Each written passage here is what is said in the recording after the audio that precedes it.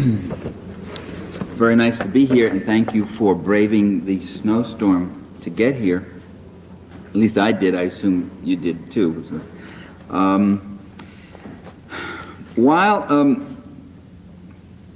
while American anti-communist and anti-Soviet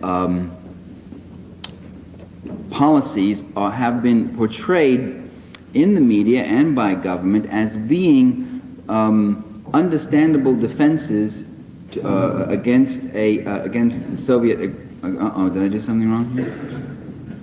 Just want to get this. Move it back a little bit. Just move it back. That's it. No, it's just I couldn't see half the audience with us. Okay, great. You always have to. Certain concessions to the media, always. Okay, there we go. Right. As a threat to Soviet aggrandizement, that is, that they were defensive responses to something called the Cold War, and that Cold War started in 1946 or so when Russia proved itself to be an expansionist and menacing power. That's the standard scenario. In response to that aggrandizement and that menacing, we alerted ourselves to the Soviet menace, and we educated the American public to that menace. And we reacted to it with the NATO shield, with the armaments, with interventions in various countries, the Truman Doctrine and all that stuff. Now, very recently, the American Historical Association published a set of documents that were rather intriguing, which they got out of the State Department under the Freedom of Information Act, which shows that people in the State Department never believed that the Soviets had any intention or any interest or any capability of invading Western Europe in the late 1940s or in the 50s or 60s or today, for that matter. But nevertheless, and it's a kind of mind-blowing thing for that generation of us who were raised in that post-war era and heard constantly about the Soviet menace in Europe and were treated to visions of Soviet troops marching under the Arc de Triomphe and all that sort of thing. And told that what we needed above anything else was a NATO shield. What I want to point out tonight is that anti-Sovietism began well long before what was called the Cold War and long before the Soviet Union became the kind of power it is today.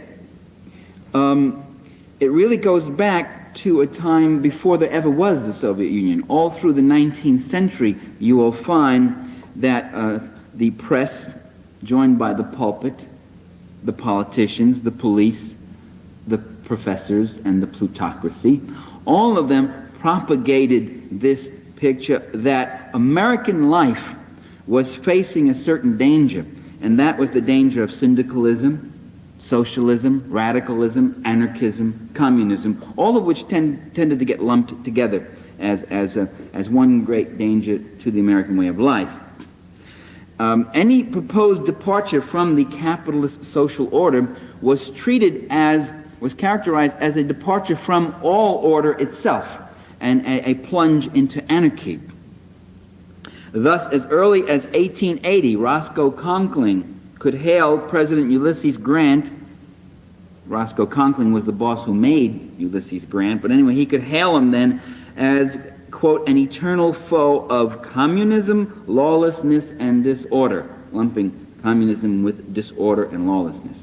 So that any move toward another social order, an alternative social order, is really characterized, or rather the end of the capitalist social order, as I said, is characterized as the end of all social order. Capitalism was equated with true Americanism, while socialism was depicted as a kind of an alien virus that affected the American body politic. In fact, by the way, in the late 19th century, probably some of the most powerful socialist movements, most active movements in the world were going on in the U.S. Certainly some of the most militant worker struggles were going on. Enough so to catch Marx's attention. Marx wrote to Engels, he said, what's with the American workers? It's rather unusual, rather massive strikes. Well, then came a most remarkable and most significant historical event which changed the course of world history. And that was the Russian Revolution of 1917. The specter that had haunted Europe, the specter of communism, was now being realized, was being embodied. Here was not just a workers' rebellion. There had been many workers' rebellions and many workers' revolutions. Here was one that succeeded and took over a rather large country. And there's a remarkable correspondence that took place between Secretary of State Lansing and President Woodrow Wilson, in which Lansing wrote that the Bolsheviks are wanting in political virtue. They would preach to the common man that one could reach an elevated height by dint of political means rather than by hard work. This would be a most unfortunate, I'm paraphrasing from memory, this would be a most unfortunate example to the common man in our country and other countries. They were very much aware that this revolution that had taken place had torn the fabric of bourgeois history. There was now a different kind of social force actually taking over and commanding state power. By the way, is this being videotaped? Did you say it was? I was wondering why the cameras, I mean, I couldn't see a camera, but I see the lights blinding me. And if I'm going to suffer the lights, there better be a tape. But otherwise shut the lights. Oh, okay. Well, there is video being made. You got all that on tape. What can you do?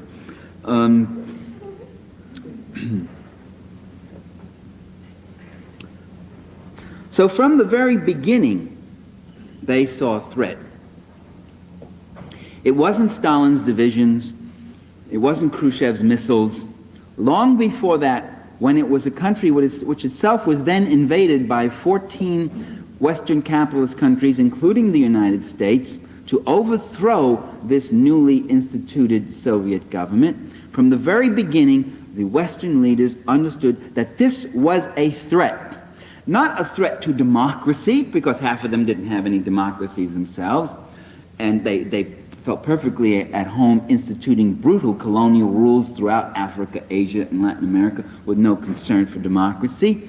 Not a threat to the world's stability in the sense that this was going to cause further wars, because the worst and most vicious wars were being fought among the capitalists themselves for markets and colonies and such. They were the destabilized. It was a threat to capitalism. It was a threat to that process of capital accumulation, which is the substance and mainstay of this society and every other capitalist society.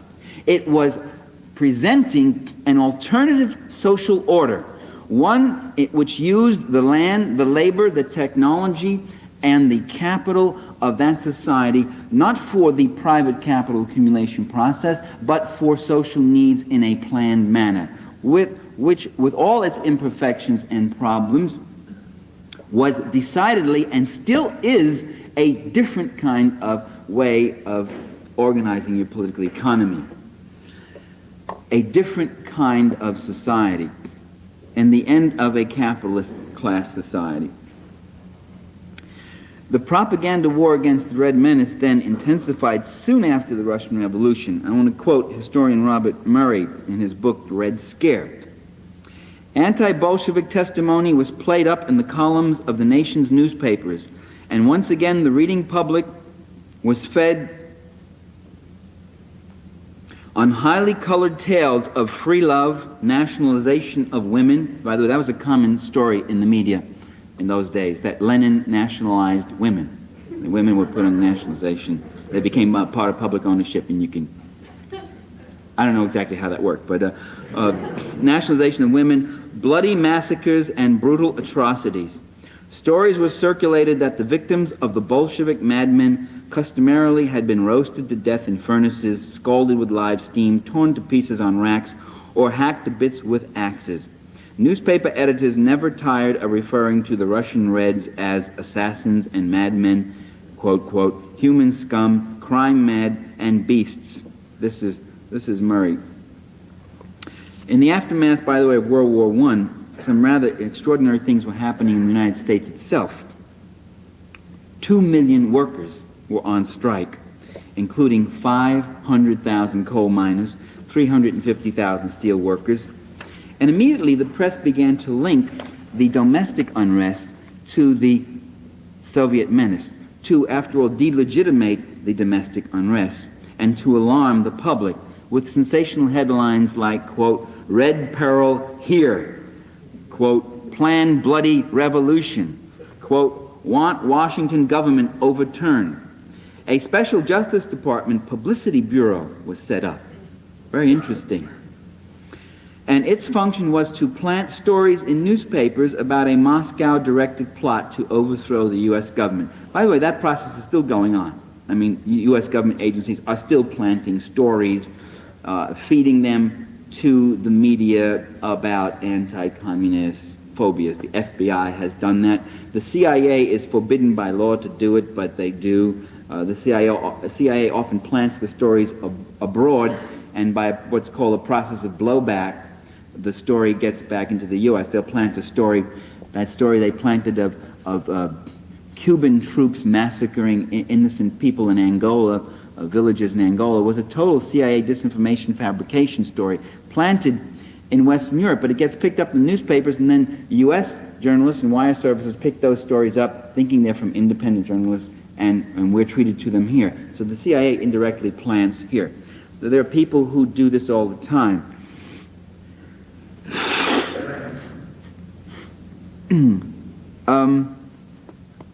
There also occurred at that time a Justice Department action. Raids.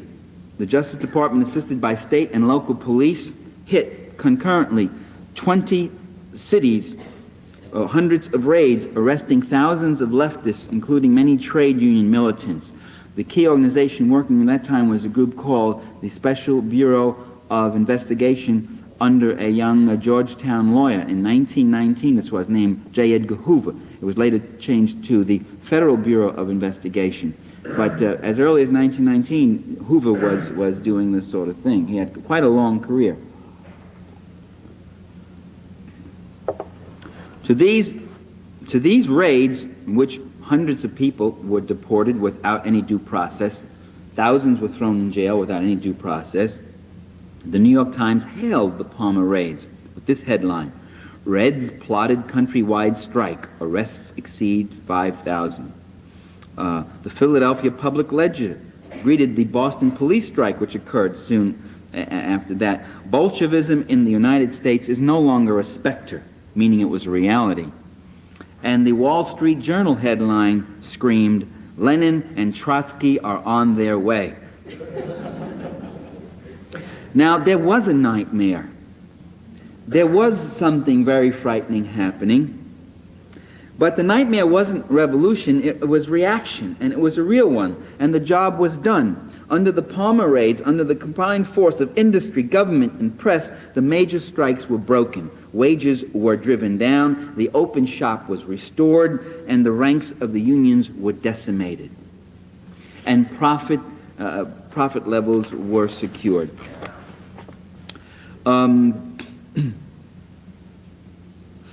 The government industry press campaign against the Red Menace continued all through the 1920s into the 1930s, and intensified in about 1936, 37, 38. Again, as the struggles of the CIO and industrial workers intensified, so then did the red baiting hysteria about Moscow-directed plots, about Reds infiltrating our institutions and our life, and that sort of thing. At the same time, by the way, this contrasted very sharply the media's treatment of the Bolshevik menace at home and abroad, contrasted very sharply with their treatment of Mussolini and Hitler, both of whom were treated rather positively. Mussolini in the 20s absolutely gushingly, a strong man who would shape Italy up, get the trains running on time, and put things in order.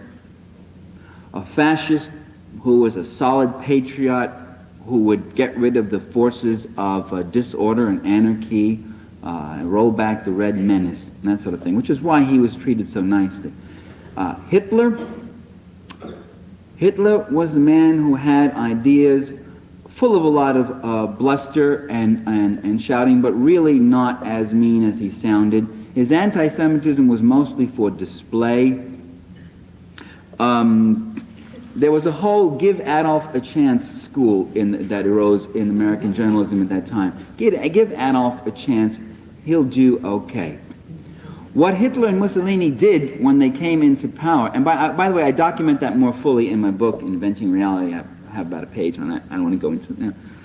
What they did when they came into power, one of the untouched subjects in modern American scholarship on fascism, the obsession today is who supported Hitler, who gave the support, who was behind them, and what never seems to be dealt with, the key question, is what did they do when they came into power?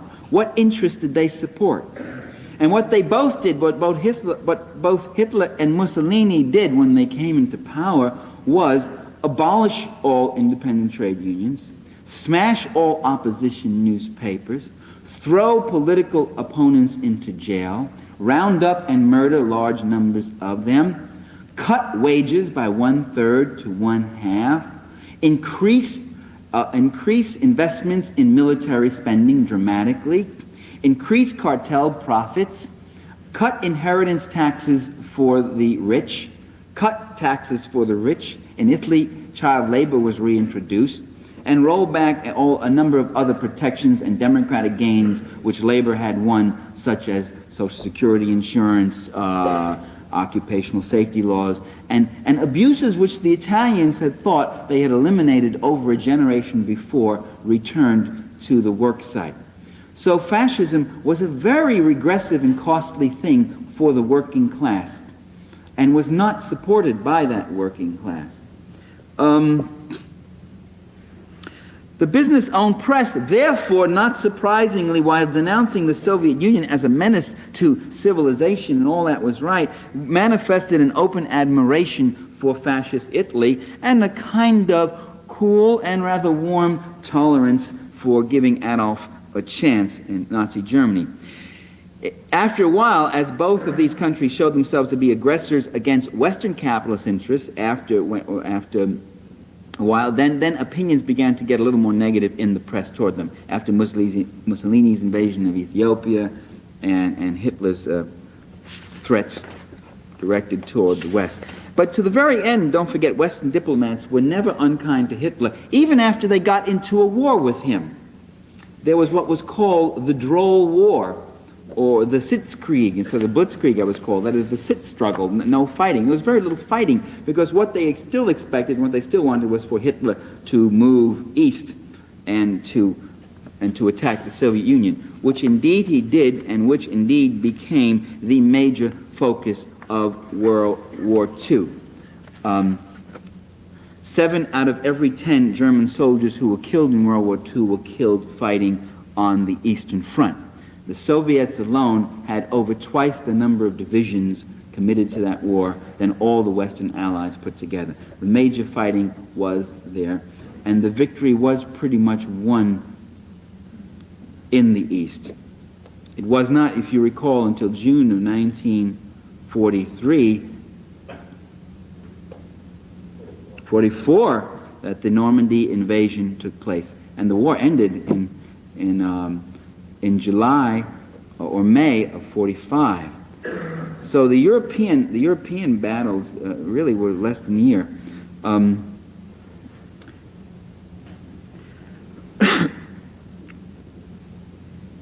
The anti-Sovietism then that we saw in the press continued throughout the 1950s and 60s, very strong in the late 40s, by the way, when the Cold War, again, very much like in 1919, 1920, when the Cold War was heated up in 1947-48, you also had a full-scale attack on the CIO and a red-baiting attack of the CIO, and Taft-Hartley was passed, and the stipulation of Taft-Hartley was that Reds in the unions had to be purged. And the CIO, to demonstrate its anti-communist credentials, purged some 4 million of its own unions, membership, unions which amounted to a membership of about 4 million, kicked them out of its own unions, and turned to the bosses and said, see, we've done that. We're now free of the communist-dominated unions. And in fact, there were unions that had communist leadership. You have to say communists dominated. The impression is of some kind of coercion. What was meant was that communists worked and organized and fought very hard in those unions and brought unionization to workshops in very tough situations and bettered the work conditions of workers in those unions. Those unions were kicked out because the people in the CIA thought that the reason the bosses didn't like them was because they were communists in the unions. And once they got rid of the communists, then we would all be friends. And once they got rid of the communists, then the bosses really stuck it to them with Taft-Hartley and began busting their shops. Because it wasn't that they were communists that was offensive, it's that they were unions. And those unions were cutting into their profits. Those unions were taking a larger portion of the wealth that the worker created and giving it back to the worker. And that means less for the guys at top, less for the Mellons, the Morgans, the DuPonts, and the Rockefellers.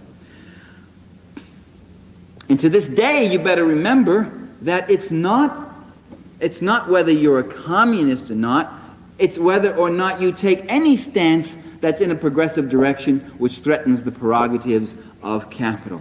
And if you turn, you say, we've purged ourselves of the Reds, that's great. What you've done is you've done your enemy's work. You've cast out people who are fighting the same cause as you, and you've weakened yourself. And once the CIO did that, the CIO never recovered. In 1947, 35% of the workforce in this country was unionized. Today, it's down to 18%. After they purged their unions and amputated themselves to please the bosses and prove their anti-communism and maintain their credibility, you see, as good Americans, they really got it stuck to them, and they have never recovered that momentum and that power that they had from the 1930s to the early 40s. All of this was hailed in the press as a great victory for Americanism. During the brief period of détente, 10 years, not such a brief period, the press's treatment of the Soviet Union was mollified, and generally, the anti-Sovietism never disappeared. Portrayals of life in the Soviet Union always continued to be portrayals of drabness, dreariness, joyless, people manacled to a system that they did not want, restive, oppressed populations, monochromatic, totalitarian, not pluralistic like us. By the way, pluralistic America looks like it's voting for English as an official language. Totalitarian Russia publishes books in about 120 languages. There are about 16 official languages. There's one nationwide language, which is Russian, which is used everywhere.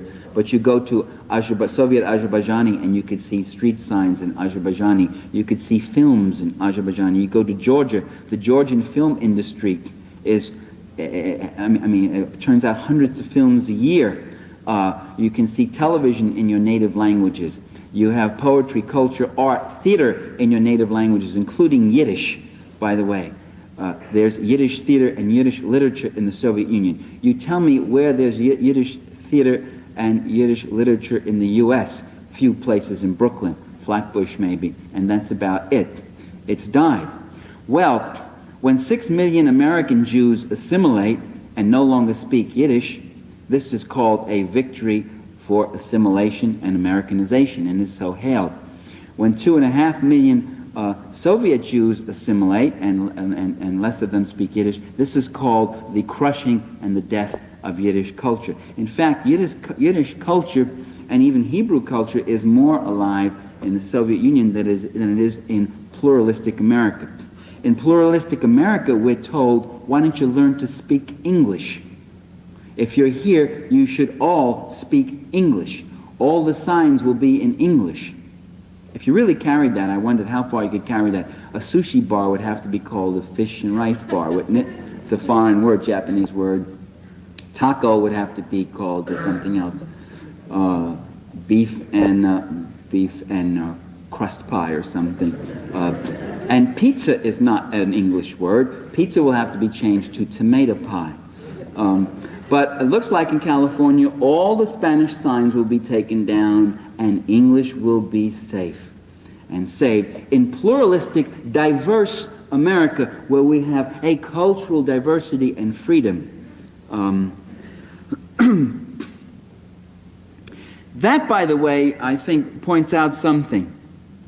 That what the function of our portrayals of Soviet society has been is to be kind of like an inverted mirror image of our own problems. As the U.S. economy in the 70s sank deeper into stagflation, stories began to appear about worsening economic conditions endured by the Soviets. The message was, no matter how bad we have it, they have it even worse. In fact, Jack Anderson said that in his column. We may have it bad, but they have it even worse. And it was a column on inflation. As inflation reached double-digit levels in the U.S., stories about inflation in the Soviet Union began to appear in the New York Times, Wall Street Journal, U.S. News and World Report. A closer reading of these inflation stories, which the average reader doesn't give, but if you're writing a book on the media, you give them a closer reading, as I did, revealed to me that, and you'd have to get down to paragraph 13 or 14, that basic necessities in the Soviet Union, such as food, rent, transportation, medical care, and education, were strictly price-controlled and subsidized by the state and had not at all been subject to any kind of inflation. What was the inflation? Generally, it was on luxury articles like automobiles, caviar, vodka, expensive clothes, and things of that sort. In September '81, the New York Daily News ran a story, headline, "Soviet Prices Soaring." That was the headline, with a subheading that read, "Gas, booze, cost comrades a pretty kopeck." Love that. Hey, I love that kind of journalism. That's what you call your upbeat. Only in the last two paragraphs of that report do we discover that prices were actually lowered or held steady on most essentials, including food. The price of bread in the Soviet Union has not changed since 1928.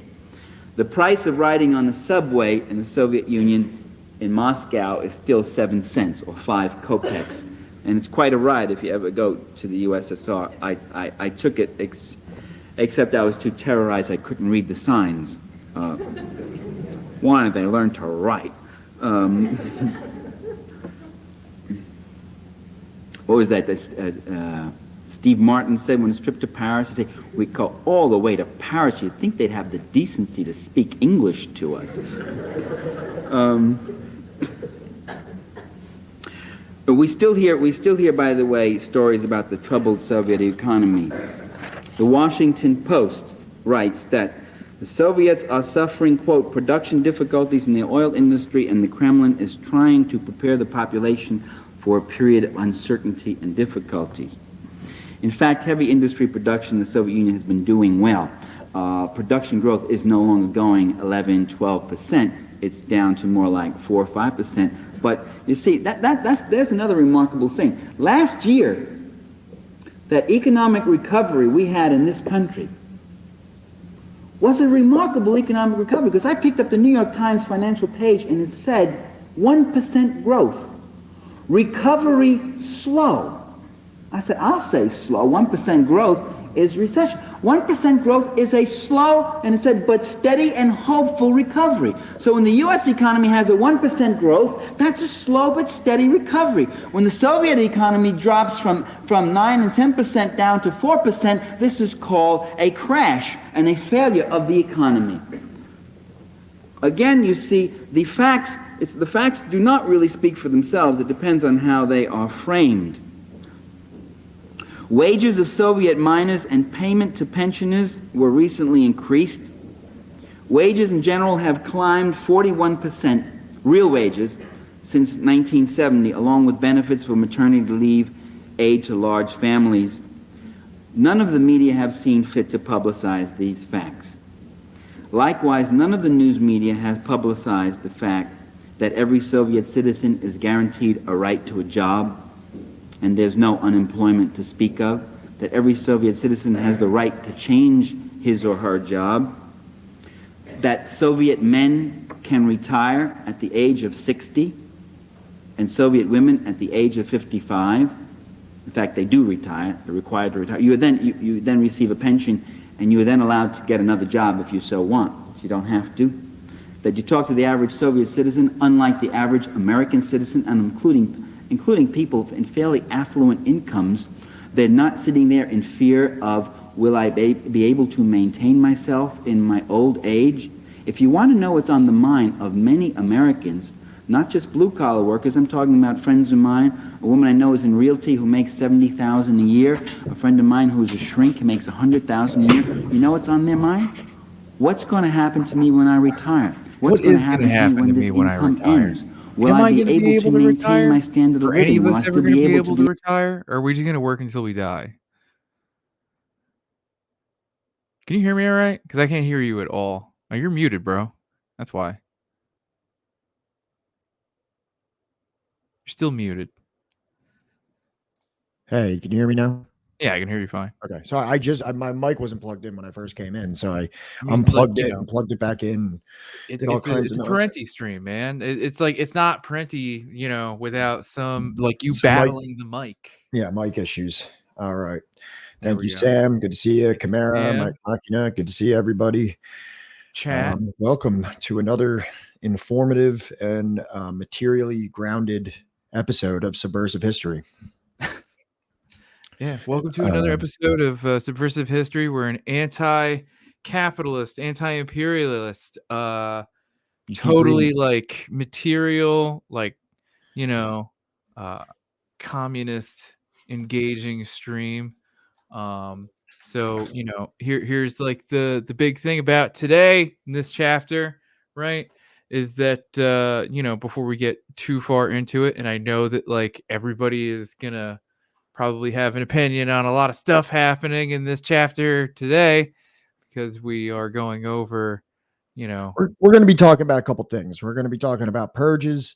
We're going to be talking about gulags. We're going to be talking about numbers and graphs. And we're heading into some definitely controversial territory. It contradicts a lot of mainstream Cold War influence narratives, but it also is going to lay bare some uncomfortable truths for anyone that consider that is going to have to contend with some of the things that are going over here. So that's going to be a portion of it, but we're going to go through this like adults, and we're going to go through this with academic rigor, and we're going to rely on reasonable sources. So we've gone through this extensively. We have a nice little presentation. We're going to go through Perenni, and then we're also going to go through some of the works that Perenni cites, as well as some other adjacent academics that have studied this issue in great detail since the opening of the Soviet archives, and not completely tainted with these more muddied numbers that are drawn from testimony and then extrapolated to fit like, a larger nation and things like that have created like a really, really distorted, propagandized, and misinformed view of the things that did happen in the Soviet Union. So we're going to contextualize that, and we're going to bring it into the more realistic range. Because at the end of the day, you cannot get mad at me or Pat, right, for just simply going over what's in the book, right? I'm seeing a number of parenti, emotes in chat. All right. We all love parenti. We all enjoy parenti. We're just going over the things that he's written. All right. We're going over the sources, namely that he cited.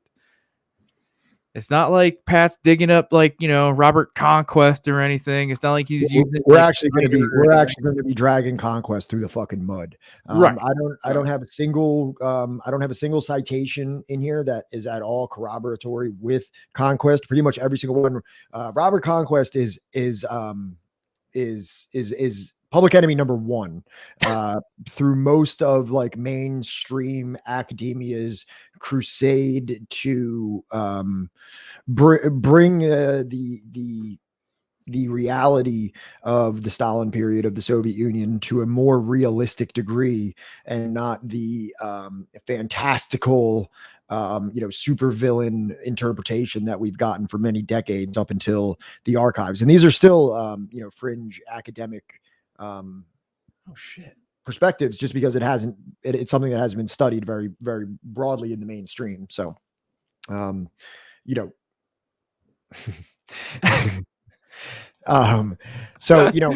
reading the book, should we get right into it? Or is there anything else you want to talk about, or should we just start talking about? Yeah, just get right into it. I didn't have any time to go over this fucking chapter like at all because I got swamped at work. So Pat's gonna kind of be in the driver's seat today. Hey, Rocket, I appreciate you being here. I mean, you're probably going to really enjoy this. We're definitely going through this in a very balanced way. So don't worry. I mean, no one's saying that like no one was killed or anything like that. In fact, we're going to be dealing with numbers where a lot of people were fucking killed. But is it the numbers that Robert Conquest says? Is the number of many of the leading figures who wrote about this during the 70s, 80s, and 90s? No, it's not. So we're going to go through a more balanced view of everything, so we could all approach this from a leftist position, but with an extremely realistic view of what did occur during that time period. So I appreciate your contributions. Because we're not utopian, we're not great man like theorists or anything like that. So everybody, right. Absolutely. So let's get into it then, just in case, like, you know what I mean? Like, if anybody's curious about how we're going to be approaching this, feel free to sit in and watch the presentation. And I know I learned a ton reading about this. I know I learned a ton. Hopefully everyone else will learn, and we can continue to go through this as principled students of history from a leftist perspective. So, as I stated, we are covering Chapter 5 today, which is Blackshirts and Reds. Chapter 5 of Blackshirts and Reds, Rational Fascism and the Overthrow of Communism. Chapter 5 is titled Stalin's Fingers, which we're going to go over why it's called that. And it's actually kind of like a humorous anecdote that ended up making its way into mainstream academia. So I don't want to give that part away just yet, because we're going to get into that specifically, but we can go into the chapter introduction here, where Perenni states, in 89 to 91, remarkable transformations swept across Eastern Europe and the Soviet Union. Communist governments were overthrown, large portions of their publicly owned economies were dismantled and handed over to private owners at garage sale prices, and one-party rule was replaced with multi-party parliamentary systems. For Western leaders who had tirelessly pursued the rollback of communism, it was a dream come true. If the overthrow of communism was a victory for democracy, as some claimed, it was even more a victory for free market capitalism and conservative anti-communism. Some of the credit should go to the CIA and other Cold War agencies, along with the National Endowment for Democracy, the AFL-CIO, the Ford Foundation, the Rockefeller Brothers Fund, the Pew Charitable Trusts, and various right-wing groups, all of whom funded free market, anti-communist political organizations and publications throughout Eastern Europe and the Soviet Union, in what swiftly became the best finance chain of revolutions in history. Rocket TX is making it good. The East European revolutions were mostly done by U.S. federal government and foreign policy organizations. Yeah, and I think that like VJ in Washington Bullets talks about like the complicity.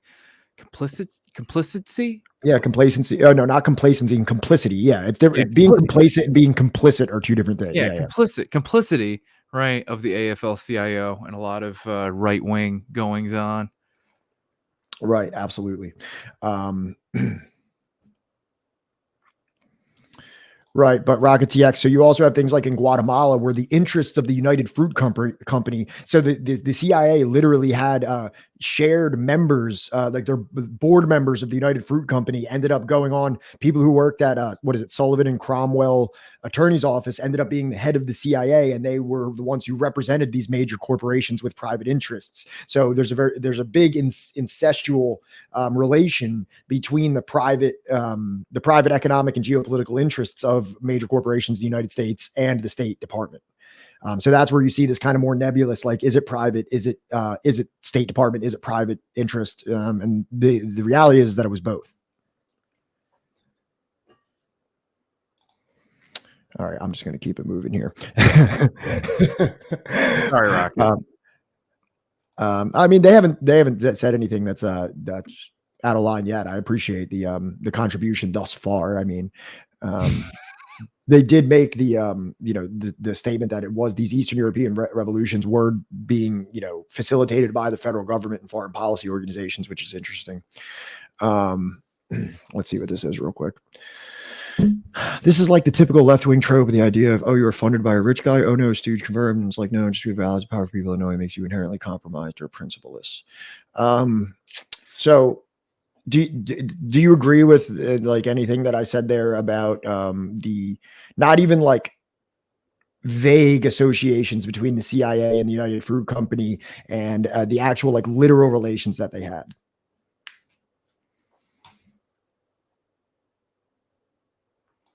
Yeah, you're just completely illiterate on the history of the situation, because it was literally the United Fruit Company lands that was being nationalized by the by the Arbenz government, and this is what struck fear into the hearts of the United Fruit Company shareholders, and thus they had very, very close and chummy ties right alongside with the CIA, whose director Alan Dulles had. It wasn't an extreme policy whatsoever. What was extreme was the plantation system that existed in Guatemala that essentially used forced labor practices on the indigenous populations. Taking that down through nationalization was actually a step towards moderation. And also the United Fruit Company was remunerated.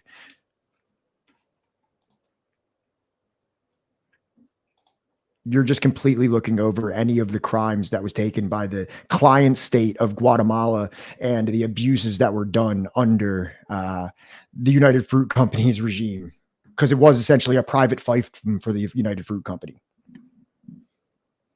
But I mean, I'm going to have to put a pin in that because I have a long presentation.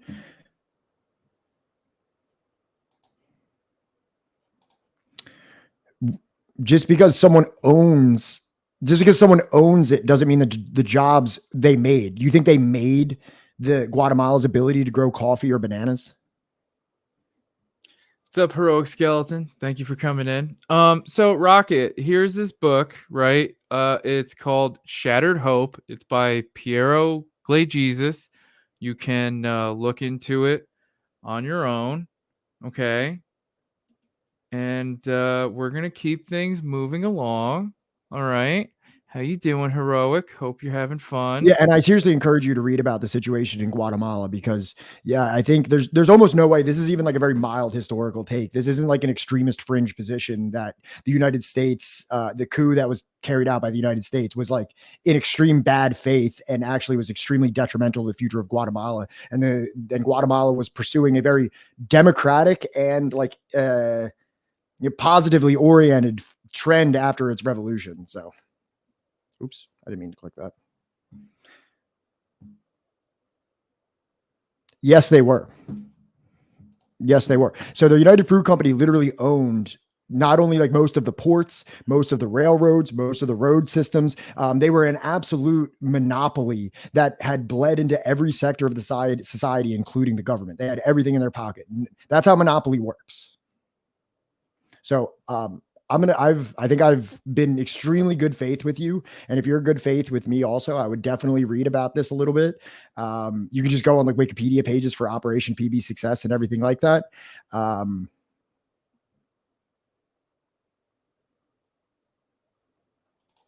You've never read about the United Fruit Company. Yeah, I'm sorry, you've never read about it. If you don't know anything about poor working conditions or bad wages in United Fruit Company, if you've ever heard of banana wars and things like this, and the banana republics. What are you talking about, Pat? That's just a clothing company. Yeah, I'm sorry. Like you're a band or something. You're completely uneducated about this situation if you don't know about that, which is fine. I encourage you to read about it, and I think I've been perfectly charitable with you.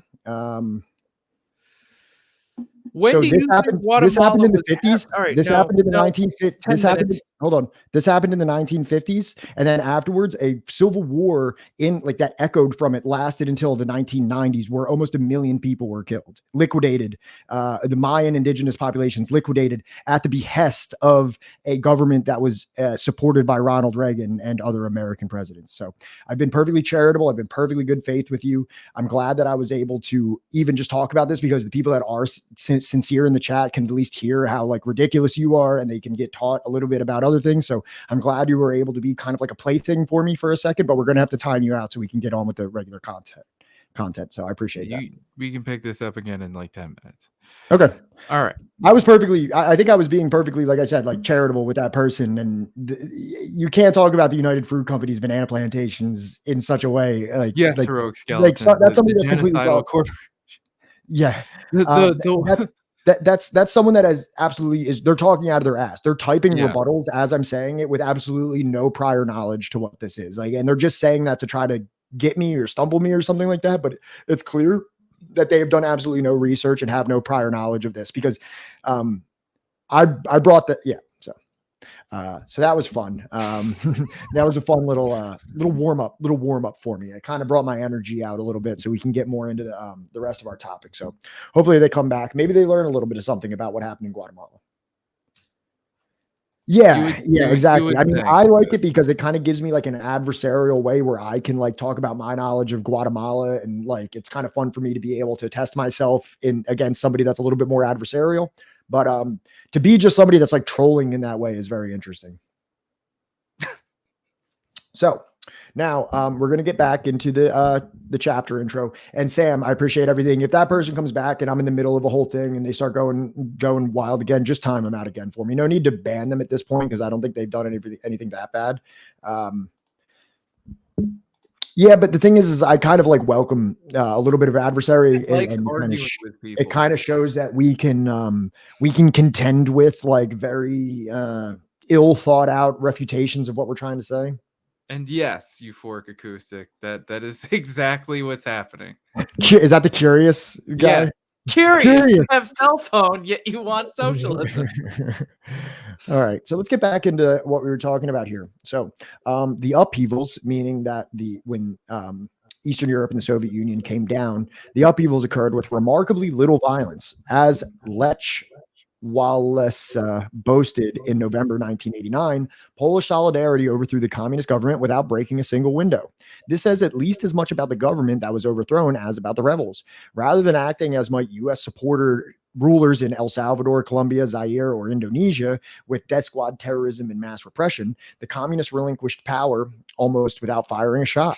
The relatively peaceful transition does not fit our image of unscrupulous totalitarians who stop at nothing to maintain power over captive populations. Why didn't the ruthless Reds act more ruthlessly? And then just for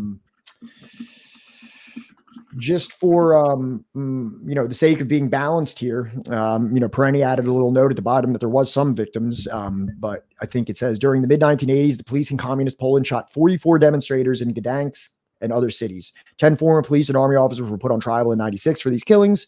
In Romania, there reportedly were scores of fatalities in the disturbances immediately preceding the overthrow of, I'm sorry, I don't know this.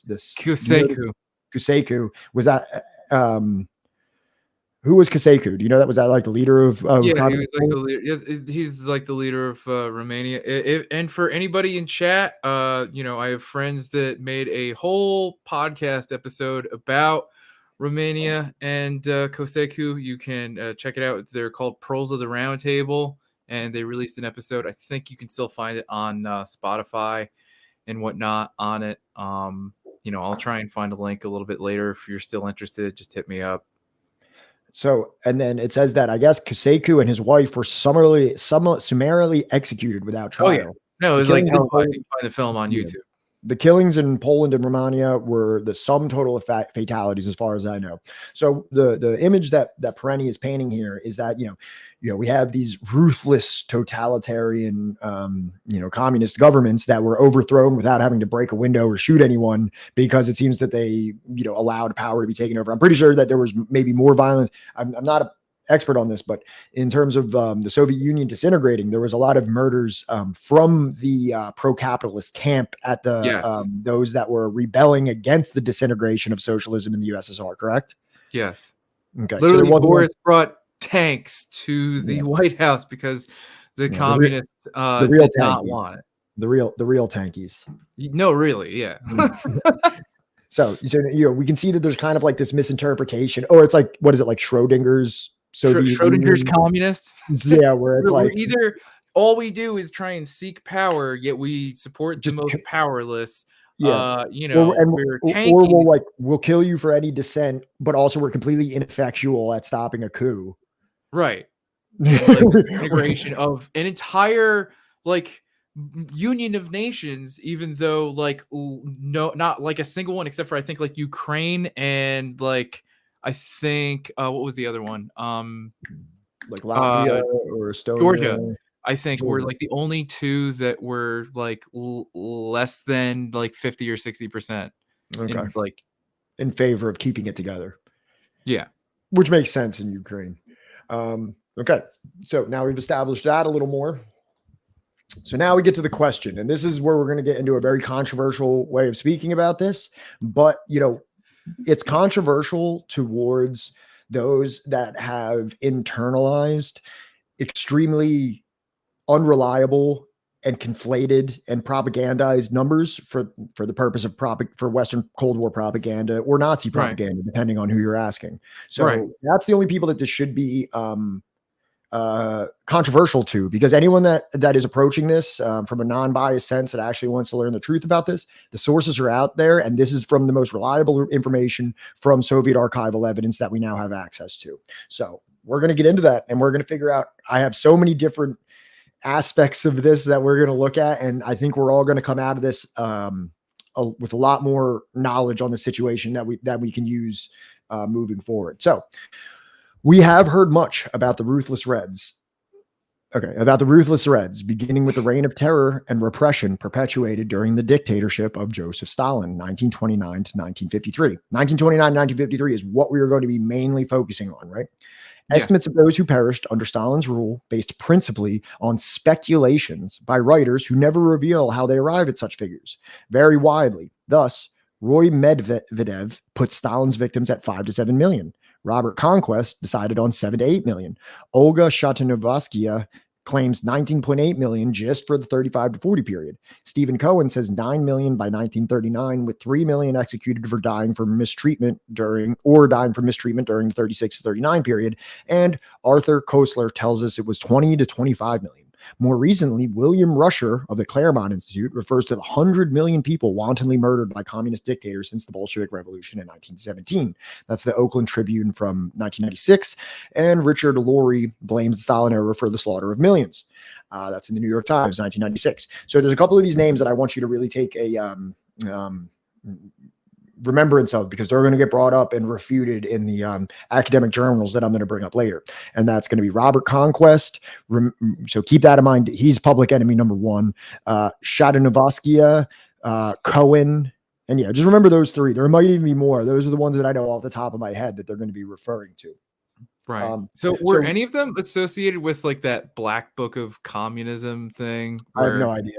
To be honest, I didn't even look into that. But do you know that episode of The Simpsons where they say, "Don't make me," where they're on the bus and the bus driver, "Don't make me tap the sign." Don't make me tap the sign. Yeah, it's a very popular meme. I'm gonna tap the sign again, and this will be the third time that we've tapped signs here in this. Sure, it won't be the last for this particular episode, but I think it's also important to note that the people that were behind. I'm going to go into the old information research department sign tapping, because I've had to do this earlier. I did this for Inventing Reality. And so the old information research department, it was a secret Cold War propaganda department for the British Foreign Office, created to publish anti-communist propaganda, including black propaganda, which is outright falsehoods. It's It's not even stuff that is put in a charitable light and constructed to make things look a certain way and omit this and highlight this. It's outright falsehoods.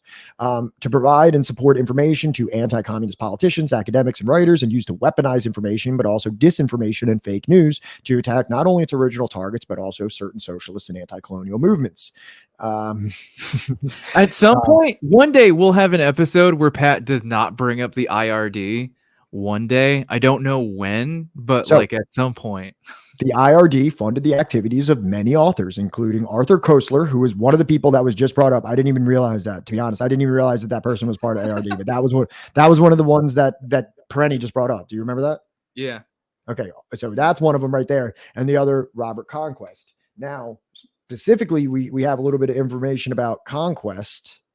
Unattributed use by authors. Some writers who worked for the IRD have since been found to have used IRD material and presented it to the academic community as though it were their own work. Robert Conquest's book, The Great Terror, Stalin's Purge of the 30s, drew heavily from IRD files. And multiple volumes of Soviet history, which Conquest edited, has also contained the IRD material presented as though it were its own independent research. So what we have here is someone who is on record. This is just on a Wikipedia page. I'm not bringing this from any kind of like weird esoteric source. Robert Conquest was part of the IRD, which is a black propaganda organization in the United Kingdom. And he drew heavily and even presented to their records or archives as his own. So already we should be looking this with a grain of salt, but we're going to further dismantle that in a moment.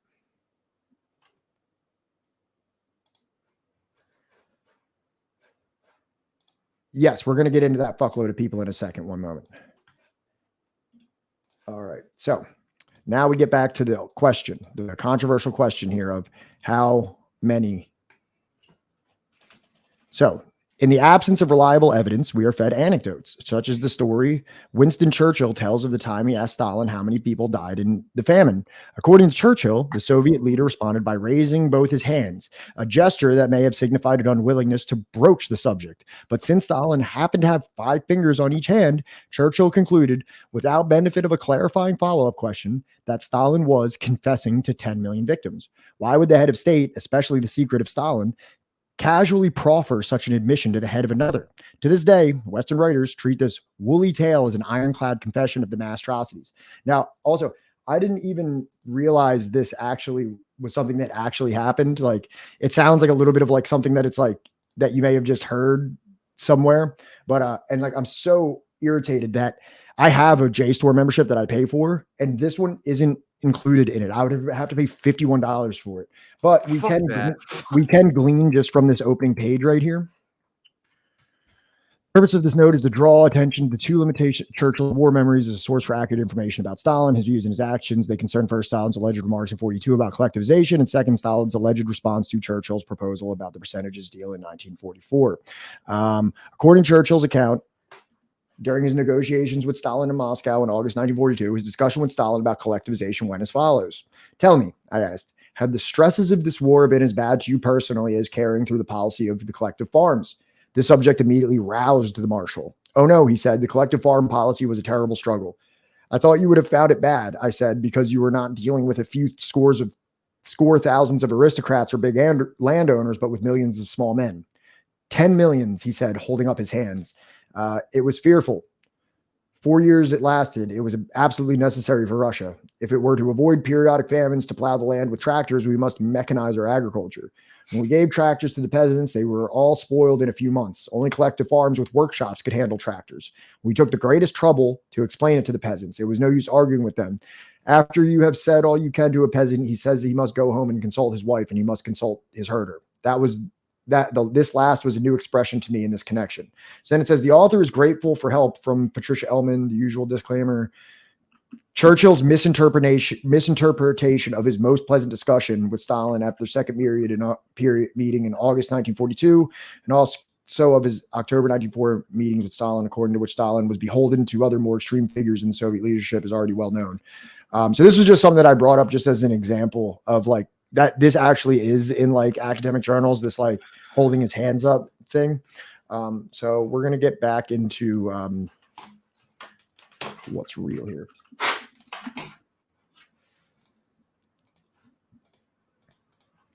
All right, moving forward. What we do know of Stalin's purges is that many victims were Communist Party officials, managers, military officers, and other strategically situated individuals whom the dictator saw fit to incarcerate or liquidate. In addition, whole categories of people whom Stalin considered of unreliable loyalty, Cossacks, Crimean Tartars, and ethnic Germans, were also selected for internal deportation. He leaves out Koreans, but there was also a big deportation of like 50,000 Koreans, also something that I'm extremely critical of Stalin for doing. Though they never saw the inside of a prison or labor camp, they were subjected to non-custodial resettlement in Central Asia and Siberia.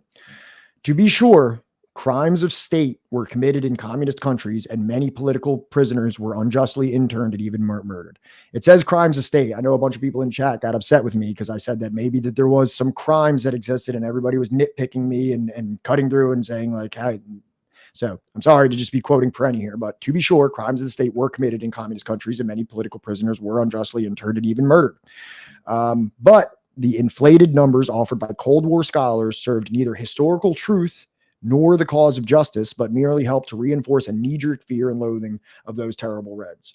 So what Perenni's saying here is, there were purges, there were victims. They did target specific groups. And not only was this like necessarily an ethnic thing, and I actually have evidence coming up that actually does kind of refute the whole ethnic dimension of this, but actually that it mostly targeted party officials and intelligentsia, and actually people that were pretty high status within the Soviet Union were the largest victims of it.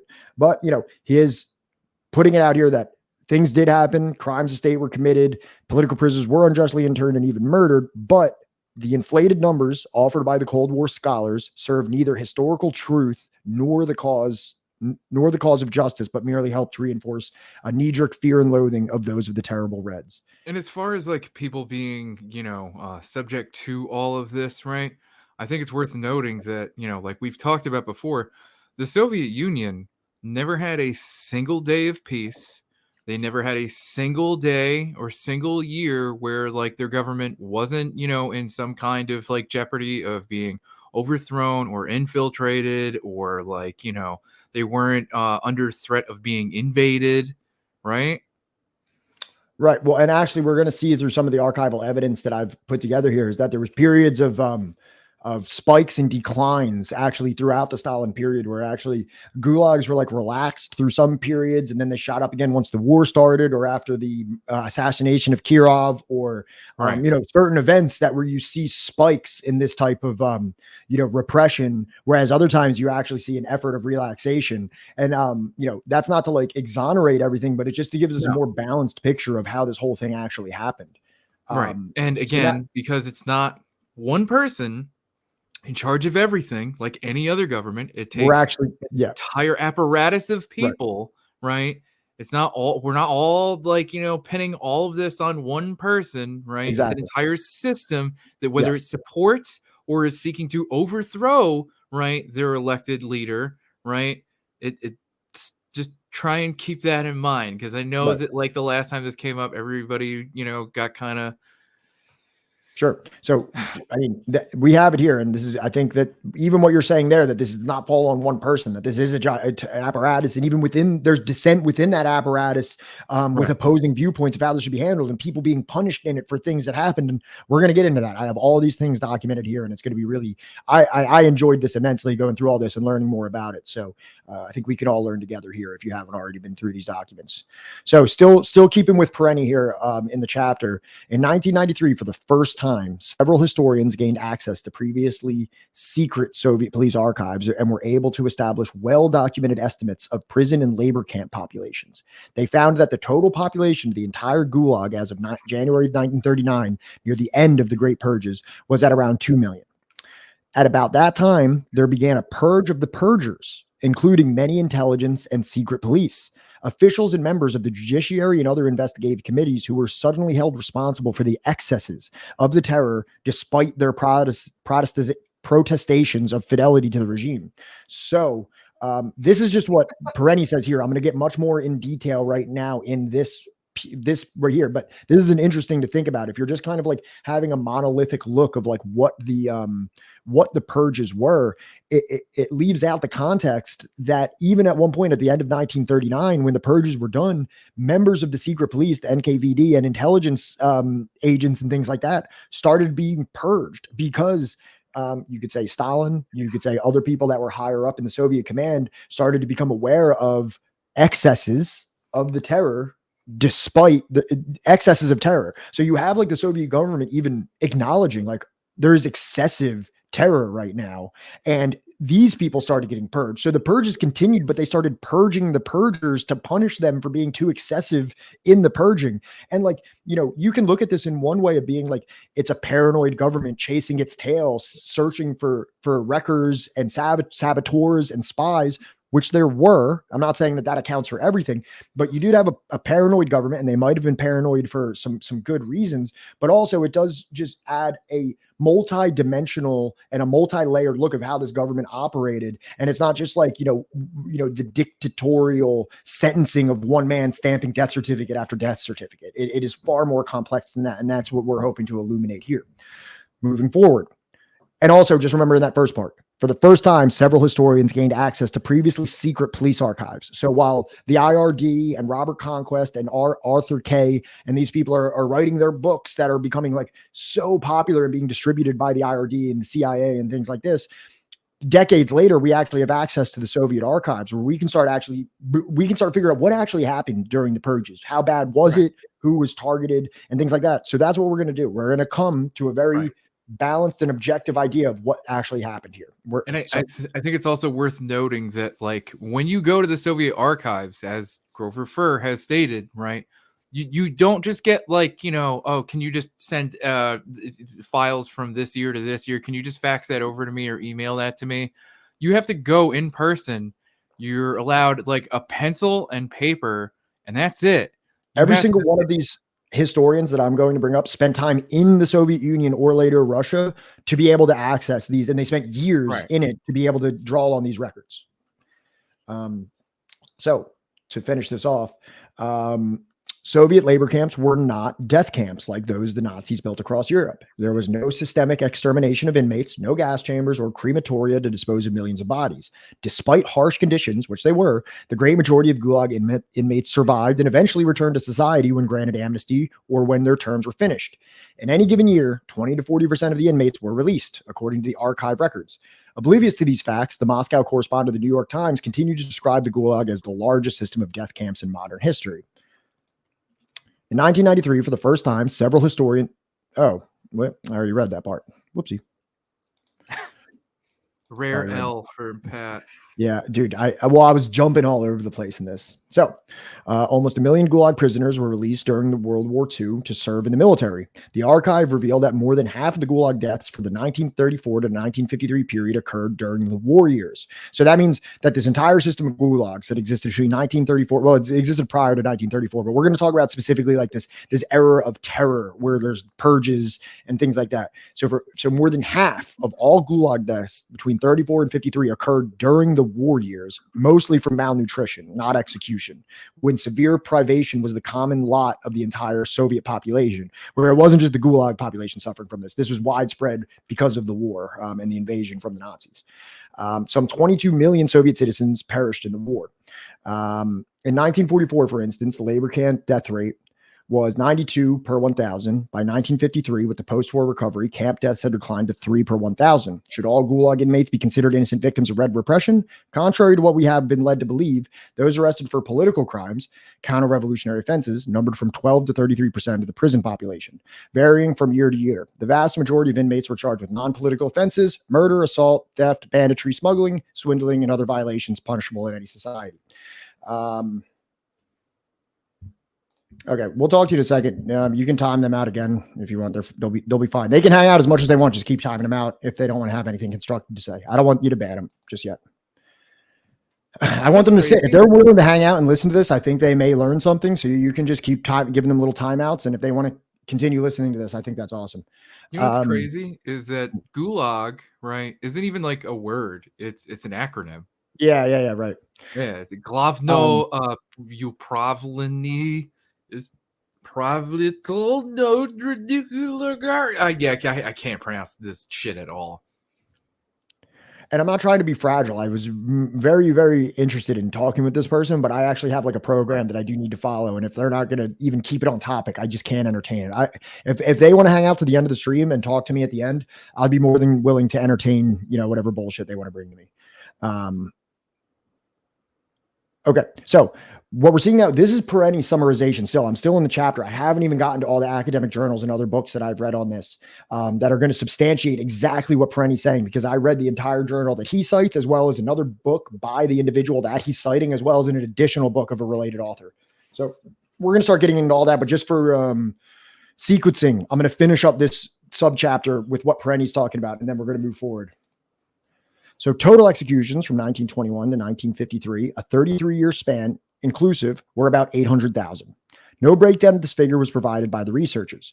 It includes that those who were guilty of non-political capital crimes, as well as those who collaborated in the Western capitalist invasion and subsequent White Guard army atrocities. It also includes some of the considerable numbers who collaborated with the Nazis during World War II and probably German SS prisoners. In any case, the killings of political opponents were not in the millions or tens of millions, which is not to say that the actual number was either inconsequential or justifiable.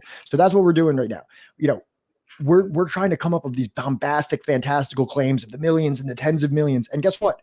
There is a lot of people. It's saying right here that we can look at 800,000 people, and that's not inconsequential or justifiable. But that's what we have to contend with, is that. And, and I don't like to play like whataboutism or anything like that, but, we did more than that bombing North Korea. We did 4 times that, if you want to bring in, Vietnam into it as well. So it's like, I mean, we talked about this earlier in another chapter where it was just like hundreds of thousands of deaths, just wanton deaths. So even like, remember when we're looking at the numbers for Algeria, and we're like, when the fuck were we in Algeria doing when did what? 1 million people get killed in Algeria? Exactly. So the three historians. Yeah, exactly. Well, and do people know what happened in Indonesia? Do people know about the almost 1 million people that died in Indonesia? Like, it's things that people just don't know about. The 3 historians who studied the heretofore secret Gulag records concluded that the number of victims were far less than usually claimed in the West. This finding is ridiculed by anti-communist liberal Adam Hochschild, who prefers to repeat Churchill's story about Stalin's fingers in the New York Times in 1996. Like many others, Hochschild has no trouble accepting undocumented speculations about the Gulag, but much difficulty accepting the documented figures drawn from NKVD archives. And that might be this person, Rocket TTX, as well. Like, they have no trouble accepting undocumented speculations that have made themselves into the media zeitgeist narrative, but they have much difficulty accepting documented figures drawn from NKVD archives. Like, not even like, people like to say this too, like, oh, you can't trust like Soviet statistics, but like, these aren't like something that they're like putting out like press releases to the United States or something like that. This is like the things that existed like within Soviet sectors, cabling Soviet cables to one another. So I don't see why they would be so misinterpreted or intentionally disinformationized. Well, you see, Sam, after a while, the spoon became kind of like not worth carrying around anymore, because they were just rolling him around like Katamari Damacy, just all around like the countryside, just inhaling grain like, Kirby. All right. So now we're going to get into a little bit of the things that I've done here in terms of the reading on this subject. So the first person whose work I'm going to draw upon is named Robert Thurston. If anyone's familiar with him, he has a book that he wrote titled Life and Terror in Stalin's Russia. Robert Thurston is not like a communist. He's not like a communist theorist. He's not somebody that's a member of any communist parties. He has no like vested interest or what do they call that? Conflict of interest in, contextualizing any of this information or making it less severe than other people prior to him. He's an American historian and author. He is professor emeritus at Miami University, Ohio, and founder and manager of coffee house owner, Oxford Coffee Company, a roastery and coffee house. His most recent publications have been on coffee, actually, from Bean to Barista, Comprehensive Guide to the Bean Beverage Industry. Perhaps probably known for his work on the history of Russia and the Soviet Union, Thurston also writes on early modern witch hunts, which Wait, is interesting. we're getting our fucking information from a fucking barista. Well, he has also given talks in recent years in the U.S., Britain, France, Nicaragua, and China on coffee and consumption patterns. He has interviewed regularly on coffee, for example, BBC4, the Food Network, Dr. Oz, Good Life. His trips to Coffee Origin, the industry term for coffee farms, have taken him to 10 countries. I swear to God, if there's like a James Hoffman episode with this fucking guy, and like I just never realized it, I'm gonna lose my mind. He was born in D.C. He graduated from high school outside Cleveland and received his undergraduate education in Northwestern, studying Russian to complement his history degree. He went on to earn a doctorate in modern Russian history from the University of Michigan. He spent 2 separate years doing research in the Soviet Union / Russia, and eventually moved to Oxford, Ohio, where he taught history at Miami University for 25 years. So don't let the coffee thing fool you. There actually is some like very legitimate credentials behind this man. I like coffee too. So I like coffee and I like history. So this guy's the man as far as I'm concerned. I mean, like, look, we're constantly like having to defend, like, you know, the credentials of Grover Furr, and his whole thing is on Arthurian and Chaucerian literature, right? From like, what is it, like the Middle Ages or whatever the fuck? Yeah, medieval times. You know, so you know. But I mean, it does say he did get his he has a doctorate in Russian history, and he spent 2 separate multi-year stints in the Soviet Union / Russia, where he was gaining his information to write this book. So, I mean, I don't think that's something that should be, discounted whatsoever just because the dude's into coffee now. And apparently it seems he's very successfully into coffee. You know what I mean? Like, apparently he's traveling the world to talk about his work on coffee. So here's what we're going to talk about here. So I'm going to quote from the book that I just held up. What it says here is, the patterns of arrests and executions from 1930 to 1936 supports the picture of increasing tolerance. You don't really hear this term too much thrown around with the Stalin regime. You know what I mean? You don't really hear this term tolerance thrown around too often. So after 1930, the number of executions fell in each of the next 6 years, as did the number of convictions for all crimes for 1931 and 1932. In the following year, convictions began to rise again, probably as a re-election of the famine, which engendered complaints and increased movement within the country and the adoption of the internal passport system. Then, as argued above, the years 1934 to 1936 represented a steady relaxation in the political sphere. Arrests in general declined rapidly and steadily despite the assassination of Kirov in December 1934. That event, however, produced an increase in the arrest for counter-revolutionary crimes in 1935, but even then, the number remained only a little more than 38% of what it had been in 1933. So we can see all this information here. This is from the book itself. So what we see here is a table that shows all crimes, counter-revolutionary crimes, convictions, and executions for the years of 1930 to 1936. So you can see in 1930 and 1931, you see a lot of arrests, 300,000, almost 500,000, of which like majority of them were counter-revolutionary crimes over here. Now you see like a precipitous drop in these the enforcement of counter-revolutionary crimes like down here to 1934. And he talks about how they shoot back up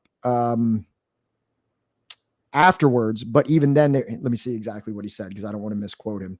So there was an increase in 1935. Okay, so that's this middle one right here where you see it go up about 10,000. But then he said that even that was only a small percentage of what it was a few years prior. But even like, what we do see here is a lot of arrests. We do see a lot of counter-revolutionary crimes being undertaken. But also you can look over here and see what the tallied executions were for those. And then in the period of those 6 years, you see what results. And this is for all crimes at all. This is not just executions for counter-revolutionary crimes. This is for all crimes at about 40,000. Right. And it's not as if like this time was, again, peaceful. There's a lot that is going on during this entire period of like collectivization, right? And just trying to like create like an entirely like new government and new way of like organizing people throughout like one of the largest countries in the world. Right. And then so you can see down what the source is. It's a report prepared for Stalin's successors at the end of 1953. So after Stalin passed away, and I guess Khrushchev or whoever was coming into power, these were the reports that were put together by the NKVD, just to give like an idea, I guess, of the Gulag program or the purges. So we can see here from Soviet archives a more realistic picture of what was going on. Was there persecution for counter-revolutionary offenses? Absolutely. At times, was it grotesque, like in 1930 and 1931? Yes. Did it Wait. relax? So were these figures put together like after Stalin had already died, or is this like It says figures at the from? end of 1953. Because that's the only concerning thing for me, because we know that like Khrushchev's administration was like very anti-Stalin. Right, but then wouldn't they make these way worse? Why wouldn't they just like I kowtow don't to like like that's the thing is like I don't know, like, you know, would this be like, you know, worse? Would this not be bad enough for them? We don't really know. You know what I mean? Listen, man, you can we have It just archival makes me evidence. apprehensive. We That's have all. we have we I'm have not archival evidence. You know what I mean? If there's a better right. source for any of us to be able to go through, then we can propose that. But I think that this is the strongest evidence that we can go by. Right. As the evidence is presented, yes, okay. Okay. That, All like, right. yes, I'm not trying to say like, oh, nobody was executed. There is nobody, you know, was unduly like, you know, persecuted or anything like that.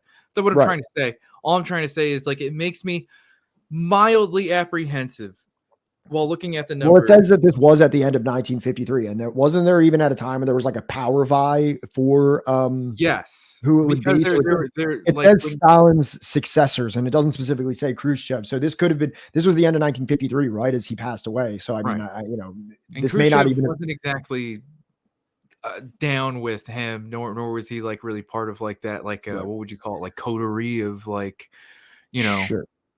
So just to go back to this, we can see that there was quite a bit of crimes that were numbers of arrests or investigations by the security police and their outcome in 1930 to 1936. So we can see a lot of crimes, and especially counter-revolutionary crimes, being pursued in the 1930 to 1931 period, with only a fraction of them. What does this look like? This is like 1%, maybe less than 1%. Arriving in an execution. What is 20,000 of 266? I mean, 20 out of 200 would be 10%, right? Don't ask me to do math. Don't expect that from me. Who's good at math in the chat? 20,000 out of. Just Google it. Literally, just type out the question in Google. I do that all the time. I Google like an old man.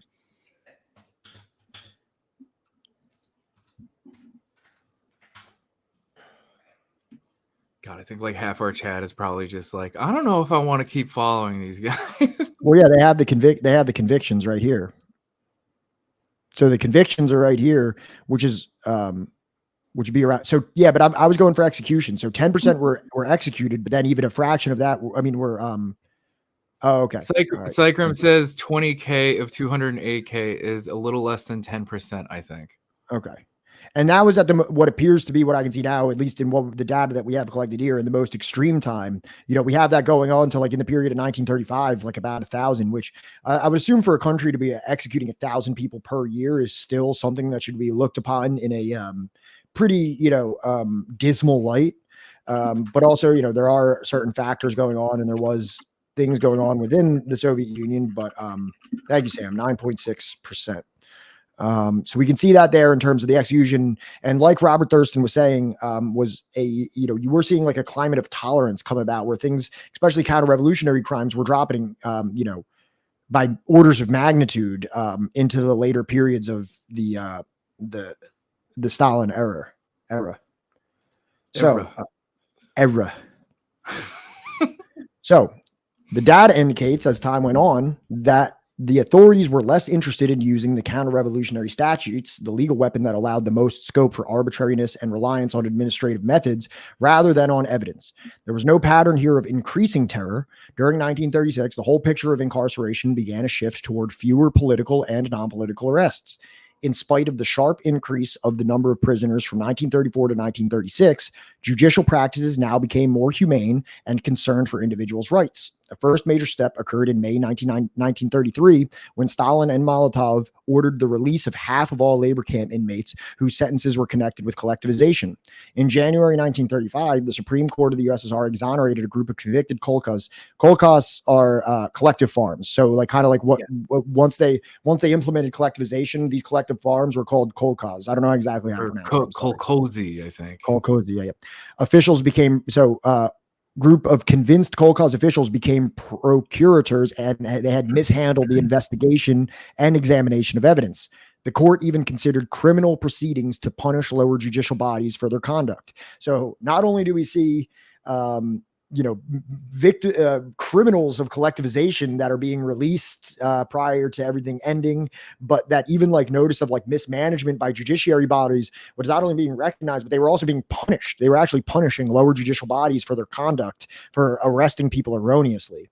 So then policy towards collective farmers now veered away from arrests even more sharply. In April 1936, Wyszynski reported to Stalin and other top officials that during 1934 to 1935, 8,989 sentences of kolkhozniki, the collective farmers, I'm just going to say collective farmers, had been reversed. Of these, 337,000 were in just Ukraine alone. So out of all like these, like almost a million being reversed, 337,000 were just in Ukraine. I think that's actually a typo there. I think that's supposed to be 800 or so thousand. I don't know why it only says 8,000. I'm sorry. It's also not surprising because, like, Ukraine was like the largest industrial it was the powerhouse of like the entire Soviet Union. Right. Exactly. All right. And then, so this here, what we're talking about here is, when the exonerated groups and things like that. So here we can see political and non-political inmates in Soviet incarceration between 1934 and 1937. So when you look at 1934, the number of inmates was 510,000. So you can see everything in percentages when you go to the right. So there's the number of inmates, the numbers of sentenced for counter-revolutionary activity, and then the overall percentage which were arrested for counter-revolutionary activity. So we can see this is the entirety of inmates, and this is the percentage of them that were counter-revolutionaries, which means that this Stalinist Great Purge witch hunt that was, in all reality, locking up lots of people, it only amounted for about 10 to 20% on average of the overall prison population, which was a majority traditional criminals or like garden variety criminals. I wish there was a way I could see like the census data of like what was the total population like during these years. You know what I mean? We can look that up. Give me 1 second. Because it's like, it's one thing to like be having like, these very large numbers. They're obviously not numbers to hand wave away, but it's just like, and that's a large number out of what? You know what I mean? Yeah. Especially considering that, like, this is a union of nations with like, I'm assuming like varying levels of like population density.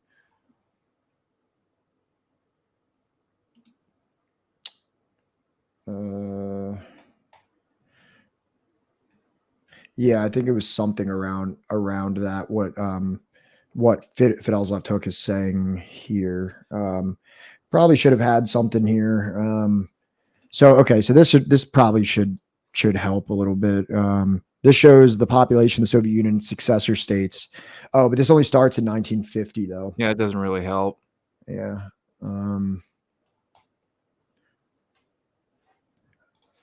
I searched. I'm trying to think like what is. I have 1989. What year? I guess would be like, because I'm seeing on Wikipedia they also have Soviet census of 37 and 26.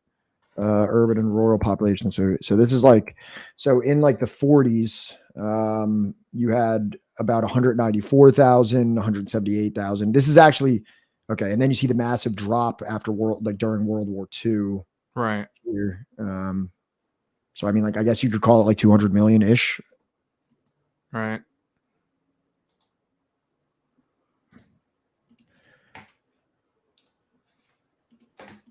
Or is this something that like, came across my mind as, we were going over these figures? Sure.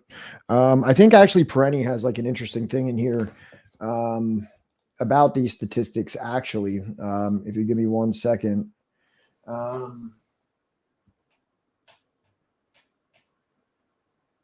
Yeah, because I've heard before that, like, even at like the height of like, gulag, population, right? It still didn't even match like the prison population of the US.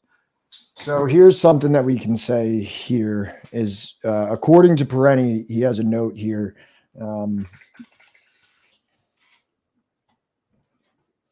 By way of comparison, in 1995, according to the Bureau of Justice in the United States, there was 1.6 million in prison, 3 million on probation, and 700,000 on parole, for a total of 5.3 million under correctional supervision. And he put that as a addendum to this right here, is that near the end of the Great Purges, it was 2 million. So I guess he was showing that at the time that, like in 1995, there was 1.6 million in prison in the United States. I know that I don't know, like obviously there's like I don't know if that's a comparable population size or not, but there's currently 2 million people in prison in the US right now. Okay. So I guess that's been growing, which is interesting. So yeah. Oh yeah, no, I could go off about that just because like it's like kind of like related to my job, but yeah, for sure. Yeah. Prisonpolicy.org has some good statistics if you're interested in looking at US prison policy. Okay. So then Robert Thurston continues. Political repression declined acutely in 1939 to 1931. Unfortunately, the categories used for this period are not directly comparable to the ones the police employed in 30 to 38. But the available data shows that executions in, man, I typed this out myself. I'm so sorry because I couldn't find it. I had to like type it out of the book. Like I couldn't find a good link for the quote. So I was literally reading it out of the book and typing it by my fingers. I have a PDF. You should be shamed. I have Chat. a PDF. I have a PDF, but it's like a photocopy PDF where you can't like highlight the words. You know what I mean? Like it's literally just images. So I couldn't. You gotta get Acrobat Adobe DC. That way you can like do what I do. Anyways, chat. Write shame at Pat in the chat because I wrote 11939. But the available data shows that executions in 1939 and 1940, apparently for political crimes alone, amounted to only 0.6% of the number put to death in 1937 and 1938. The rise in executions in 1941 is explained by the upsurge in suspicion that accompanied the German invasion.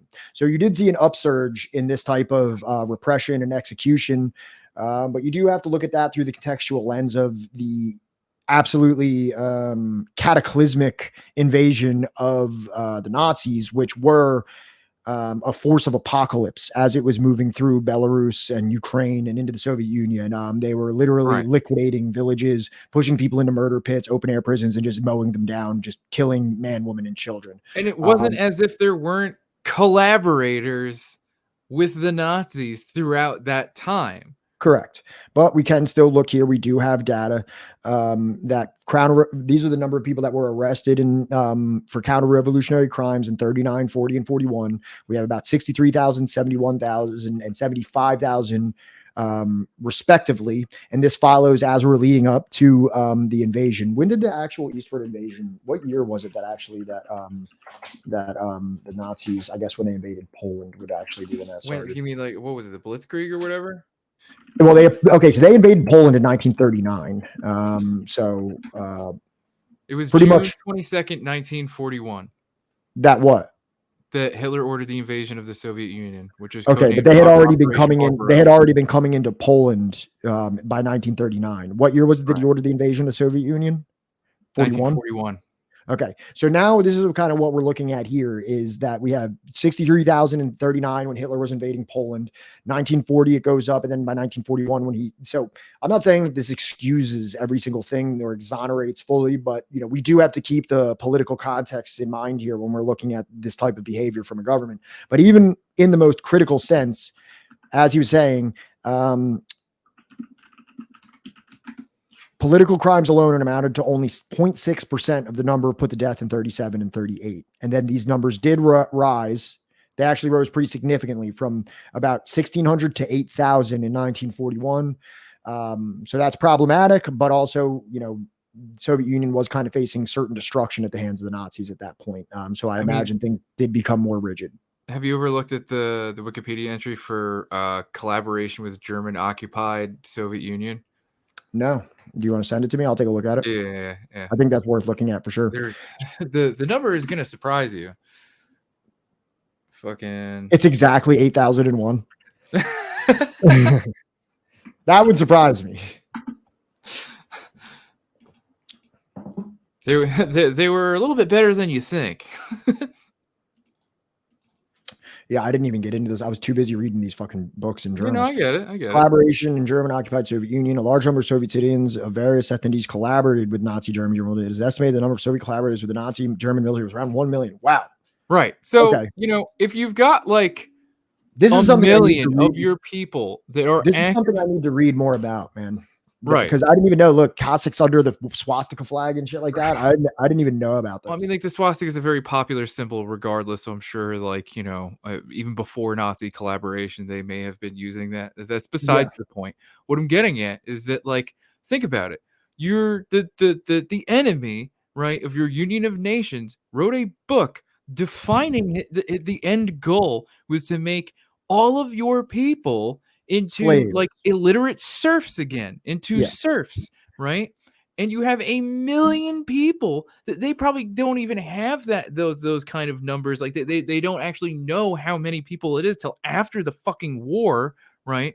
But like you have a million people that are willing to collaborate with an enemy that is willing to liquidate them immediately after the fact, right? Or what, reward them as like, some kind of like Uncle Tom to, the fucking Slavic slave state that they would create afterwards, Yeah, right? and like I have other data on this that I don't have with me, but like you can just see right here that where it says that what was Hitler's plans for Ukraine? Nazi German leader, the Führer, Adolf Hitler. I don't know why they had to put that in there. Adolf Hitler had great plans for Ukraine, the rich breadbasket of Europe, as Lebensraum, which means living space, same as Manifest Destiny, actually, for the German nation. He planned It's inspired by Manifest Destiny. Yeah.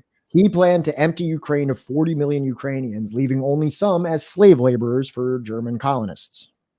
It's referred to as a colonial project here. And that's right on the Ukrainian history. Oh, info. Psycho.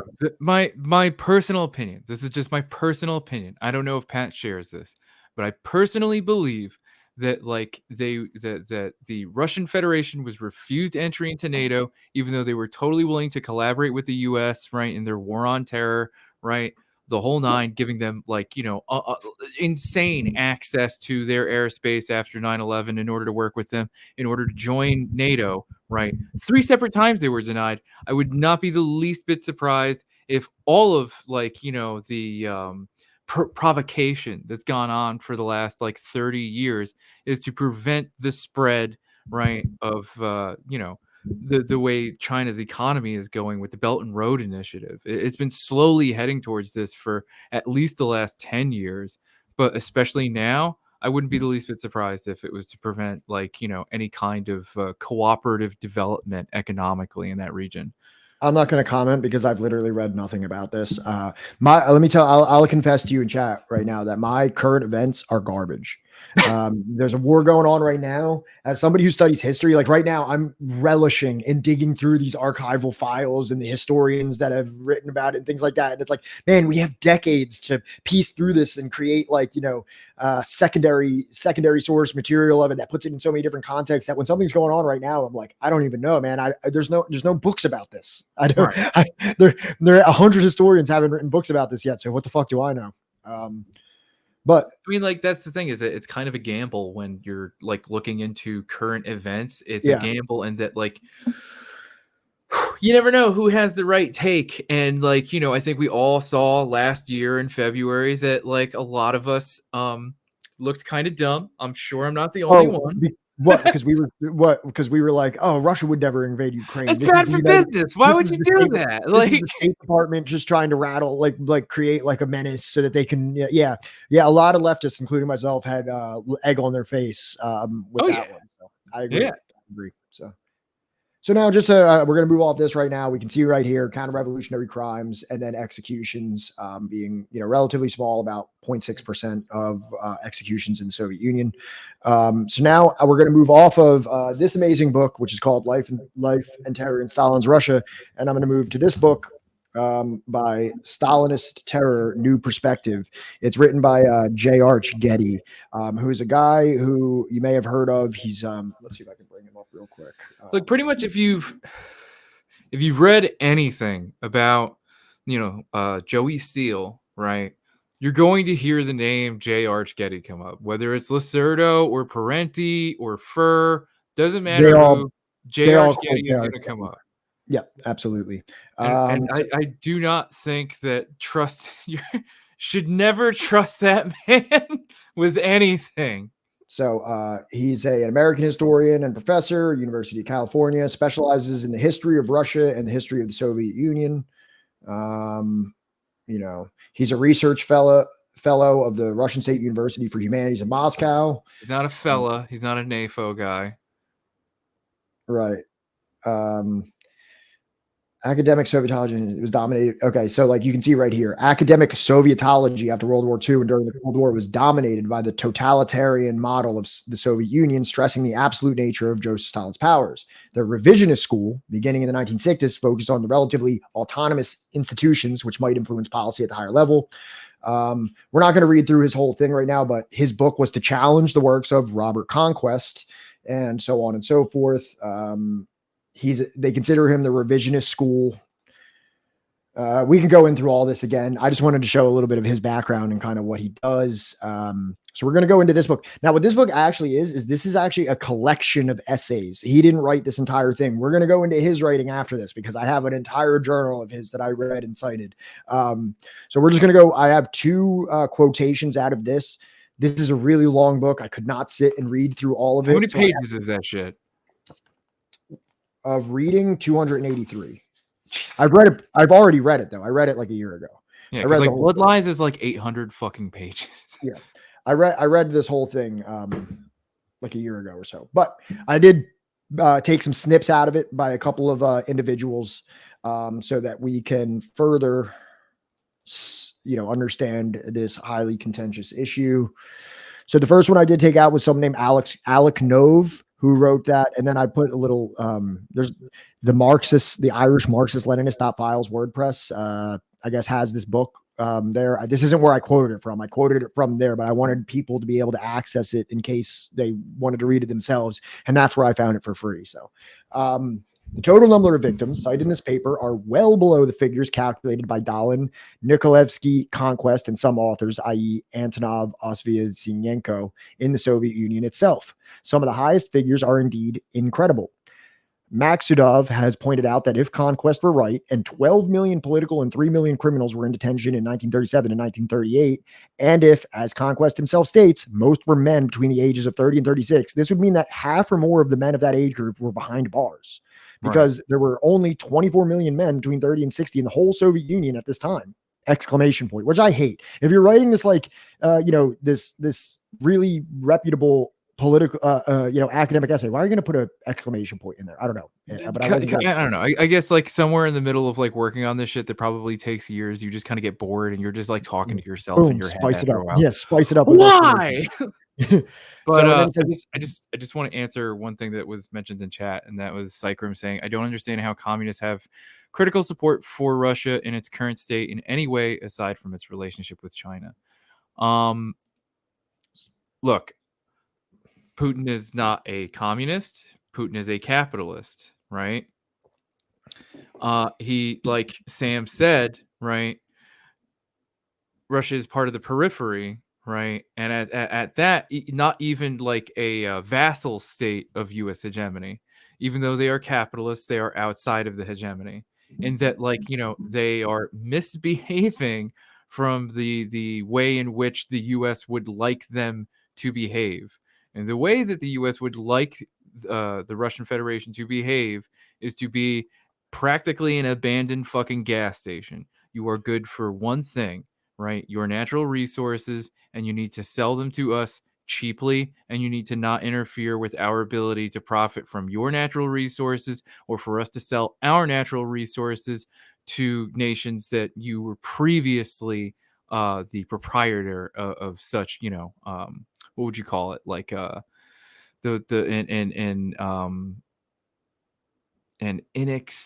inexpandable, like one of those resources that like you'll pay whatever it is you need to pay to get it. Elastic? Yes, an inelastic demand, Inelastic, like oil, like natural gas and stuff like that. I offer no real defense for Putin himself or like, the oligarchical structure of the Russian political apparatus is the way I understand it. The only redeeming thing is that you might find certain conflicts that the United States are involved in an extremely like reprehensible way. You may find for one reason or another Russia supporting the other side of that conflict, and you may be able to give them a little bit of Like Venezuela. charitable, that like the enemy of my enemy is my friend type of thing.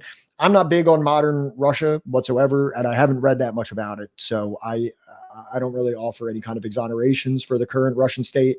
I don't think it should be conflated with a leftist government or anything like that.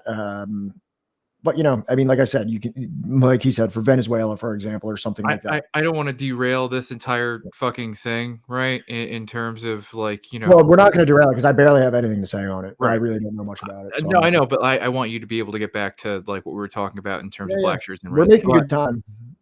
I just want to state that, like, is this also why the notion that Russia is imperialist rejected? That makes sense, given Lenin's definition of imperialism also includes that they who privy to the division of blah, blah, blah, blah, blah. And besides, I've said this before, and I'll say this again. You know what I mean? This is more about being like an interactive community where we have discussions, and like the value of having an interactive and engaged chat is so much more for me than putting my blinders on and just talking about this thing that I prepared. So like, always feel free to bring stuff up. We've only been streaming for an hour and 45 minutes now. We got a good solid 2.5 hours. Like seriously, like I'd much rather have like a interactive and engaging chat that even takes us into other topics than like a subordinate and silent chat. Yeah, I mean that's not something that so I appreciate all of you so much, and please keep questions and everything coming, because that question that you brought up is something that exists on the minds, I think, of most people, of like, what is this? What is the relation to this and what we're talking about now, and why do people defend it, but why do other people denounce it? Like, that's important, and that's what we should be talking about. I mean, like, well, look at it. Look at it like this, right? The entire time that the Soviet Union existed, right? The U.S. is the one that disallowed any sort of trade between the larger USSR, right, and the rest of Europe, right? Even the Eastern Bloc nations. And the entire idea was to try and chisel away, right, the Eastern Bloc until they were, just the Union of Nations, right? And even then, they were not allowed to trade with, most of the rest of the globe, right? It was to prevent any kind of trade relationship developing, right? And I think that it's the same thing. The Soviet Union ended, and yet these countries are still economically punished, right? When you look at like the unequal exchange, right, that we talked about when we went over The Divide by Jason Hickel, right, we still see an extractive relationship between the U.S., right, and these former Eastern Bloc nations that had protectionist economic policies, right? And I think that is how we're connecting, right? A lot of this, not this specifically, this part about like, the purges and like, prison populations and stuff like that. But I think that like oftentimes this is the primary example that like people will use, especially on like the centrist sort of like liberal persuasion will act as if that like, the Soviet Union was just a giant jailhouse, right? And that like it was a totalitarian state, that it was authoritarian, all this other stuff that like I'm sure we're all well aware of. And even after this ended, right? Even after the gulags ended, right? Officially, I think like gulags, the last one was closed in like the 60s or 70s while the USSR was still functional, right? What was like the year they closed the gulags? I'm pretty sure it was in the 50s. I'm pretty sure Khrushchev closed the gulags. Yeah. After Stalin's death, 1953, the number of prisoners declined considerably, and the gulag was officially done away with in 1960. Yet, you will still see things in American media like, what the fuck is it, Stranger Things, where, gulags are still around, and we're feeding them the fucking Gorgons and shit. Like talk about that because in the next subchapter, it's where did the gulags go? So we're going to talk about the end of the gulags. Right. We're going to get to that. But like, as far as like, do we support Putin? No, he's not a communist. He's not fucking sympathetic to any of these ideas. He is sympathetic towards the economic independence and the economic sovereignty of Russia, which like, you know, especially after the collapse of the Soviet Union. And I think at some point we may bring on somebody that experienced that collapse in their lifetimes. We can talk about how precarious life had become immediately after the dissolution of the USSR, right? And how Putin, right, garnered a lot of public support because he brought stability to that, you know, precarious time after the dissolution. Right. So last sentence here before I got before we started going into that, and it is just, I feel like I would be doing a disservice to the person that I'm citing who said that these larger figures are incredible. I do want to read their last sentence, which says the much lower figures that are now being cited from the archives are bad enough.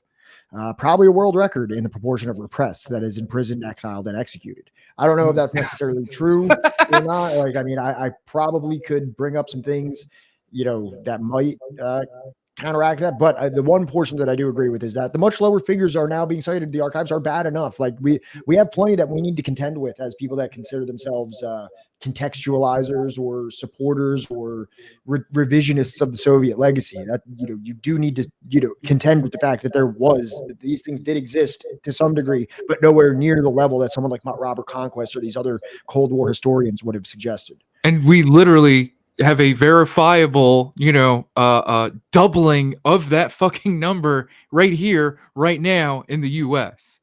Correct. So, and now we'll go to Stephen Wheatcroft, who is a huge, you know, historian on Soviet history. I'll bring that up real quick because he's someone that I'm actually also that I think that if you want a legitimate idea of the of Russian and Soviet history, Wheatcroft is an amazing resource. He's a professorial fellow at the School of Historical Studies in Melbourne.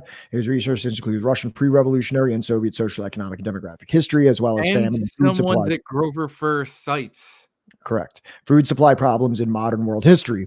The impact of media on history and in recent developments in Russian and Ukrainian society. Wheatcroft speaks Russian fluently and has spent a good portion of his career researching in Soviet archives, and he played a major role in publishing materials from the archives. There's probably in here. Oh, they don't call him a revisionist here, but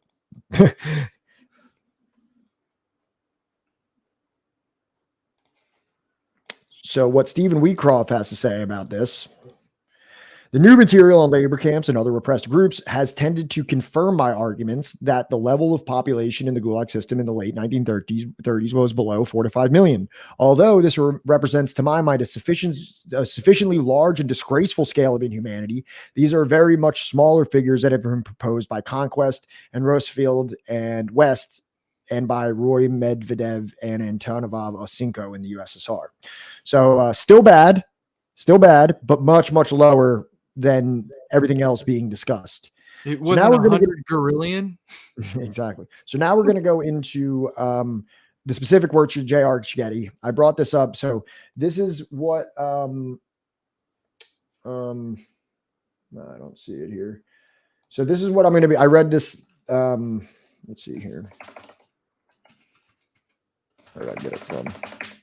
Yeah, well, you know, that's the modern thing to do, or like I would say, especially starting from the post-war period, there was a considerable push to equate, you know, Sovietism with Nazism as like the same thing, and that they did the same things for the same reasons.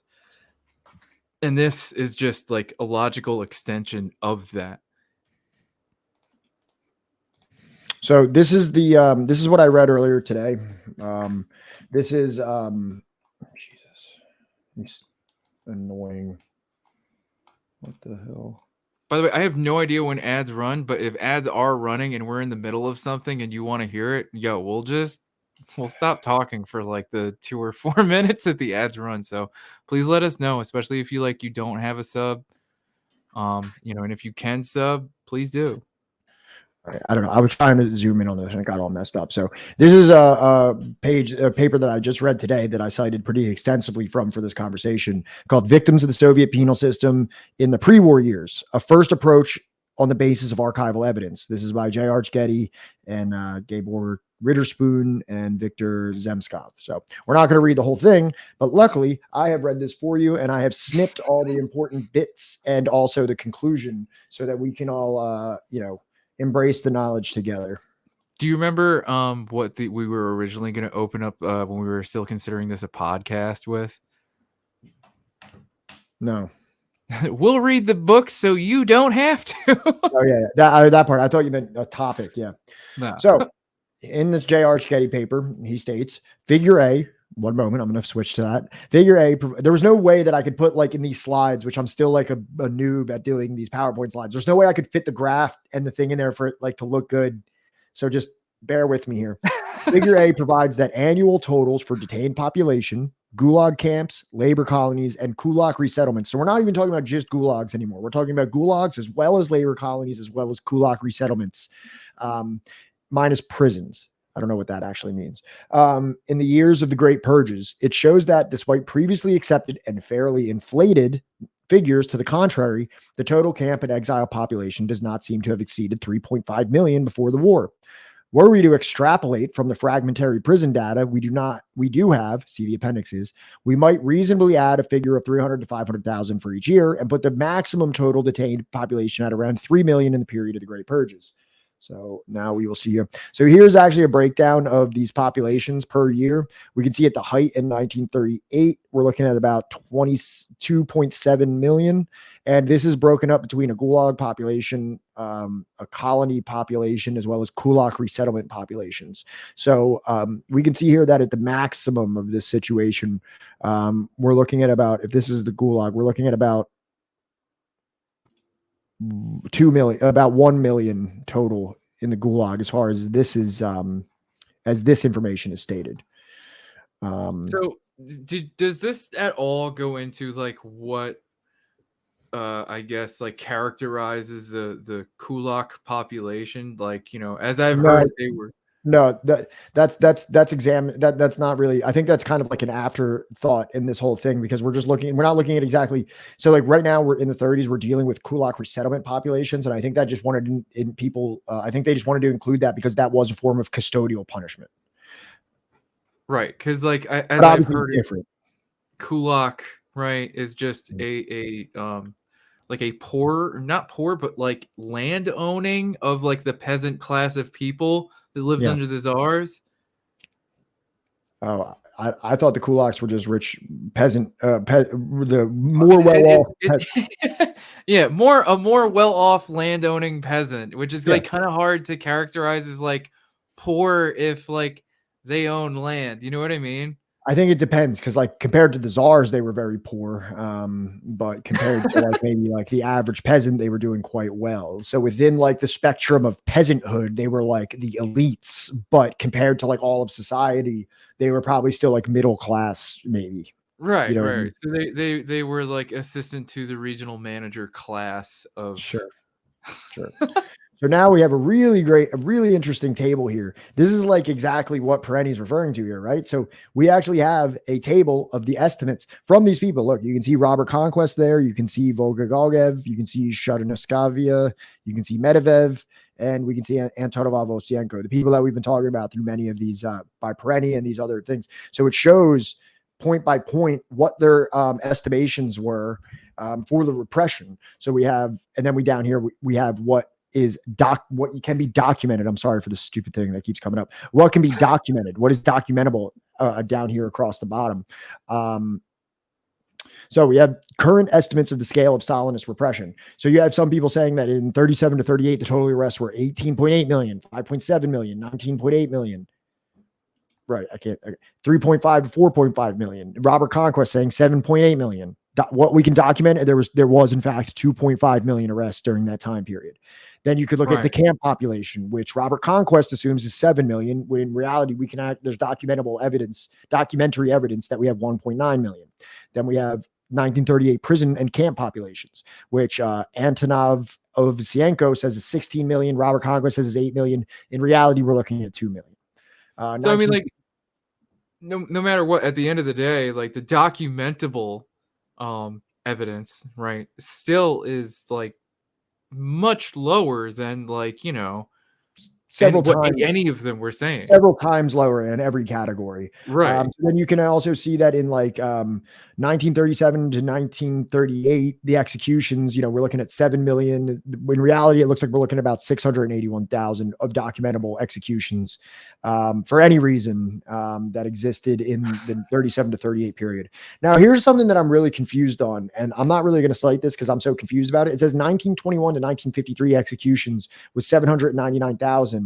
And then it looks like 680,000 of them happened in 37 to 38. That's a little bit confusing to me. But maybe there's just something that I don't understand about the methodology of this. I think not just like the methodology, but it needs to be contextualized with like what was going on in the Soviet Union during that period, during those years. Right. So also you can see camp deaths, which would be people that you could say that were worked to death or froze to death or starved to death. You see that in like the second to last to the right, camp deaths. So Robert Conquest put that at 2 million. In reality, we have from the archival evidence, we have 160,000 people that did pass away in very unfortunate and fucked up circumstances. Like the gulags weren't like nice places. There's actually some crazy shit that I was reading that I didn't include in here because I felt like it was a little bit too far in that direction that I wanted to go, where they talked about actually that please don't say Schultzen. Solzhenitsyn? or whatever. No. Yeah, no, his wife has already said after he died that he never spent a day in a gulag. That's not true. I have her quotes. We're gonna go to them later. He was in the gulag. I don't think she ever said that, but we're gonna talk about him and his wife in a little later.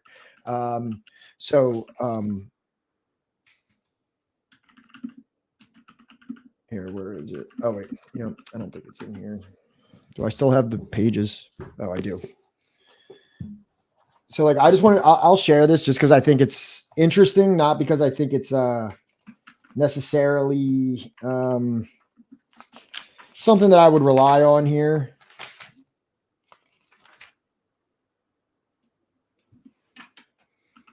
I'm not going to find it.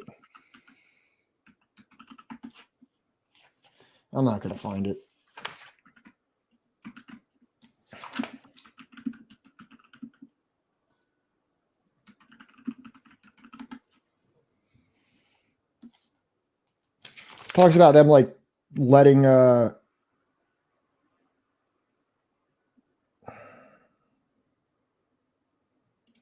people start to play chess and stuff like that, but I thought that was just a little bit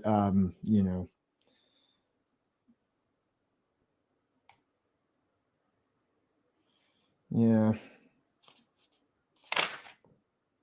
Okay, I'm not going to find that. I'm sorry.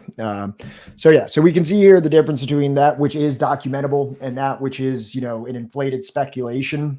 And this will give us a more grounded and realistic way that us as, Marxists, Marxist-Leninists, leftists of varying varieties and things like that, for us to contend with, the things that did happen in the Soviet Union and the thing that happened under Stalin, even though we'll talk about more of that context in a little bit of like what under Stalin actually meant. So as we move on. Okay. As table 1 shows, which we'll get into in one moment, we have table 1 right over, or this is table 1. Okay. So drawing off of this evidence here that we already looked at, popular estimates of executions in the Great Purges of 37 to 38 vary from 500,000 to 7 million. We do not have exact figures for the number of executions in these years, but we can now narrow the range considerably. We know that between October 1st, 1936 and September 30th, 1938, the military board of the Supreme Court, sitting in 60 cities and towns, sentenced 30,000 persons to be shot. According to a press release of the KGB, 786,098 persons were sentenced to death for counter-revolutionary and state crimes. By various courts and extrajudicial bodies between 1930 and 1953, it seems that 681,000 people, or 86.7% of the number from this 23 period, were shot in 37 to 38. A certain number of these unfortunates had been arrested before 1937, including exiled and imprisoned ex-oppositionists who were summarily killed in the autumn of 1937. More important, however, our figures on the 1937 and 1938 executions are not entirely comparable to those quoted in the press release. Coming from a 1953 statistical report on the quantity of people convicted on cases of the NKVD bodies, So that means the bodies by the secret police.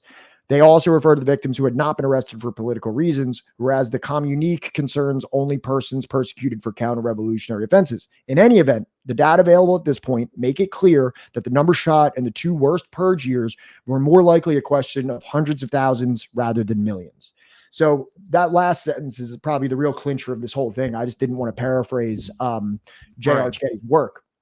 So, as people, like I said, as people that have the political persuasion that we do and maybe seek to reform the legacy of the Soviet Union in some way, we still have to contend with hundreds of thousands of people that were shot in the 2 worst years of the purge. And, that's a lot.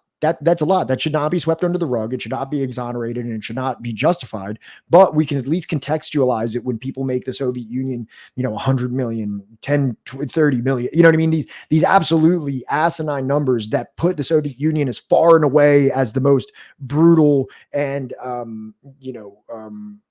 executory fucking nation that has ever existed just doesn't necessarily bear out in the actual data that we have. I mean, because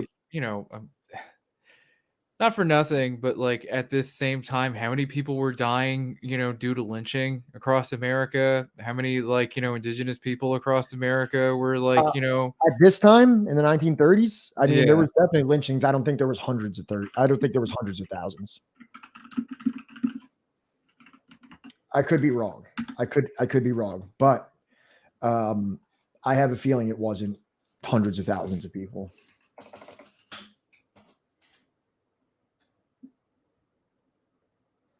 Trying to find it. Yeah, pull that up, because I'm actually pulling up something else right here that I wanted to bring up, and it's going to take me a second to kind of find it. Okay. Because the other thing is that a lot of this isn't going to be recorded. You know what I mean? Yeah. So I'm looking at an article right here that says 2,000, or 6,500. Yeah, I don't think it's hundreds of thousands. I think that this is this is definitely more here. But here's that thing that I was talking about, and I didn't include this because I felt like it was a little too far for me. But it says right here in the late, this is a archive. You can actually rent the book through this archive website if you want it. It's free if you have an account. So this is Life and Terror in Stalin's Russian. In the late 1938, where is this? Okay, here it is. Let's see if I can. Oh wait. Hit the full screen thing right there next to the headphones. And then I think I can zoom. Okay, here we go. There we are. Sick. If you look over here, in the late 1938, prison and camp inmates regained the rights allowed under Iagoda and lost with Azov to have books and play chess and other games. This is in 1938. The improvements alone were some major significance to people under lock and key. Investigators now address them using polite form V instead of the condescendingly familiar T. I'd have to ask my girlfriend what that actually means. This too was an important change for the better because it represented a major increase in the human dignity according to prisoners. Police have a much harder time torturing people they regard as individuals rather than as dehumanized captives. It is therefore no surprise that torture once again became the exception, contrary to Khrushchev's assertion. Abuse did occur sometimes. For instance, in May 1939, the foreign ministry official Ivan Yindin was beaten in Beria's presence. Blah, blah, blah. But you can find a lot of stuff here. And I didn't really want to harp too much on if there were still all these people being arrested for kind of revolutionary crimes and being executed and things like that. I didn't think it was really fair to be they could read and play chess. Isn't that amazing? But it does add another fold into this very complex situation that we're talking about here, that at the height, which was 1938, when a lot of these things were happening, there was even institutionalized discussion about let them play chess, don't call them this anymore, you know what I mean, things like that, refer to them don't dehumanize them. I think the entire Right. idea behind the gulag is that it is designed to just remove you from the larger population to reform. Some people say that they were redemption centers, and I found this. I don't know this person very well, and I don't know this website any well, but this guy wrote a book called Death and Redemption, the Gulag and the Shaping of Soviet Society. And it says Death and Redemption examines the Gulag's role in defining the border between reintegration into society and permanent removal through death. Steve Barham focuses on Kazakhstan's Karangada region, the location hosted a number of Soviet detention institutions, suggested the Gulag should be construed as corrective facility, which gave its occupants a final chance to prove themselves through forced labor, which is pretty fucked up. Those who succeeded returned home after years of brutal forced labor. The ones who failed died. Barnes traces the evolution of the Gulag from its origins post-1917, immediately following the Russian Revolution up to the death of Stalin. He draws on declassified materials. So, I mean, I really didn't look into this much. I was just doing some research and I came across this. But this does also speak to the overall like survival and release rate of the Gulags, which I don't think is talked about very often. But we're going to get more into it in 1 second because I got graphs. He's got graphs, y'all. Okay, so we just read that. It is commonly believed that most of the prisoners of the Gulag Archipelago, little shot at our boy Solzhenitsyn here, had been arrested and sentenced for political offenses falling under one of the headings of counter-revolutionary offenses, Article 58 in the Criminal Code. It is also, hold on. I think I'm going to sneeze. Okay. Stare at a light. I don't have any lights in here. Do you have your little ring light? It's not on. I feel like I look better just off the light of my computer. Like I feel like when I put the ring light, you can't see the purple behind me as much. It like dulls like the rest of the purple. Yeah. All right, I'm good. Sorry, I thought I was going to sneeze.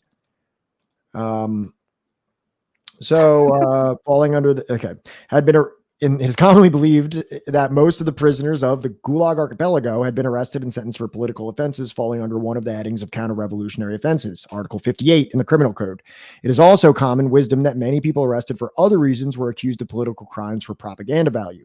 The available evidence does not bear out this view, but it does suggest considerable ambiguity in definitions of political crimes. Table 7 shows the breakdown of labor camp inmates for selected years according to the offense for which they were sentenced. Although the presence of alleged counter-revolutionaries is impressive, it turns out that ostensibly non-political detainees heavily outnumbered politicals. So I don't know if you remember earlier when I looked at the Robert Thurston graph that talked about like numbers of crimes, counter-revolutionary convictions, executions. This talks about the actual population of the gulags themselves based on the crime. So you can see here, counter-revolutionary offenses is here at the top. It was at the highest in 1940, right, as like the war was ensuing. But even then, we're looking at 33% of the population, which is mostly comprised of, crimes against administrative order, including banditry, hooliganism, misconduct in office, economic crimes, crimes against persons, crimes against property, theft of public property, socially harmful and dangerous elements, which might be a little bit ambiguous there, violation of law and international passports, military offenses, and then other delicts. So here's just a little more information, a little more evidence to corroborate that situation, that most of the people that were arrested and detained within the Gulag system were not counter-revolutionary or political dissidents or anything like that. Anything you want to say, or should I just move on? No, just keep going. Okay, gotcha. As we fall deeper down the rabbit hole, at any rate, the appendix figures show that from 1934 to 1953, a minority of the labor camp inmates had been formally convicted of counter-revolutionary crimes. Our data on sentencing policy are incomplete for the period before 1937, but they permit us to advance some estimates of orders of magnitude. Thus, we can calculate that only about 11% of the more than 5.3 million persons sentenced by courts on extrajudicial bodies between 1933 and 1935 represented cases of the OGPU NKVD, which, as we have seen, a relatively high proportion had not been considered political. Some 28% of the almost 5 million people convicted by various courts and NKVD boards in 37 to 39 were sentenced from cases of the security office, mostly under the pretext of counter-revolutionary offenses. But while the judiciary and the special board of the NKVD MVD subjected nearly 31 million persons to penalties in the period of 40 to 1952, only 4.8%, though a sizable 1.5 million person, fell under Article 58. Article 58, if you remember, Article 58 is the one that you can sentence people for counter-revolutionary crimes. So you'll see that a lot, Article 58. By contrast, more than twice as many, 11% of all people sentenced in these years, were charged with appropriating public property. So you have twice as many people who were stealing public property as opposed to counter-revolutionary crimes. Right. Should I keep going? Yeah. Okay. Last but not least, there was a purge of the purgers. This is what Perenni was talking about before. And this adds just like a very interesting and diversely adversarial layer to the Soviet administration, which I think is looked at monolithically a lot. And it does it like as if there's any opposition or anything like that would be like exacted and punished. But last but not least, there was a great purge of the purgers, how counter-revolutionary were the great number of officials of the NKVD and the judiciary who were denounced for anti-Soviet activities after November 1938, when the Central Committee abolished the troikas, called off the purge, and decided that the enemies of the people and spies having made their way into the secret police and the procuracy had been responsible for the terror of the preceding period. Many of these hostile elements were sentenced as politicals, just as the majority of those they had cruelly mistreated, although they continued to protest their fidelity to the regime until the very end. So this is like a crazy, like, you know, you hear about this, like the purge, the great purges of Stalin, but you don't hear about how the people that carried out the purge were punished for being excessive, what does it say? Hostile elements, enemies of the people, cruel, mistreated. So the Soviet administration recognized that there was cruel mistreatment, that there was, you know, things that were being carried out on too wanton of a scale and everything like that. And it was punished, and it was punished in the same way that the people they were punishing were punished. But, you know, and like I said, this might paint the picture of like one of two things, or maybe a little of both, that the Soviet administration was paranoid and kind of chasing its own tail, rooting out enemies of the people and subversives, let's call it. Or, you know what I mean? There could be that some of these things were happening at the local level and outside of the scope of some of the higher ups there. And then when it was noticed, it was punished. So you might have a little bit of both going on there. Right. Exactly. And if you ever wanted to read this book, it talks about that, how, oh man, how a lot, sometimes like peasants were responsible for some of these purges and things like that, because they were like bringing up these issues. And oh man. Okay. So look here, check this out. So I brought this up before. If you read this, here's like just a summary of the book, where if you read it on the Goodreads,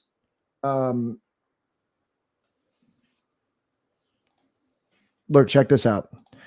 Seb's Dev. This is exactly what you're saying. Kind of what I was saying right there is that it says, this is the book that I was just talking about. No thanks. Okay. Life and Terror. Examining Stalin's reign of terror, this text argues that the Soviet people were not simply victims, but also actors in the violence, criticisms, and local decisions of the 1930s. It suggests that more believed in Stalin's quest to eliminate internal enemies than were frightened of it. So, you know, you can say that this got out of hand and it punished a lot of people, but there are like reputable historical perspectives that say that there was also like a belief among the population that there was spies and wreckers and invaders and saboteurs and people that, you know, were threatening their lives. And they were like, yeah, get them. Like, so there is like a lot of evidence within this book right here, testimonial evidence of people that were like, yeah, we need to get these motherfuckers out of here. So at least according to this book, and to, as you can see in that summarization there, that Soviet people were not simply victims, but also actors in this. Sure. Also, you know, does the book at all go into like that number that we looked at before, as far as like collaborators and stuff goes?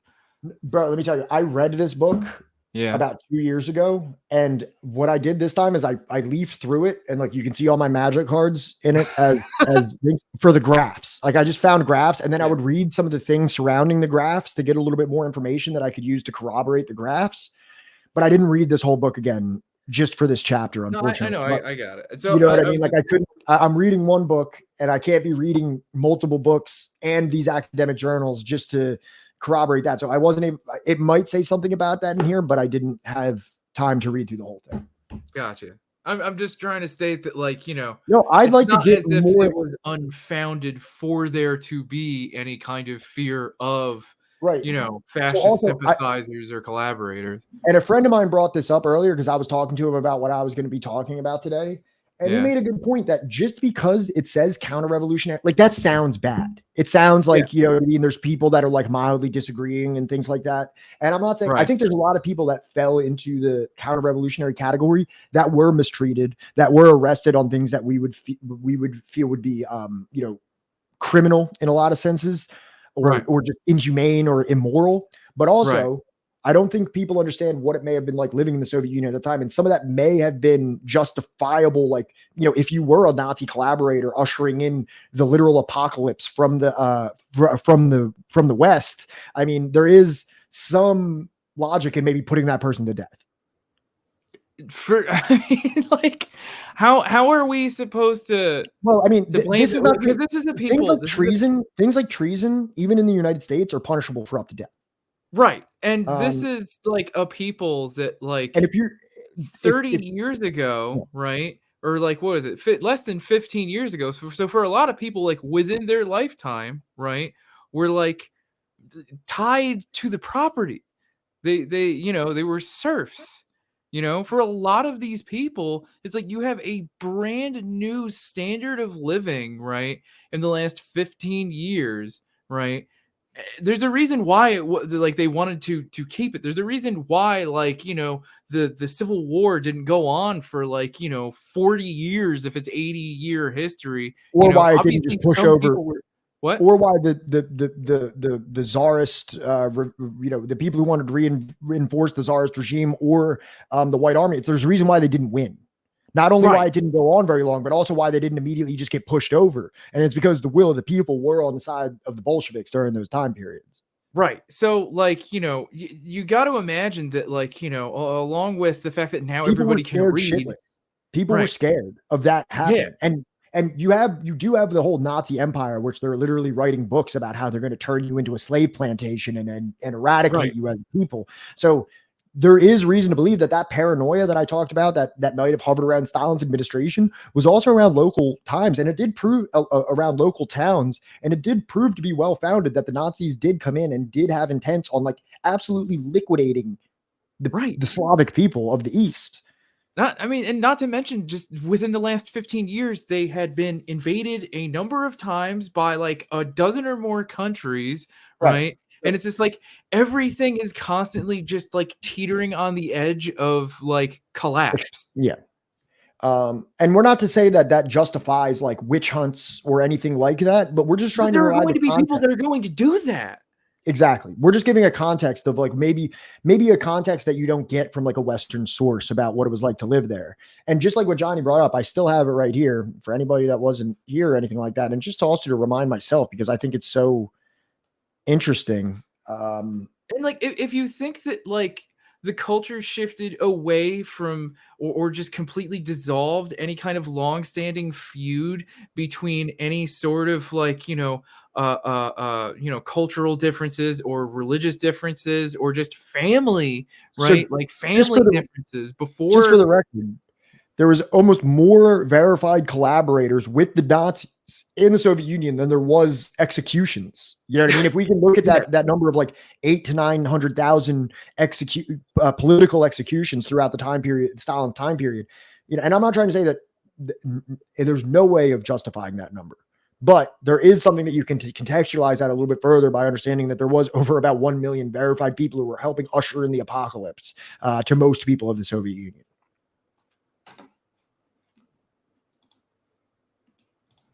Oh, sorry, Pat. We clicked it at the same time. It's okay. I mean, ultimately, it was the exact right-wing nationalist ideology that destroyed the USSR. So, like, Stalin and the people of the 1930s weren't wrong. Yeah, correct. Right. So it literally ended up happening exactly the way that, like, he said it was going to. What do we got here? Okay, and then here's just a breakup of the population for non-political and counter-revolutionary crimes. You can see like a varying in the amount of counter-revolutionary imprisonments throughout the entirety of this system, but in almost every sense, it's a pretty significant minority. A little bit over here, you can see them coming to a parity at the height of World War II. You can see like a parity of that, and you can see that slowly kind of the gap kind of closing around the war period.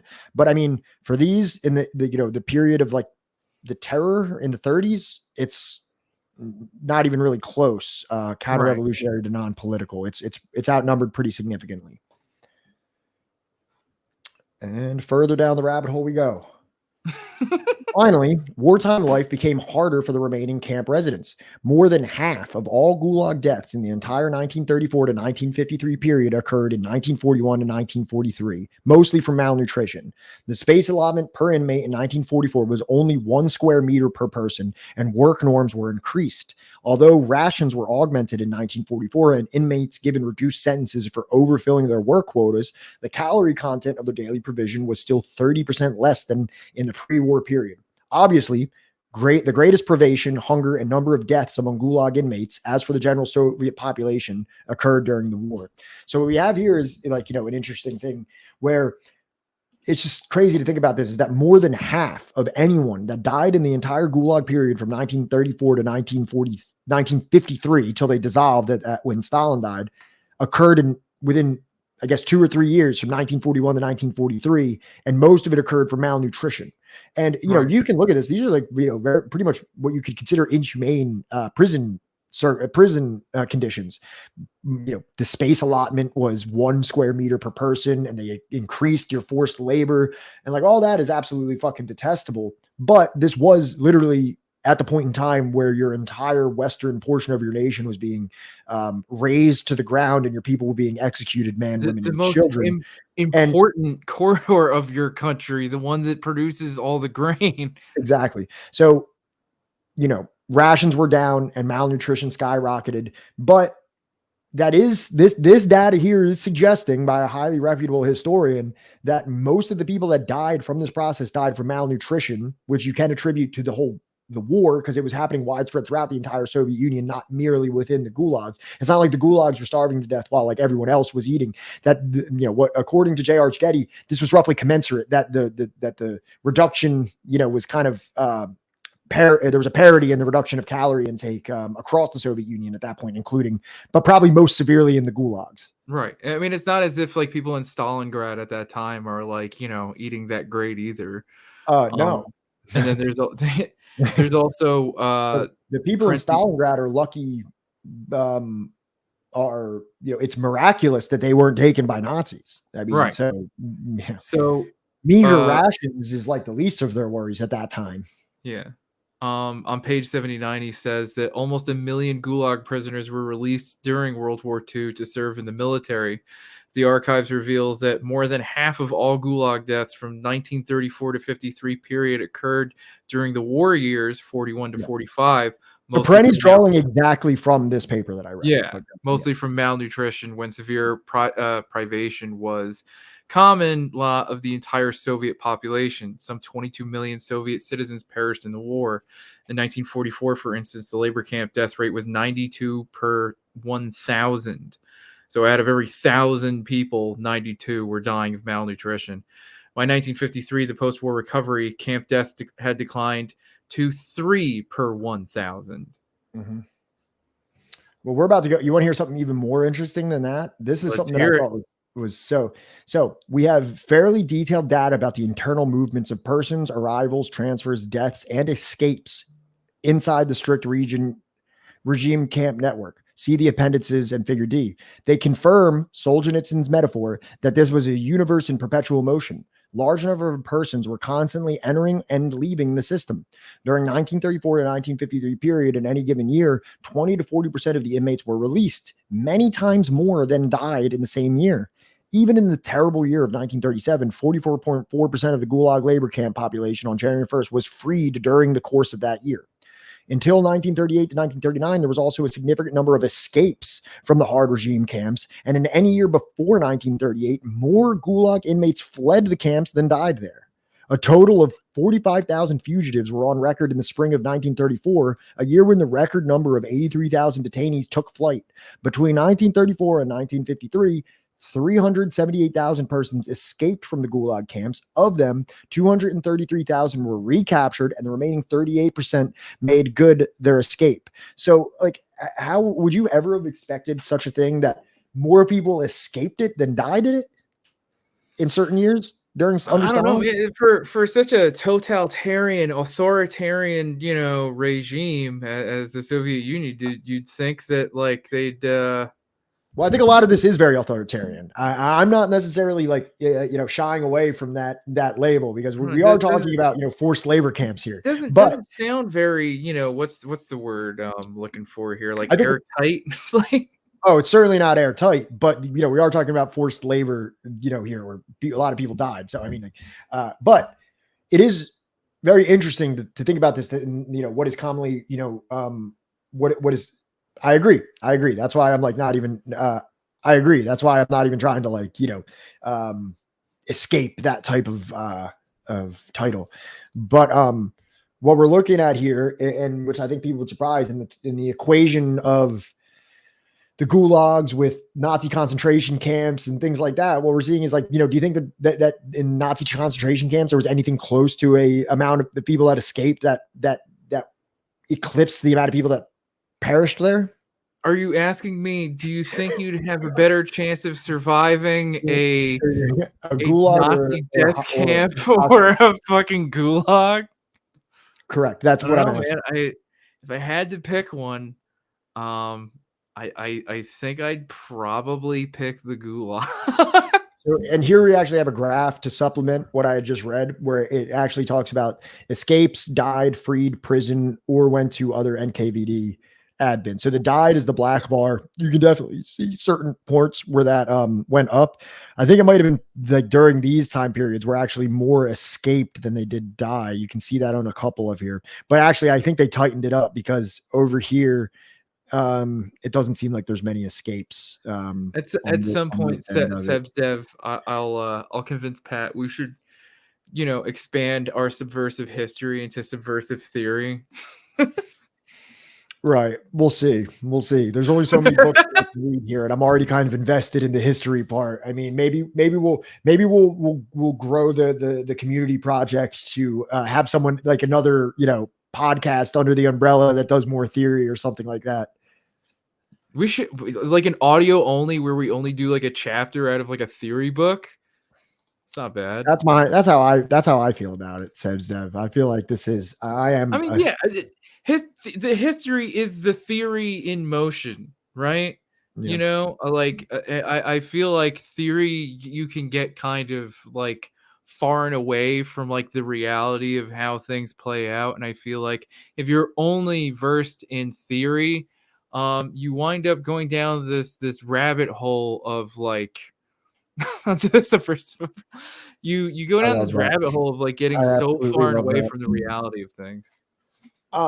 So I mean, and even that we can see the freed and things like that, and obviously the more people being freed than dying is not present in every one of these years. So I mean, I think that might have been like a little bit of anomalous, but it's still interesting to think about in terms of the structure of the camps. But you can still see here in the solid black part of died is still like a fractionary segment of the total population of the gulags pretty much every year. Yeah, I mean, like, look, if I'm going purely off of like enemy at the gates type shit, right? You'd think that like all those like that half of them would be black. Half of them will be died. Oh, I would like if you're going off of like these were like death labor camps. I would think that like almost up to 80 or 90%. I think if you read like Solzhenitsyn, it seems more like a Nazi concentration camp than it does a prison camp of sorts. Which I'm not saying is that it's like a great thing, but let's not be cartoonish about what it actually was. Let's reconcile with what it was, what was wrong with it. We have to contend with that, and we can definitely place that into the not good category of things that occurred in the Soviet Union. But like I said, let's not make this a fucking cartoon or an exaggeration of what it actually was.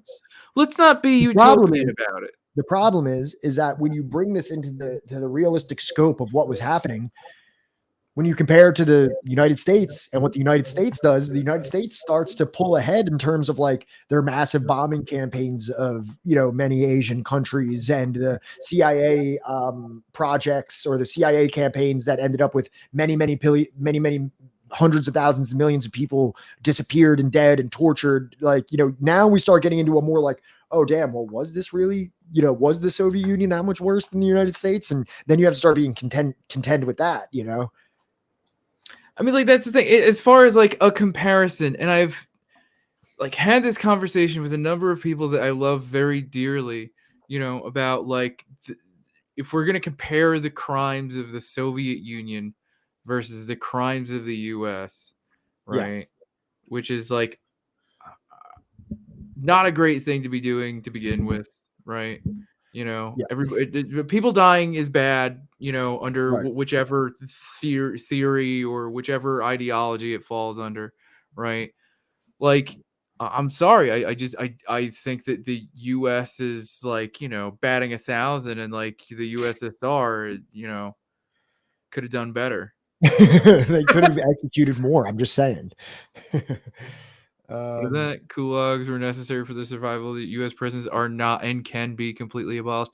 Well, that's the thing. That's the difference between the purpose, right, of these two things, and that's kind of like why I was bringing up before. Like, were gulags more of like, you know, a process of allowing somebody the ability to reform, right, to reform the ideas, right, that like, you know, that they thought and acted on were wrong and could be corrected, whereas like the US prison system is about the extraction of labor purely and the criminalization, right, of certain ethnic minorities, right, to extract that labor, right? Not that the gulags were not about the extraction of labor. They absolutely were, as Pat has pointed out, you know, to me a number of times on this episode now. But like, you know, I Well, feel like with the US, it is far more insidious, right?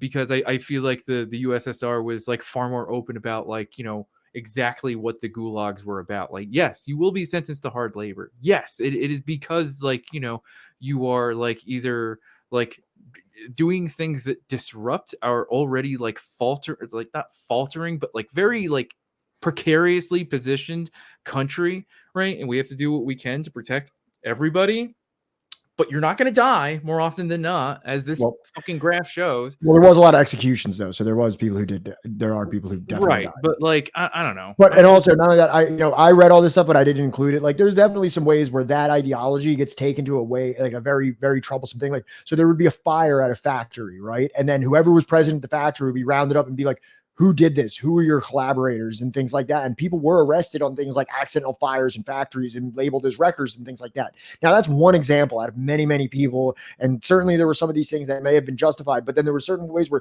this ideology, like infused with like a paranoia and things like that, did create certain like witch hunt type of situations where people were Right. unduly arrested and prosecuted for crimes that were called counter-revolutionary.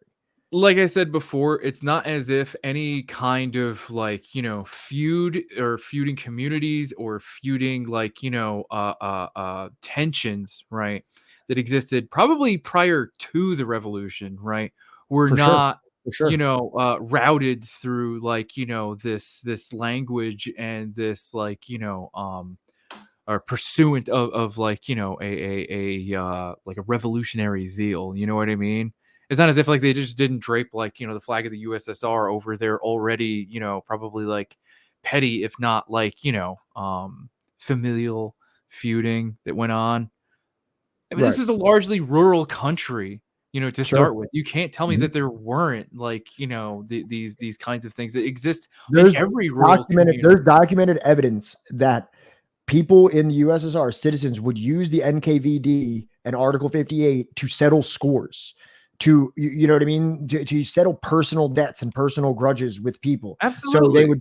they would call and they would give like erroneous tips about like this person is a counter revolutionary or something. Now, obviously, maybe you could say that there should have been a stronger amount of due process to be able to weed those out. Maybe the USSR couldn't have afforded that in this period of turmoil, but you know, there When were you people got that were persecuted who were innocent. right. Absolutely. And But if we don't also like recognize when you that, we're not. have the Nazis knocking on your door, it makes it kind of difficult to sort of like, you It's a know, context that needs to be understood. If you don't right. understand that context, you don't appropriately understand the position of the Soviet Union at that time. Right.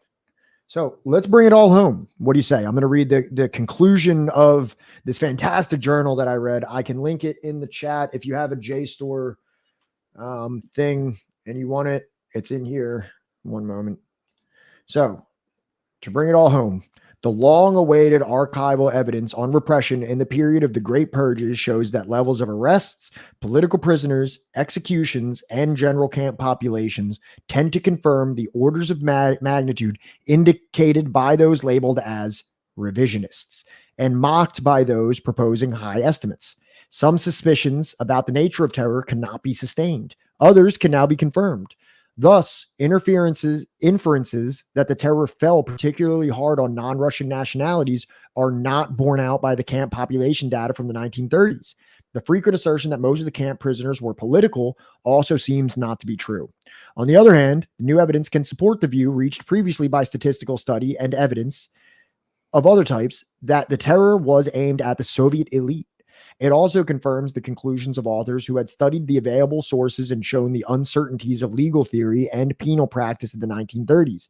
In addition, it seems that much of the process was characterized by high-level confusion by local actions in excess of central plans. So a couple things about this as well.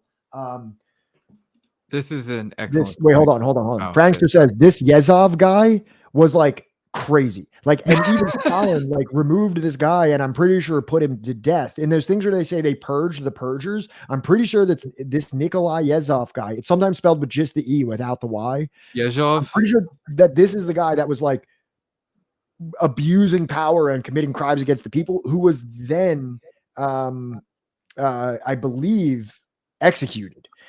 So this is a lot of what he's saying. And that's actually kind of what they say. If you see at the bottom of this paragraph, it seems that much of the process was characterized by high-level confusion by local actions in excess of central plans. So if I'm reading this correctly, there was a central plan and then liberties were being taken by local actions in excess of that.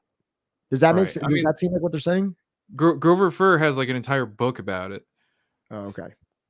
About how like this is like the man behind like the repressions here. I'm just gonna read the Amazon go ahead thing for it. He says, it's titled Yezhov versus Stalin: The Truth About the Mass Repressions and the So-Called Great Terror of the USSR.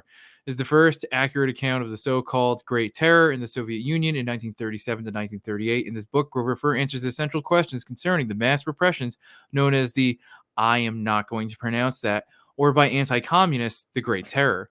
What caused it? Did hundreds of thousands of innocent victims meet their deaths? Was Joseph Stalin responsible for these murders, as is universally claimed? If, as the evidence demands that we conclude, Stalin was innocent and in fact put a stop to this massive crime, why were Yezhov and his men able to go on killing many innocent people for more than a year? The present study answers these questions. Grover Furr has studied all the available evidence, most of it from formerly secret Soviet archives. He offers original translations of key historical documents and detailed analysis of their significance in an important synthesis that effectively reconsiders one of the pivotal events of Soviet history. I mean, like, I don't know if you have any of his books, but I like them because like he normally tries to include like literally what he got from the Soviet archive alongside his analysis. I'm not opposed to reading them. I'm not. Like, I know. I just know that like that came up like before. But the reason I really wanted to get at was what Sebsdev said here. Good, go ahead. I just wanted to address that thing with Frankster real quick, but yeah, go ahead. Yeah, that like I love how people expect the USSR in the 1930s to have the most perfectly developed system never in history. Like the fuck, people were trying to plant food to eat, dude. Chill. Not even just that, like they were literally trying to reconfigure like a brand new society. And in doing so, you have to reconfigure like what does your justice look like? What does your penal code look like? What does like who do your laws serve, and how do you have like how do you rebuild society in a way that is designed towards the working class as it has never been done before, while also trying to protect this ongoing experiment, this socialist project. And it's like people expect, which is quite literally under attack, right? Which is quite literally under attack. On every fucking side. You're just getting in the United States, and not how like in the United States where they say we're in Iraq and Afghanistan fighting for our freedom, but as in like wolves are at the door, they will consume our intestines if they come in. Yes, And literally. It's I not don't mean figurative. that even like hyperbolic. I don't mean to be like hyperbolic about that whatsoever. Like if you read about, there's a book called Marching into Darkness about the Weimar penetration into Belarus and the Yeah. crimes that were committed in Belarus. And that's just one. Belarus was only one small portion of this, massive Eastern expansion. Yeah, and there's Japan, who may have been the most diabolical motherfuckers to ever Yeah. not Japan. I mean the Imperial Japan forces as they were coming in Yeah. to China and Korea. So I don't mean that Right. Japan just as all of it, but I mean, the Japanese Imperial regime was Pat is probably actually very anti-Japan. I'm a flatly racist against the Japanese.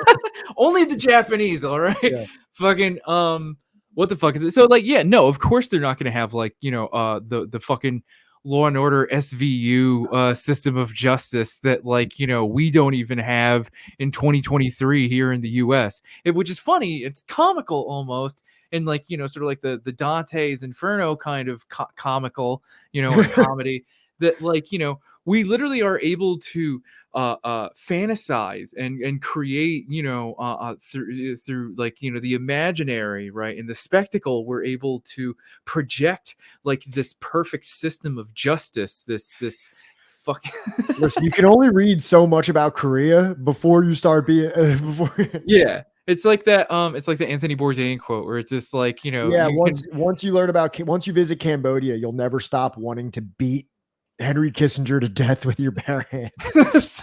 So like, fucking it's that much more frustrating that like, I'm sure that like maybe in a literary sense, like the Soviet Union had its own like version of like, CSI or Law and Order SVU or something, but like, it's that much more frustrating that in the spectacle of America we can create this idealized system of justice that like protects, Right. the most vulnerable, right? Right. And in reality, it's the direct fucking opposite. I'm It's just nowhere I'm just near not that. I'm just like erring against engaging in apologia and making sure that while I'm also trying to contextualize everything and bring it to a more realistic level, that I'm also not making excuses for what I deem to be.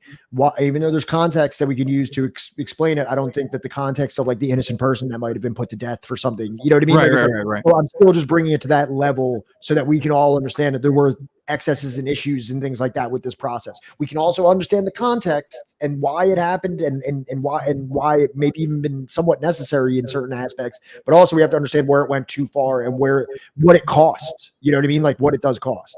Right. And to be the devil's advocate for I'm sure a lot of silent chat for this episode, right?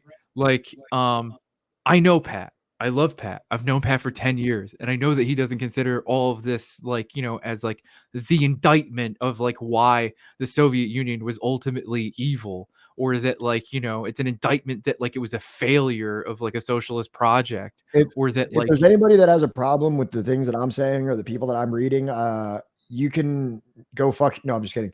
You can provide alternative resources. I live for reading through this shit. If you have like documentary evidence that is like well researched and things like that, I'll read it. You know what I mean? But like as far as I can tell, these are some of the, even if you want to quote Grover Furr, literally every one of the people that I've discussed today were quoted by Grover Furr. Even the Thurston guy. When I searched right. Thurston for some of those quotes, he's quoted Thurston in Khrushchev Lied. So it's like, these aren't, these aren't communists and they're not part of like the, they don't write books, for like a certain political bend or anything like that. But, as far as I can tell, this is the most legitimate, resources that we have to contextualize what happened in the Soviet Union under Stalin. And it's funny that you say that, Frank, because Mao has many things that he could what was it that they had struggle sessions and stuff. There are many things that Mao could atone for. Of course, we can do Mao next. We can talk about that next. Yeah, Luna Oy just put out a video, about like China's support for like Pol Pot and shit against Vietnam. Oh yeah, the border dispute between Vietnam and China. So great video. There's a lot. Look, here's the thing about like being a communist and the difference between like being a communist, right, and being like somebody with just a fucking rose emoji in their Twitter bio and like, you know, vote for Bernie, right? Desperately Is that seeking to escape the history, the historical legacy of socialism. We're not trying to obfuscate and say like, no, that wasn't real and we're not a part of that. Guess what? You want to be a socialist, you're part of the socialist legacy, you have to contend with it. And you can highlight the things that went right? well and it achieved, and then also you can criticize and denounce the things that were not good. And that's what any principled communist should be doing. And if you have a problem Right. with that, I'm sorry. Right. And like, you know, if you want to just obfuscate that, like, oh, this wasn't real socialism, that wasn't real socialism, none of Good this job. was real Good job. socialism. The only real socialism exists in my head. Good. Yeah, exactly. Congratulations. It's Congratulations. only the ones that You're work. the most morally correct little socialist that ever existed in the abstract. Congratulations. Right. Yeah. It's the same thing with libertarians. Because Yeah. like they love to talk about how great free markets are, but then anytime you criticize a nominally capitalist country, they say, but that the government did that. You know what I mean? Like, so like they could just Yeah. sidestep any of the wrongdoing by just being like, nope, that was the government. Like they'll talk about how great America was and how it was built on all like these free markets and everything. And then you're like, yeah, but Like, what about this? no, fuck, it wasn't. We literally just read like the whole fucking first half Bro, of a book that proved that, like, I no, it know. fucking wasn't. There's tons of shit subsidized. Oh yeah, absolutely. They're too fucking dense. They think that I'm not even going to. I don't get me started on libertarians right now. I'm hot right now. So let's just one more thing. I didn't include these graphs in here, but there's many more graphs in here where it talks about some suspicion. Okay. The inferences that terror fell particularly hard on non-Russian nationalities. They have charts by the ethnic breakup, and actually the largest ethnic makeup in there was Russian. And they say that's because this did target the elites more than anything. And there was more Russian elites than there was like Uzbek elites or Ukrainian elites or any of these other kind of things. And then also that goes into, they also do chart by the number of people that are in the gulags by education. And most of them had like secondary or like, you know, whatever college level education, that most people with like the lowest forms of education were far less represented in the gulag populations, because the purge did actually target party members, intelligentsia, people that were actually like high functioning members of the party and the structure were actually targeted the most, not necessarily your like average day-to-day people going about their work and their peasant life or their right. So it wasn't like a factory worker on average. It was like, you know, some dude like doing something shady. I don't know how shady what that dude did, but I can tell you that he statistically wasn't working in a factory. Right. I won't make I'm just saying because, like, you know, did or didn't do. I don't know if your girlfriend has ever had you watch like Orange is the New Black, but there's a character that like I've never watched it. Yeah. that there is a character that like allegedly is supposed to be like old enough to have like lived during the Soviet Union, and like, you know, they make it seem like, you know, fucking, oh, you have to be quiet, otherwise like the secret police, you know, they will arrest you. Maybe we'll ask our coming guest one of these days about that. Maybe next Friday or something. Yeah, honestly, look, that's what we're here doing. What do you that like, you know, and Heroic Sheldon, you're absolutely right. You couldn't be more on point in just that one little sentence that you did right there. You summarized it, and it's difficult, but that's why I'm here sitting with multiple books that I'm reading and academic articles and placing them, and I'm not, you know, and I'm doing what in my heart feels like giving charity in the times where I think it's necessary, and also giving denunciation where I feel like it's necessary to do so. And I'm open to any kind of criticism in what I'm saying here, and I'm open to any additional sources that might refute what I'm saying, you know what I mean? But I'm dealing with multiple different historians in here, working off of what I think is the most reliable data that we can draw from. And I believe that this is a very realistic interpretation of what was happening. Absolutely, Cycrum. And like, you know, look, man, it has been tough, right? Like, because I've been like learning about this shit since, I don't know, I think I want to say like 2016, 2017, when like Bernie, like we've talked about it before, where like, you know, both me and you, I was only what, like a year or two ahead of you in terms of like, you know, being down with this shit, right? I don't know. I don't know. And like it requires so much reading and so much like, you know, deciphering of like, you know, of like, you know, what we just talked about, where it's just like, well, was that real socialism, you know, and like who does this benefit, who does this serve, that kind of stuff.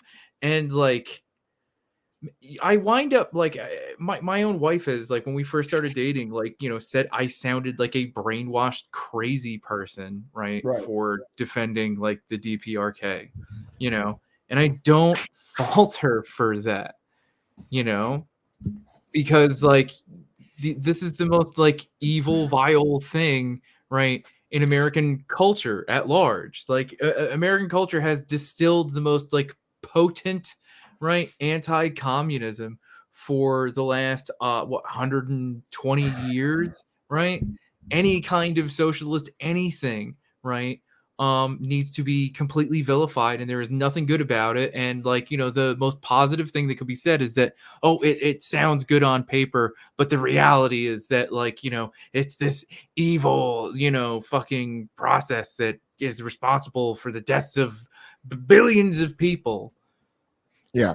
Well, and like Cycrum says, that's why I want to avoid looking like leftist Alex Jones. And that's why I'm taking great pains to include these historians' denunciations and, issues with the Soviet process, as these guys aren't Stalinists. They're not trying to revive the reputation of Stalin. They're just, and actually, let's, because now they talk about it right now. And this will actually tie in perfectly with the end of this article. So Take us away, Pat. the Stalinist penal system can be profitably studied with the same sociological tools we use to analyze penal structures elsewhere. It contained large numbers of common criminals serving relatively short sentences, many of whom were released each year and replaced by newly convicted persons.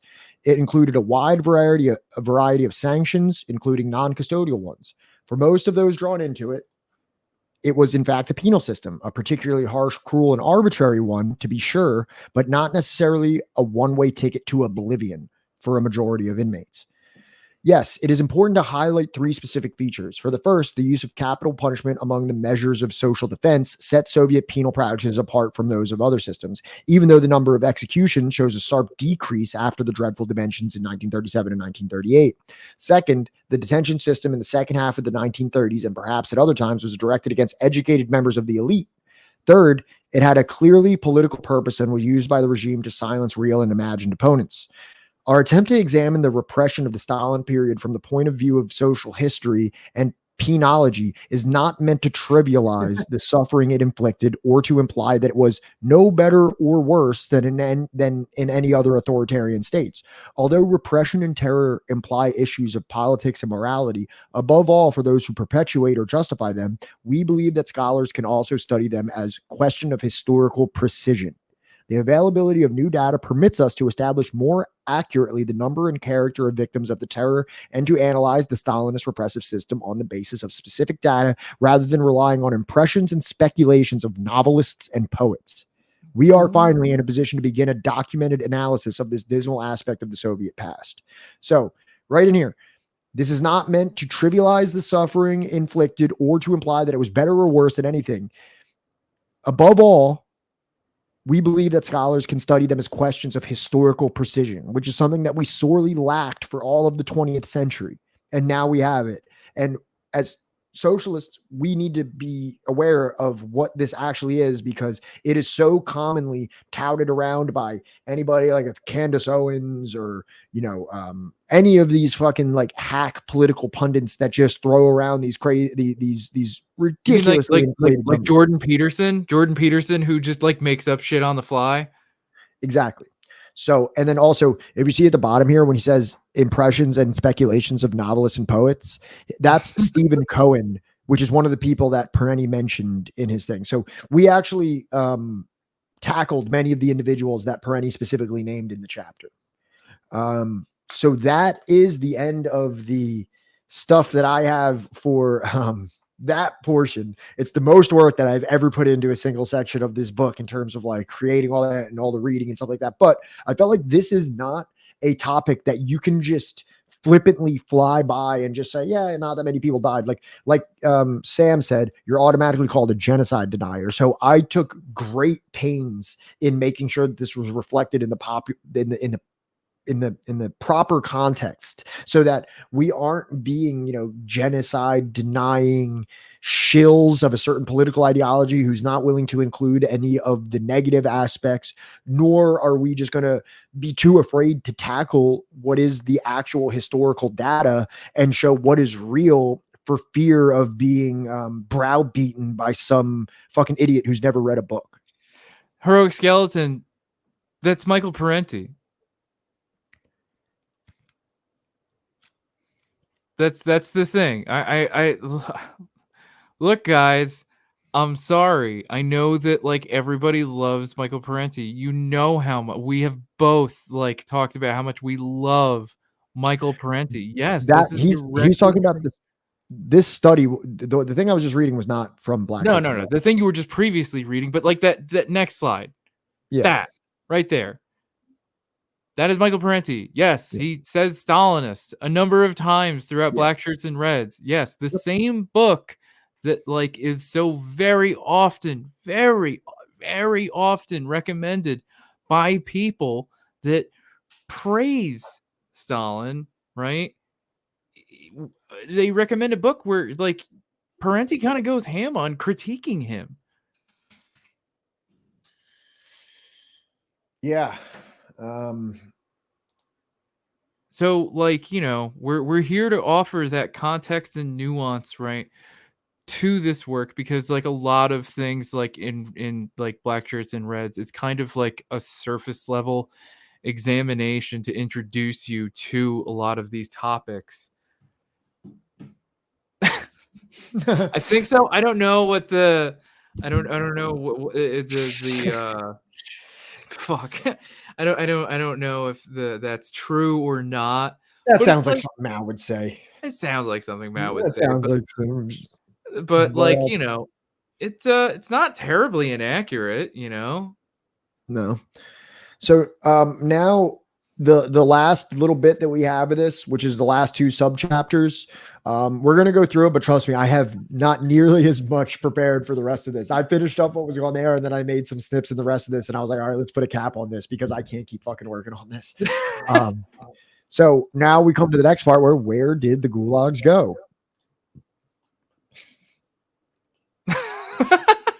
What the fuck? Dude, are you trying to tell me that Michael Parenti is a C average student? No, I think they're talking about me. You? No. Dude, I no, worked you really hard. investigate. Because I worked really hard on one section. So some Russian anti-comment. Okay. Oh, the C, 70%. All right, my bad. I'm just like hypersensitive about the presentation that I put in. I'm like, they're talking about me. They're saying they're being critical. Chat's turning against me. All right. Well, that was a real thing, chat. Like we were like actually kind of, or at least I was actually like kind of reasonably anxious that like, you know, I'm scared that like, you know, that anybody that comes in here is gonna like immediately think like, oh, these dudes played us. They're like, you know, anti-communist or some shit, you know, and that like they're just like, fuck this channel, unsubscribe. I mean, if that's going to take, if going through the works of Parenti and, you know, the actual Soviet history or the Sovietist, the historians of the Soviet era that are quoted by Parenti and quoted by Grover and quoted by these people. Right.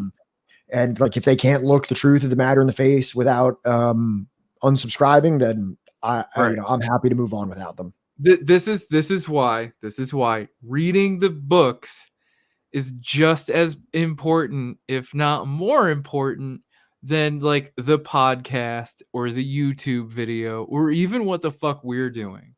You know, to be honest, and this is just me, I have not seen this information presented in such a concise way that I have put this together for this stream in really any YouTube video or anything like that. It might be out there, but like, not trying to say, that I'm the first one to bring this to light, but you can probably use this stream. I mean, this is all heavily sourced material that I put together with graphs and everything like that.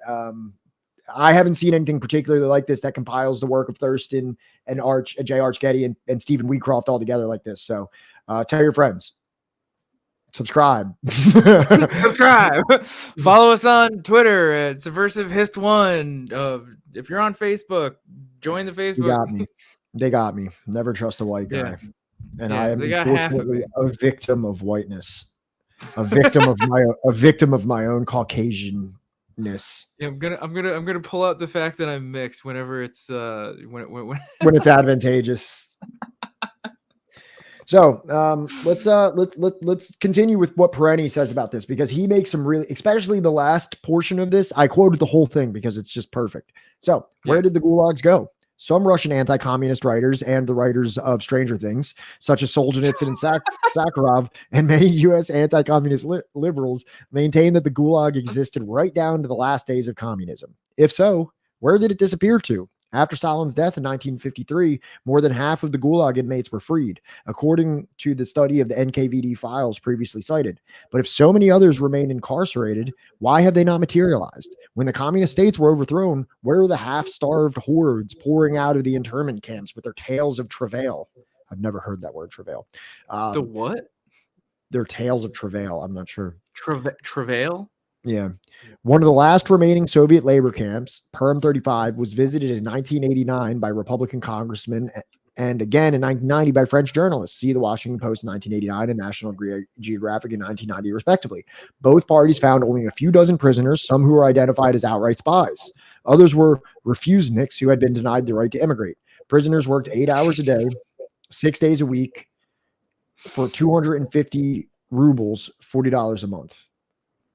Thank you, chat. Thank you for explaining what travails mean. Okay, cool. This is an interesting point here, is that when, the Eastern European and Soviet and Russian socialist states fell, kind of like when Nazi Germany did. And, there was the discovery of all these, death camps with, bodies stacked up and mass graves and things like that. These things did not materialize in the Soviet Union or in the, East European republics. And it seems like when French journalists and Republican congressmen found it out, I guess there were some like spies laying around and things like that. Oh, so there were spies, is what you're telling me. Yes. But they bring up an interesting name up here. Do you know which name I'm referring to, Johnny?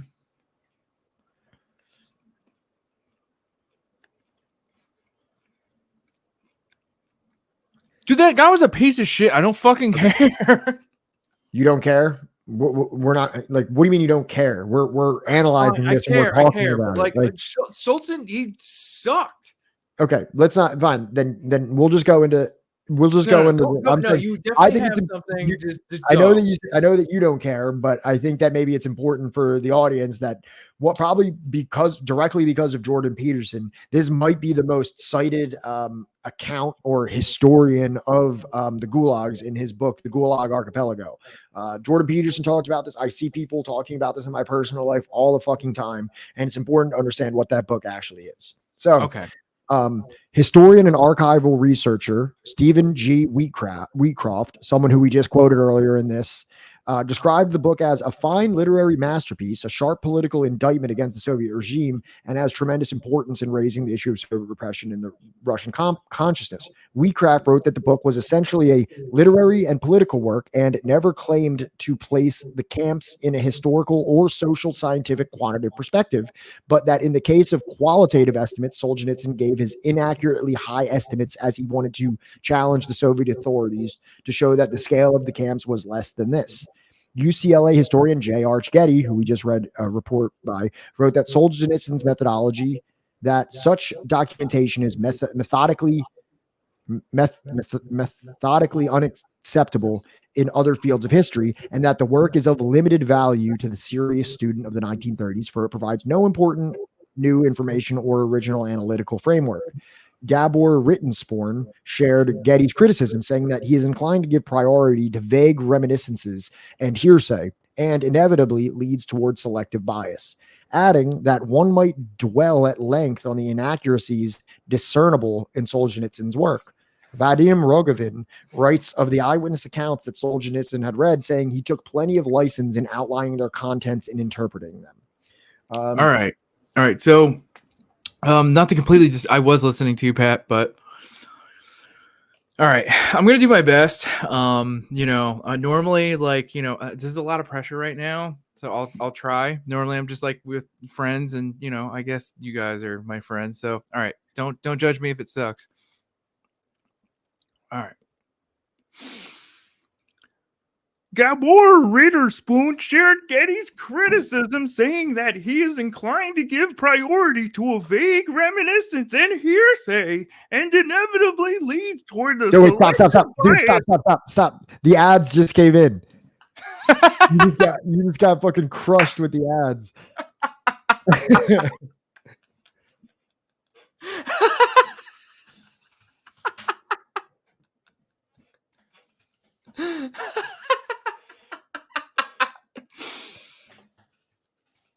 Yeah, no, wait. I think I'm like going like way too like high pitched with it. Maybe read the entire Gulag Archipelago in Jordan Peterson's voice. All right, let me see if I can like pull up like a quote from Gulag Archipelago.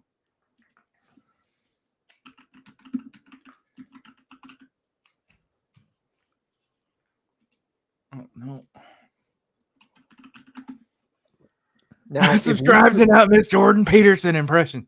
If we were ruthless capitalists in our organization, we would say, too bad. Maybe you should have subscribed if you wanted to hear Johnny's immaculate impression of Jordan Peterson. I really feel like I should have done voice acting work. We're here for the people. We're here for the toiling masses. So Johnny will hold his impression, and I will literally. I've said it a number of times. I'm not going to say one thing and do another. Like fucking no. Is the ad over? Is it over? Is it over? No. Let us know when it's over. Yeah, tell it. Okay, it's over. It's over. All right, it's over. All right, it's over. All right. All right. So fuck. All right. If only it were all so simple. If only there were evil people somewhere insidiously committing evil deeds, and it were necessary only to separate them from the rest of us and destroy them. But the line dividing good and evil cuts through the heart of every human being, and who is willing to destroy a piece of his own heart?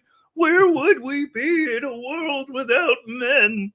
It's so bad. No, I'm like I haven't listened to anything that Jordan Peterson has said in like fucking like at least 2 years now. The only thing I've watched is like Ethan Klein. Can you just give me one up yours woke moralists? We'll see who cancels who. Up yours woke moralists. We'll see who cancels who. Fuck, I'm not doing like an accurate like Jordan Peterson. I'm definitely doing like the most like, stylized. You gotta really lean into the points. Oh god, I'm having so much fun here, guys. Only what you can. Fuck, I have to like watch a fucking video of him now. I can't believe fucking. Wait, let's watch a video. Let's watch him talk about the Gulag Archipelago, just to kind of like. So wait, let's finish this. So here, I'll bring it up right now, and then we're gonna finish it. And after we read what we did, Jordan Peterson, Gulag Archipelago. I hate this.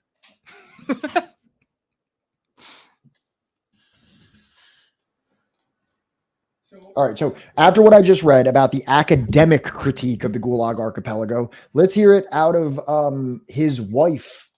This is Solzhenitsyn's wife on her perspective of the Gulag Archipelago, who her name is Natalia Rezhetovskaya, described her husband's book as folklore, telling a newspaper in 1974 that the subject of Gulag Archipelago, as I felt at the moment when he was writing it, is not in fact the life of the country and not even the life of the camps, but the folklore of the camps. In her 1974 memoir, Rezhetovskaya wrote that Solzhenitsyn did not consider the novel to be historical research or scientific research, and stated that the significance of the novel had been overestimated and wrongly appraised. Rezhetovskaya created an abridged version for Russian high school students, including her probing introduction about the unique nature of Solzhenitsyn's experiment in literary investigation.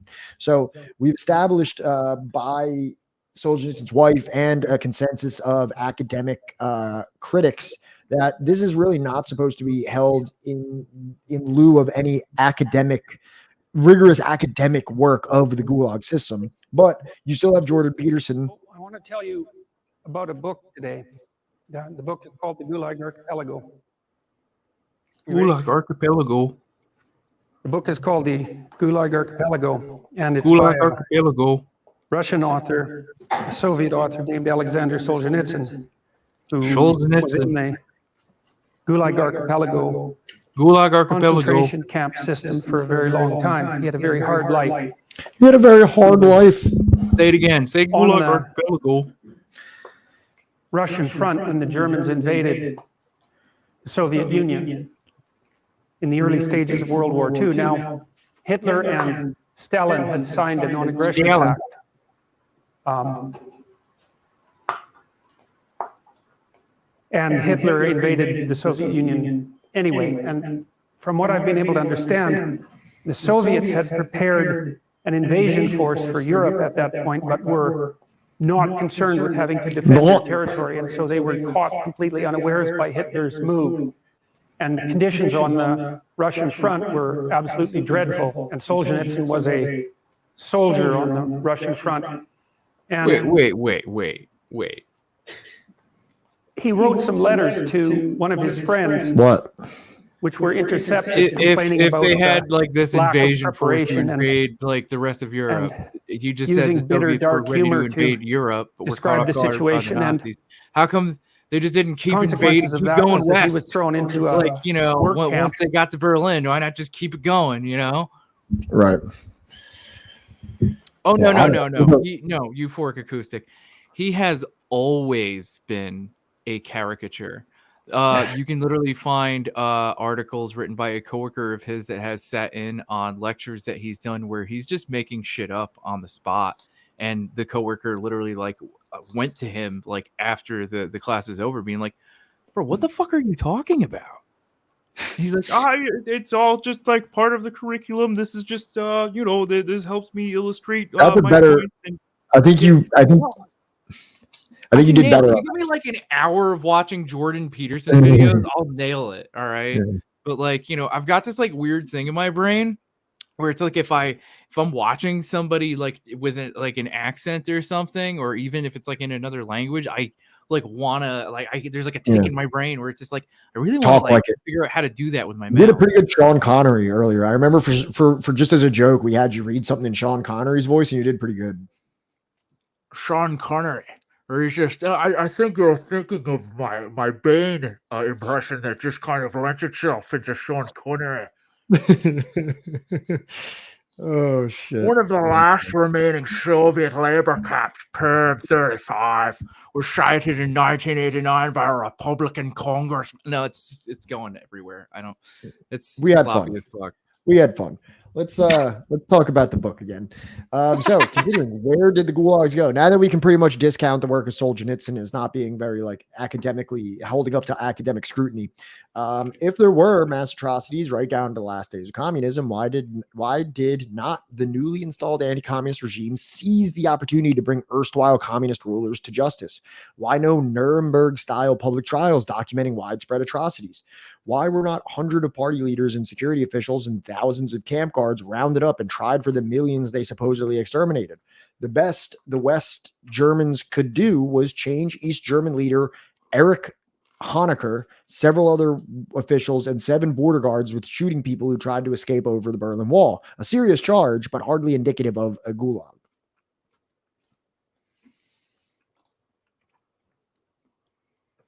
And yes, I have Also, read about that. isn't Solzhenitsyn like a pretty Well-known anti-Semite? author. Isn't he an anti-Semite? Yeah. Oh, dude, he was like a fan of Pinochet. I forgot to. Oh, right here it is. So he wrote this thing called. He wrote like anti-Semitic literature. Yeah. I forgot to include this, but Yeah. it was written as a comprehensive history of Jews in the Russian Empire. Yep. Especially with regard to government attitudes. Oh, there's a planned full English translation is planned for release in 2024. In the meantime, Alexander just blah blah blah. Senator commented that unauthorized English. Oh, whatever. Also, he was a fan of Pinochet. He was a fan of Suharto. He actually wanted the U.S. to invade I think Vietnam this is a second in time. defense. I think this book is allegedly in defense of Jews here. According, the reception to 200 years together has been overwhelmingly negative. This person accused a refutation of Solzhenitsyn's claims and has accused him of outright anti-Semitism. On the other hand, historians such as Jeffrey Hosking defended it. Okay. Service has argued that Solzhenitsyn is very far from anti-Semitism of the extreme Russian right and addresses the issue in a moderate. Okay. Critics focus on Solzhenitsyn insisted that Jews were as much perpetrators as victims in the communist repression, and that both Russians and Jews need to acknowledge their share of sin.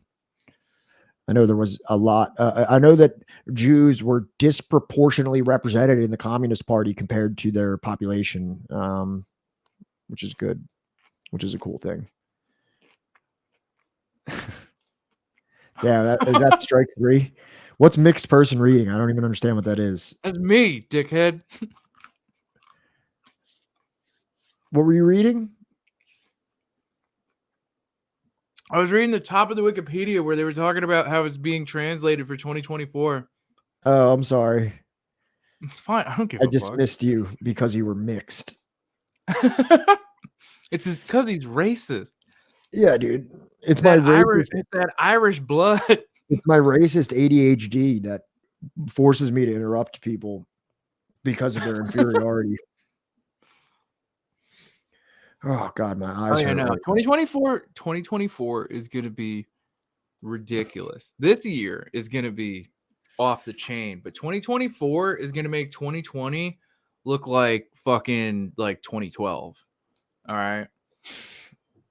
And if you're not old enough to understand that, like, I don't know what to tell you, man. The world has just been increasingly getting more surreal every year. Right. I'm sorry, Pat. Keep going. So now here's the other side to this, right? Is that, you know, the West German officials should have found all these people in East Germany that they can convict for all these like atrocities and things like that. Right. Here's what actually happened.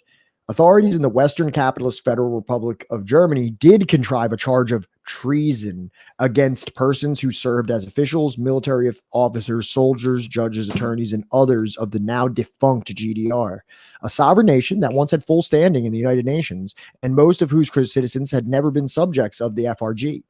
As of 1996, more than 300 treason cases had been brought to trial, including a former GDR intelligence chief, a defense minister, and 6 generals, all indicted for carrying out what were their legal duties under the Constitution and laws of the GDR, in some instances fighting fascism and CIA sabotage. Many of the defendants were eventually acquitted, but a number were sentenced to prison. What we witness here is the Nuremberg trials in reverse. Reds put on trial for their anti-fascist efforts by West German friendly to fascism prosecutors using a retroactive application of FRG penal law for GDR citizens. As of the beginning of 1997, several thousand more trials were expected. So pretty much you had the West German subsuming East Germany after the fall of the Soviet Union, and then pretty much going into people that were just regular judiciary members and being like treason, not for atrocities, but for just like carrying out regular activities. Here's more detail on that, which is just absurd. The vice president of the highest court in the GDR was a man named Reinwarth, who had been put in a concentration camp by the Nazis during the war, and who was the presiding judge in trials that convicted several CIA agents for sabotage. He was sentenced in 1996 to 3.5 years. Helen Hyman, who had been imprisoned during the Hitler regime for her anti-Nazi activities, later was a judge in the GDR where she presided over anti-sabotage trials. She was put on trial in 1996. When her conviction was read out, it was pointed out by the judge that an additional factor against her was that she was trained by a Jewish lawyer who had been a defense attorney for the Communists and Social Democrats. Also put on trial were GDR soldiers who served as border guards. More than 20 GDR soldiers were shot to death from the Western side in various incidents that went unreported in the Western press. Klaus Fiske witch hunt trials of East German leaders continue. People's Weekly World in 1996. These trials are in direct violation of the FRG GDR Unification Treaty, which states that any criminal prosecution of acts undertaken in the GDR is to be done in accordance with GDR laws and operative at the time.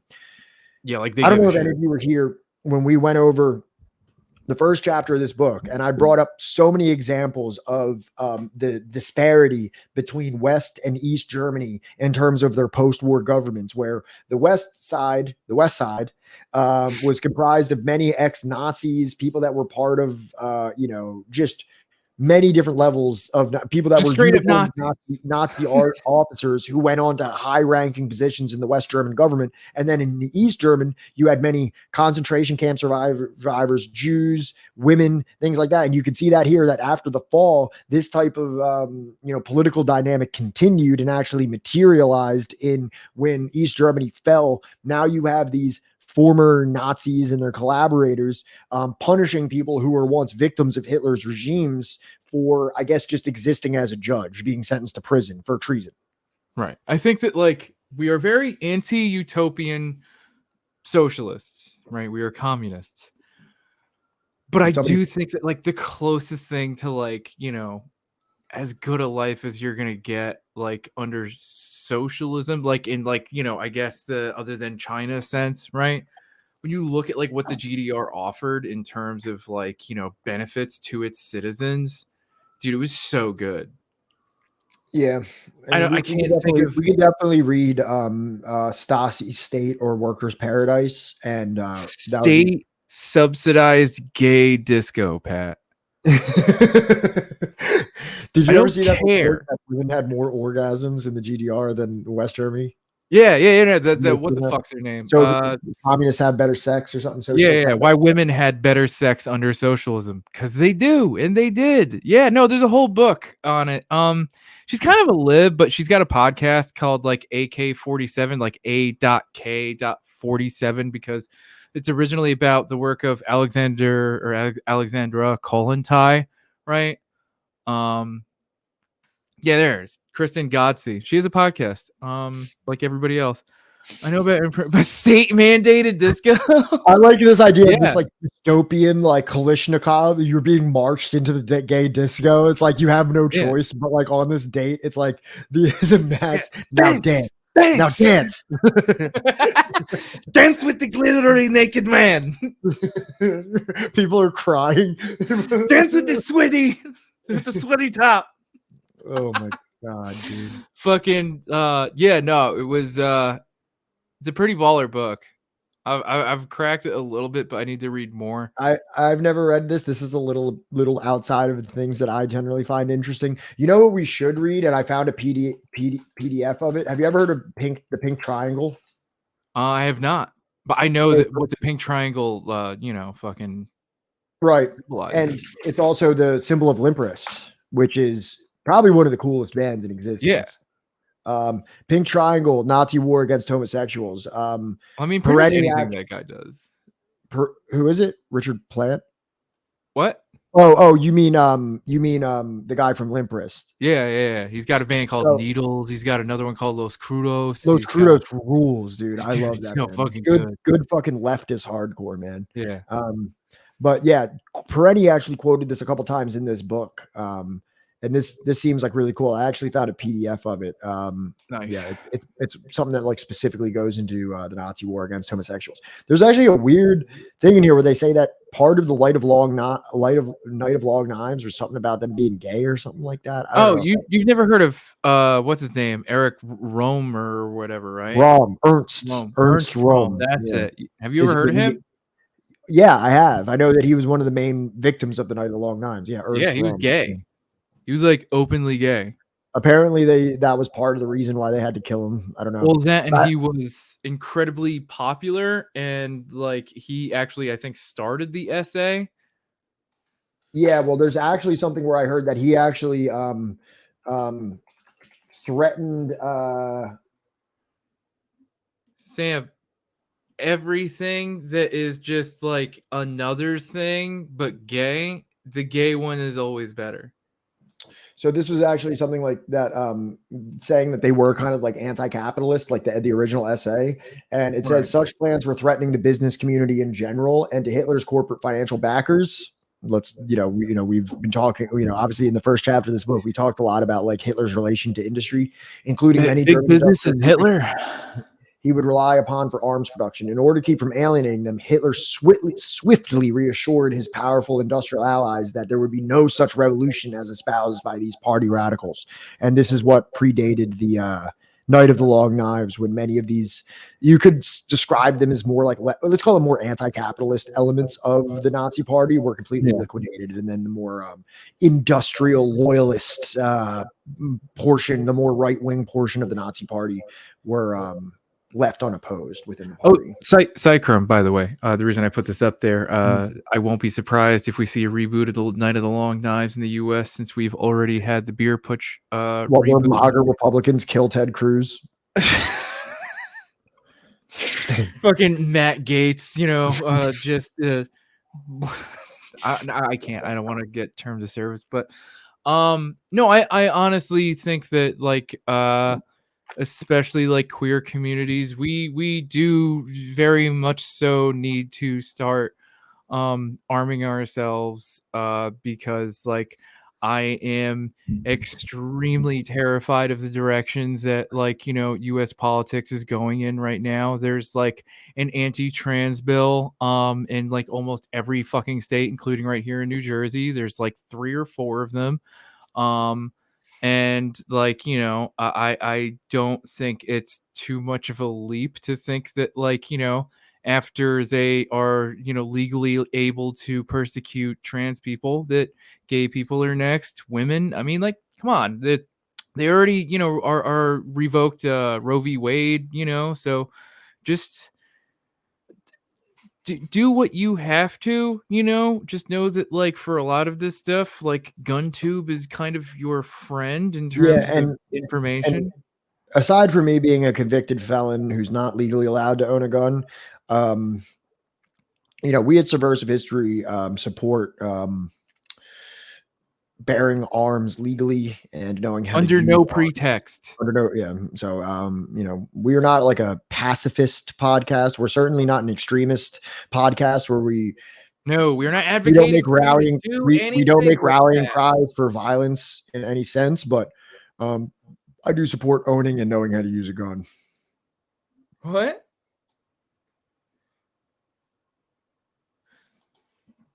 Yeah, look, we are not advocating or saying what you should do with any of that, but I think that so long as you are able to responsibly, I advocate you defending yourself against. I advocate you defending yourself. That would seek to see you destroyed. Yes, anybody that threatens your life, I believe you have the right to defend your life.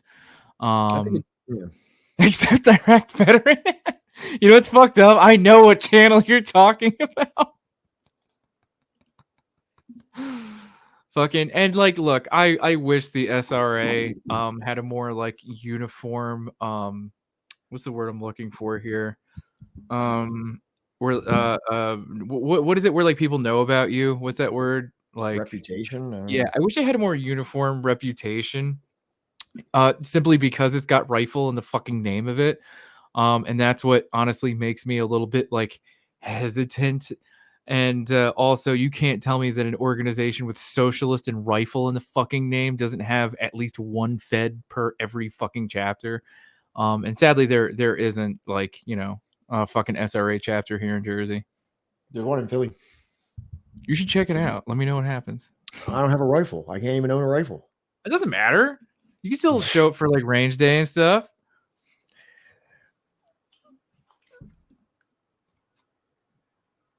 I always keep one on me.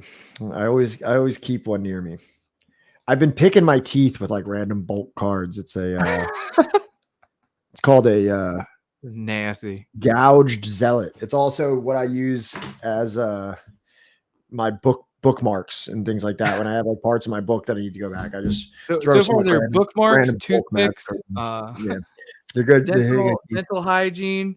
You want the other one that's like really weird, right? But like I can't help but be fascinated and entertained by is Garand Thumb on YouTube. I agree. All right, let's move on. All right.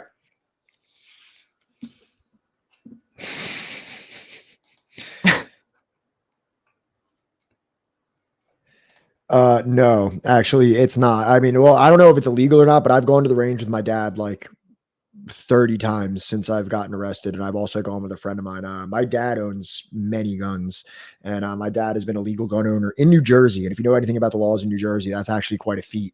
Owning handguns and things like that in New Jersey take quite a bit of work. My dad's a very responsible gun owner who's taken me to the range multiple times, and I've never had any issues with that. I don't know what would happen if a cop came, but luckily that's never happened. But I've been to the range. Yeah, not to mention, like, you know, I'm sure like Philadelphia isn't, because it's in Pennsylvania, like there's probably different laws out there. Actually, Philadelphia has specific laws that are more strict than outside of the city. So like outside of the city, you can have, yeah, I might not be allowed to hold the gun. I don't know, but let's just say nobody was calling the cops. There was no there was no cops around when I was doing it. So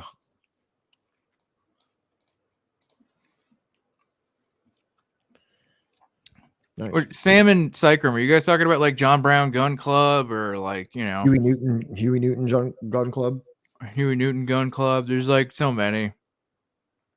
All right, so bro, I only hold guns with my dad in video games. Yeah, in Call of Duty. Wait, what would happen if you were like, if you joined the military, Pat? Like, would you be allowed to join the military? I don't think felons can join the military. I think that was back in like the Vietnam days. They'd be like, you can either go to jail or you can join the army.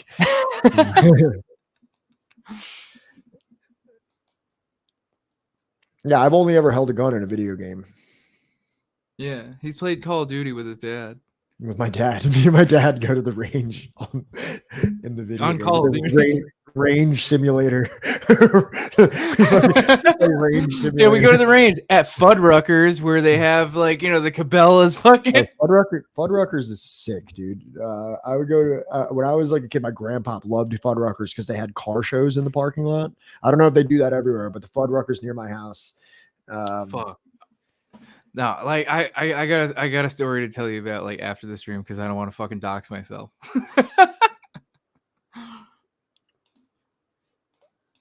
All right, so this is the last part, and I've actually quoted the entire part of this last chapter because I think it's all so important. I didn't want to leave out a single sentence, a single word. So let's all read the concluding statements by our spiritual advisor, Michael Perenni.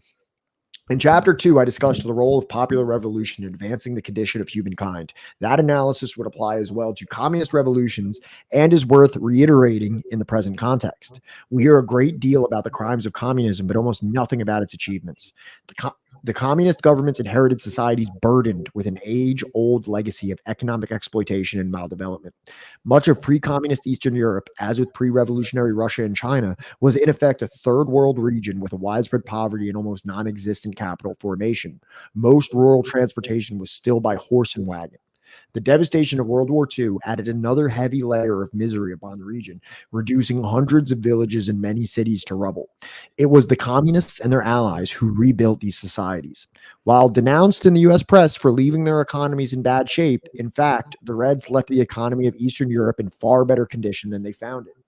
Real quick, thank you, Heroic Skeleton, for subscribing with your Prime, membership. Sorry I missed that before. Thank you, Heroic Skeleton. You're the best. Thank you so much for the conversation, too. Even more than the subscription, you brought a lot of really great points here. It's been really fun to discuss some of these with you. So thank you for the participation, even more than the sub, but also thank you for the sub. The same was true of China. Henry Rosemont Jr. notes that when the communists liberated Shanghai from the U.S.-supported reactionary Kuomintang regime in 1949, about 20% of that city's population and an estimated 1.2 million were drug addicts, probably left over from the opium war. You mean the opium war where literally England forced people to accept trade? Yes, that trade exactly. being heroin or opium? Exactly. Every morning, there were special street crews whose sole task was to gather up the corpses of the children, adults, and the elderly who had been murdered during the night or had been abandoned and died of disease, cold, and or starvation. That's what Shenyang is about, right? No, that's not what Shenyang is about. Also, you should know that that period, right, where China had been carved up. That's China before communism, right? That China before communism had been carved up by various European countries, and they had various districts. Yes, I do mean the Falun Gong.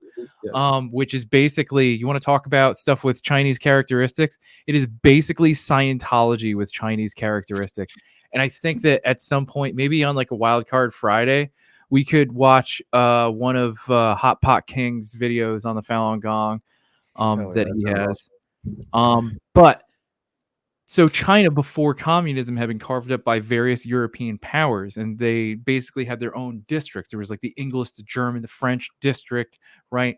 And when you were within those districts, the laws of China did no longer applied there. The laws that like probably dehumanized, if not outright, just didn't see Chinese people as human in those districts, right? Allowed for this kind of like, horrifying treatment of Chinese people. Probably like Jack Ma or something like that. I don't know. I would not be the least bit surprised if there were Chinese actors that were associated with the Falun Gong, and if the Falun Gong doesn't have something very similar to Scientology, where they support like actors' careers, in order to get them into like film and TV. Yes. The century of humiliation, as it's known, the periods of colonization leading up to the open wars and culminating in the absolute destruction inflicted upon China by the Japanese Imperial Army. And no, not this one. Where is Jack Ma? He got told to sit down and take a seat, bud. Why don't you take a little seat? Just take a little shh. Just shh. Just shh. What? Dude, what? I don't want you to dox yourself, but I would love to visit that. Yeah, if you could message us, like send us a whisper or something, or if like that happens to be on like the East Coast somewhere, please let us know. If it's in the East Coast, please tell us so that we can take a road trip to it. Yeah. Oh my God. And maybe we'll buy something and then not auction it off, but like have some kind of raffle where we'll like send it to someone in chat. Like we'll have like a bunch of people comment or something like that. It's not official. Yep, absolutely, 100% Cycrum. All right, so did you put a cap on what you were saying there? Yeah. That's all I wanted to say. All right. During the years of Stalin's reign, the Soviet nation made dramatic gains in literacy, industrial wages, healthcare, and women's rights. These accomplishments usually go unmentioned when the Stalinist era is discussed. Excuse me. To say that, this is a huge Karenni quote right here, if you've ever been following Karenni, but to say that socialism doesn't work is to overlook the fact that it did. It's just like to say it doesn't work overlooks the fact that it did work. Actually, in Eastern Europe, Russia, China, Mongolia, North Korea, and Cuba, revolutionary communism created a life for the mass of people that was far better than the wretched existence they had endured under feudal lords, military bosses, foreign colonizers, and Western capitalists. Actually, it did work. The end result was a dramatic improvement in living conditions for hundreds of millions of people on a scale never witnessed before or since witnessed in history.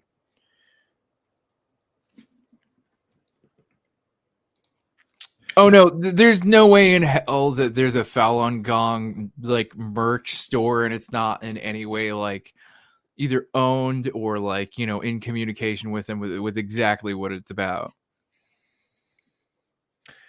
State socialism transformed desperately poor countries into modernized societies in which everyone had enough food, clothing, and shelter, where elderly people had secure pensions, and where all children and many adults went to school and no one was denied medical attention. Some of us from poor families who carry around hidden injuries of class are much impressed by these achievements and are unwilling to dismiss them as merely economistic. But what of the democratic rights of these people were denied? In fact, what about the rights of the fascists? In fact, with the exception of Czechoslovakia, these countries had known little political democracy in the days before communism. Russia was a czarist autocracy. Poland was a rightist dictatorship with concentration camps of its own. Albania, an Italian fascist protectorate. as early as 1927. Cuba, a U.S.-sponsored dictatorship. Lithuania, Hungary, Romania, and Bulgaria were outright fascist regimes allied with Nazi Germany in World War II. Like, I forget who I heard this from, but like the mockery of the bunkers in Albania, Oh, right? it is Under on the East Coast. oh fuck.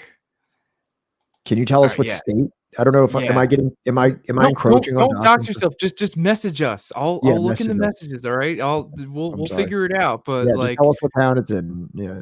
yeah. But it's kind of like fucked up when people sort For of legal mock reasons, this is a joke.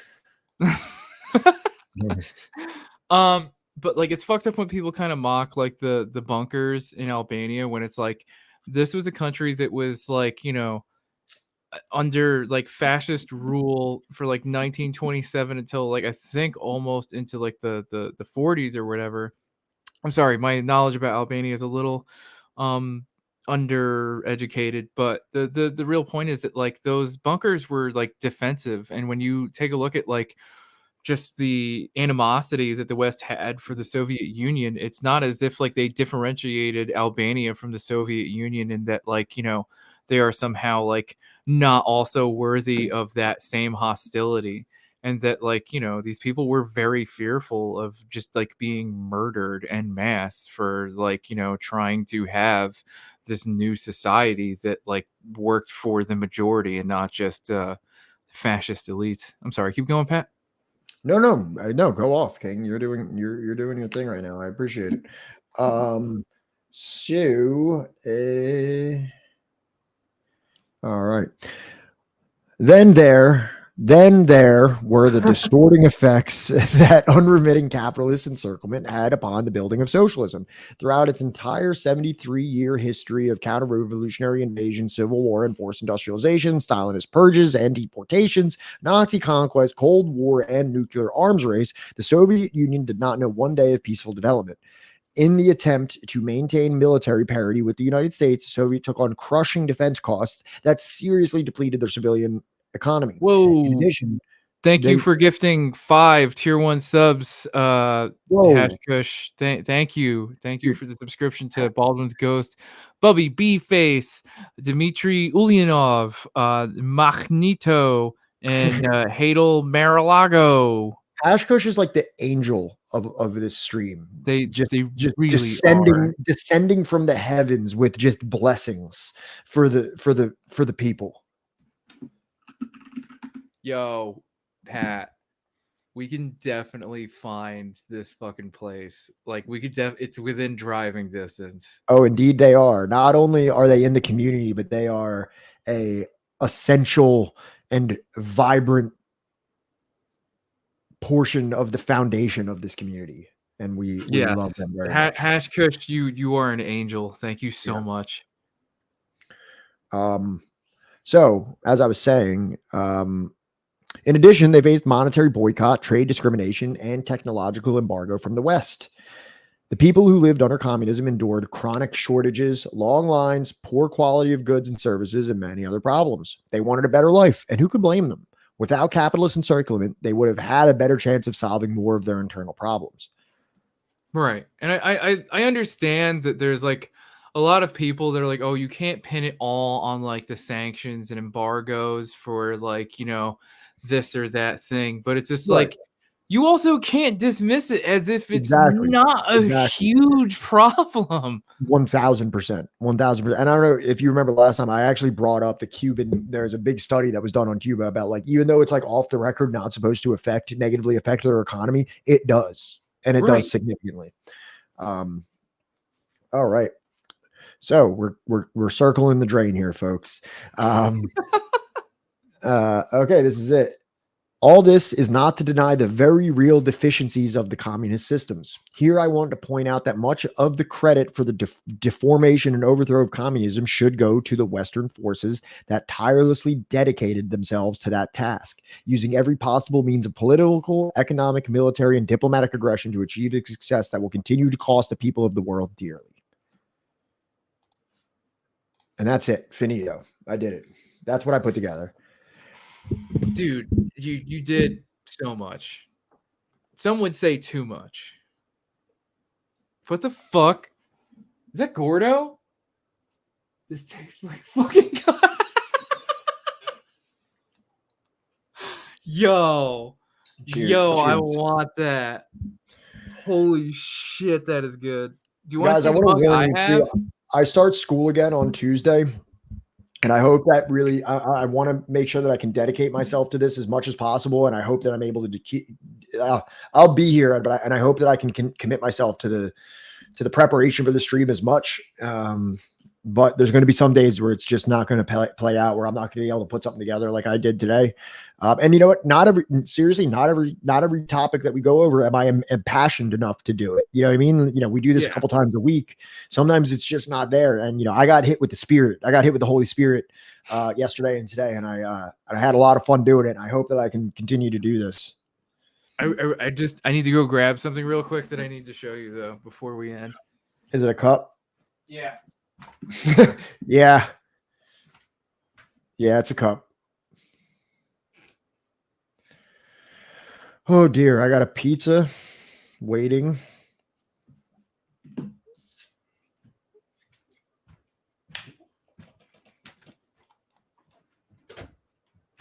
I mean, I especially think it's relevant to this episode. It's actually a birria pizza. Don't talk to me until I've had my respecting Stalin juice. Jesus Christ.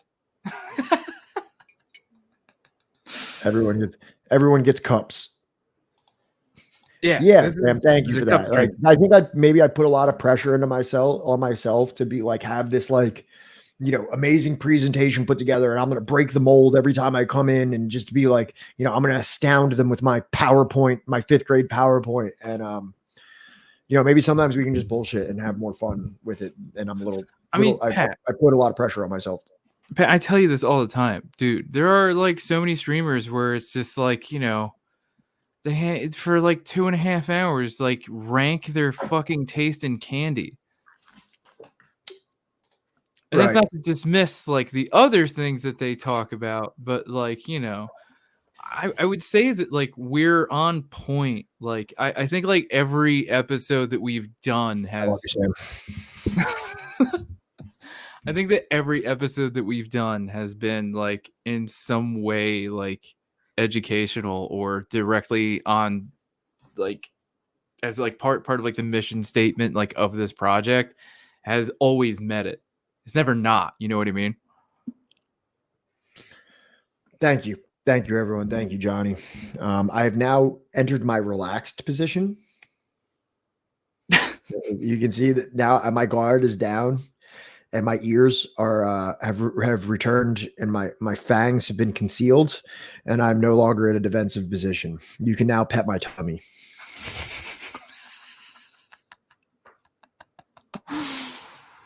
Don't forget the bevy. Never.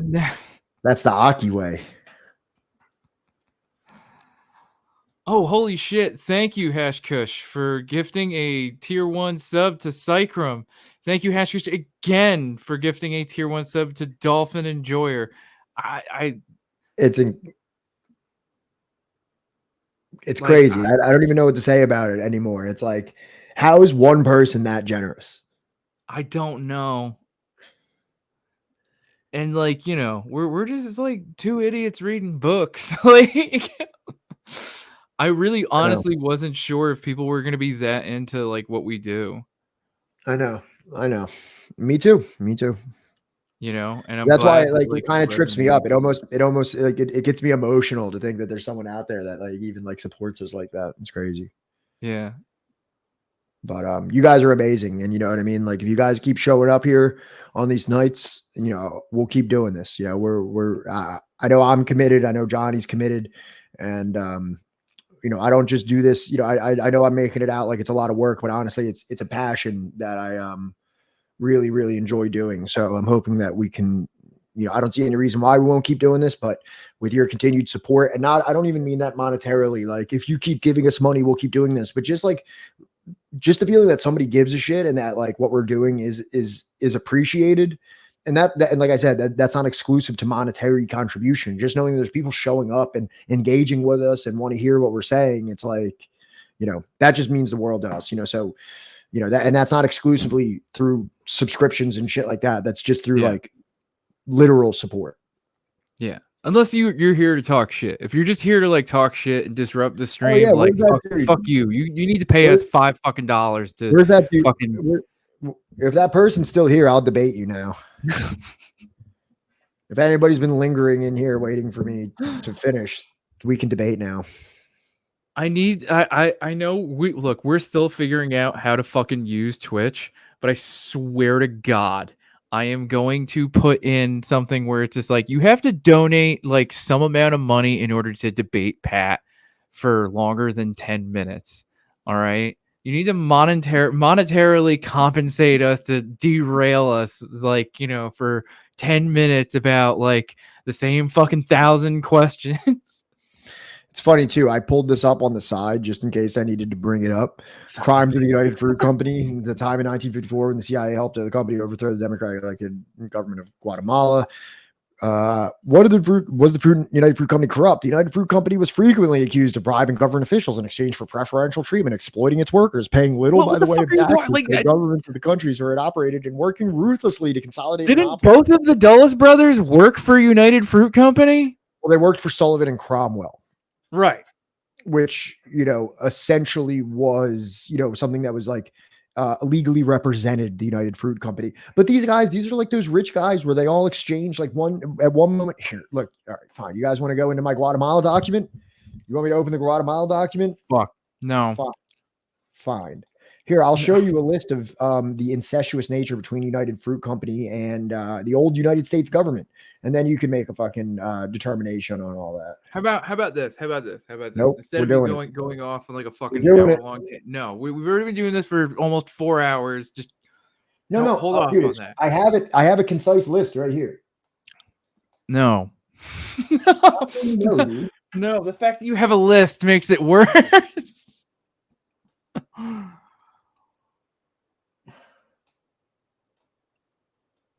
Who cares what the fuck they were trying to say, Heroic? Like, it really doesn't matter. Like, the point is that like they were just trying to derail some shit. They even started messaging us. Like it's really annoying, you know. What is this? Here, I'll even why tie me out? P words. I didn't even say anything. Fragile communist can't take any in all caps criticism. LOL. All right, dude, I literally entertained their criticisms for like 10 minutes. Yeah, like that's the thing. Also, like 90% of this, 90% of what we just talked about was we were criticizing it ourselves. I like literally, if they paid attention to what the fuck we were talking about, you could literally walk in here and mistake what the fuck we're talking about as like anti-communist shit. Which is what I was most concerned about. I thought like this would be the episode that like, you know, fucking drove a bunch of people away. So yeah, I don't know. Oh, no, Dolphin Enjoyer. No. Not auto-modded. Oh, there we go. Sorry. Thank you. I didn't realize. I thought you meant that like Sam was like an auto mod or something, which he kind of is. Like Sam is really good at this. He's an attack robot with glowing eyes. That's just like the Mao with the glowing eyes, just fucking vaporizing. Fucking look at this, Sam. Like haters. You make me feel bad. I feel like I should be doing this more. Sam is just like consistently like sharing the Twitter, sharing the fucking Discord, sharing like, you know, the fucking PDFs and shit. Like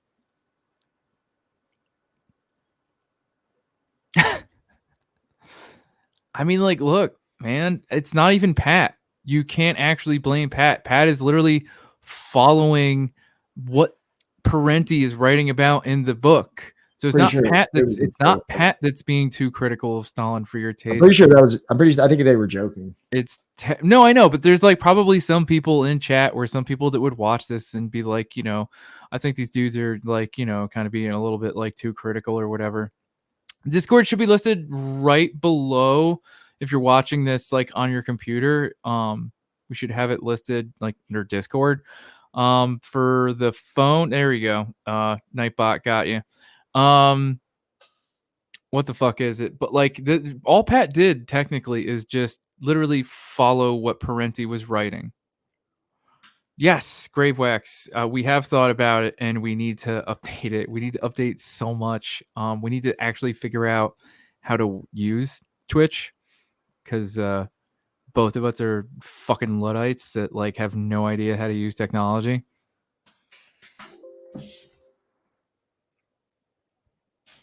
You might notice that we use StreamYard, and that's why our chat. Honestly, Cycrum, like I am all ears. Yeah, I think we might need your help. We're also still kind of waiting on art that we had commissioned. Yeah. So like, you know, when we get the art, we're gonna switch platforms from StreamYard to Streamlabs, I think. Something like that.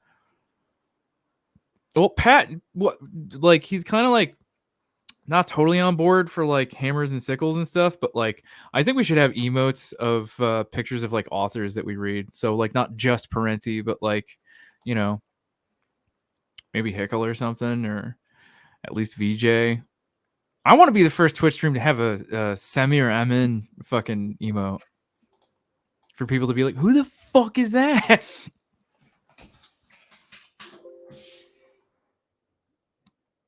What are you looking up, Pat? Oh, nothing. Maybe my list wasn't that concise. I'm trying to find the. He's having anxiety about his list, everybody. Yeah, OBS might be better, but also like, you know, how complicated is it? Because again, like we're dumb. I gotta hit the bathroom real quick. All right, do it up. Yeah, because we're pretty much done, you know, for the night, anyways.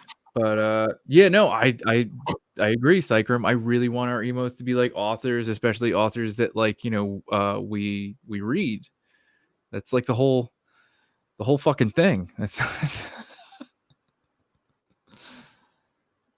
yeah, no, I had one friend try and walk me through how to use OBS before we like officially started streaming, and I took one look at it and had like a panic attack.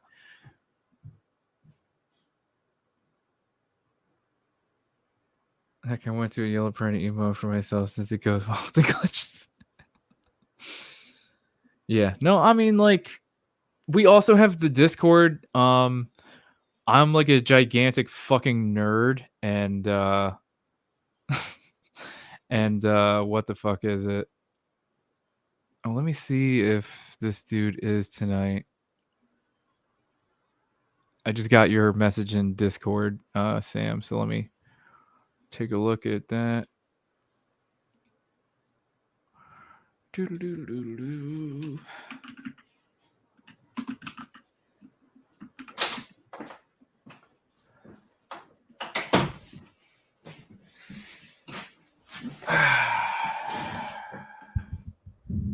Oh yeah, plenty of emotes for sure.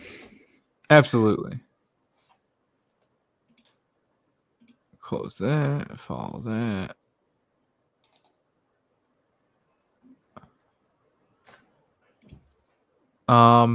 So yeah, if you go into our Discord, there should be a channel called Emote Tenkaichi Budokai, because I'm a huge like DBZ nerd. So I figured, like, you know, people, you know, if they want us to include an emote, like, we don't really mind. Like, the emotes are what you guys are going to use more than anything. So if you guys want to make them, by all means. And as soon as we figure out how to implement them, we'll put them in there.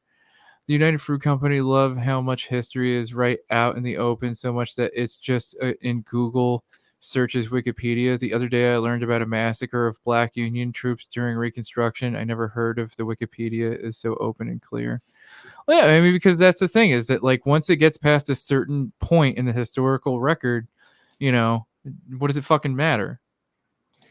Y'all thought I didn't have a list. Y'all thought I was lying about a list. I know. I do not doubt that you have lists. So Aravala's conflation of UFCO representatives with United States officials would not be without merit. Aravala was the first president of Guatemala following the coup against Ubico, and then he was succeeded by Arbenz, who initiated the more rigorous land reform. But how do I zoom in here, man? Fuck. Oh no. What? Okay. So whatever. So John Foster Dulles was Secretary of State and formally represented the United Fruit Company as lawyer, and he was instrumental in Ubica era concessions to the company.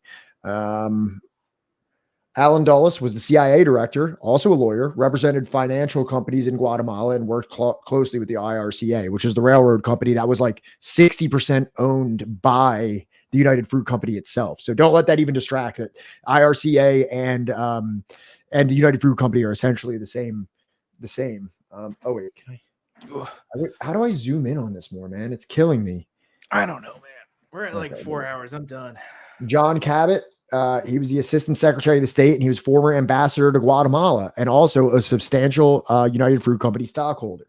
Thomas Cabot was the director of the Office of International Security Affairs and the former director / president of United Fruit Company. Sinclair Weeks was the Secretary of Commerce, and he was the former director of First National Bank of Boston, which was the leading financier of the United Fruit Company. Robert Cutler was the National Security Advisor, and he was board chairman of the United Fruit Company. John J. McCloy was presidential advisor of the United States and a UFCO director.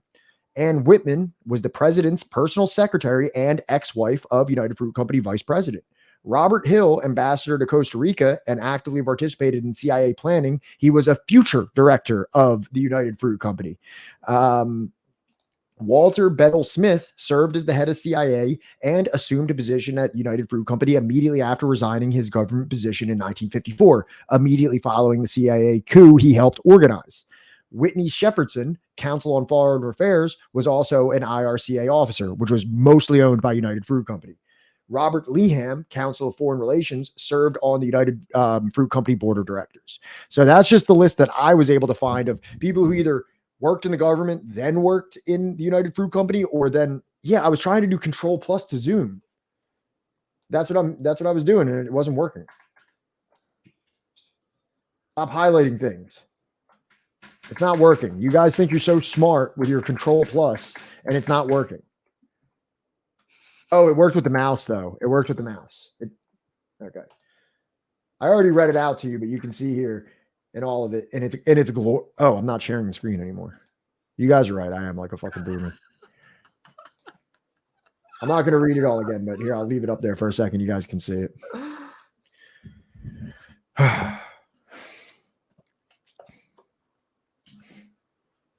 So, yeah, I wish that dickhead would have fucking tried to bump heads with me about Guatemala and the United Fruit. It wouldn't matter.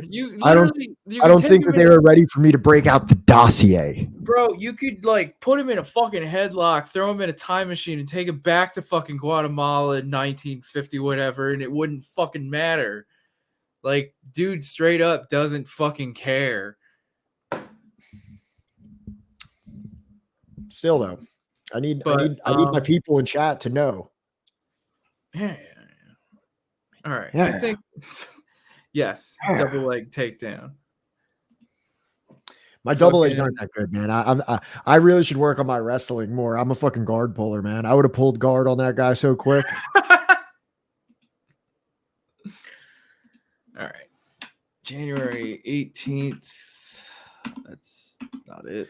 Yeah, exactly, Cycrum. You know, he might not recognize it, but for the spectators, that's what we're going for. We're here for the people. You guys get it. There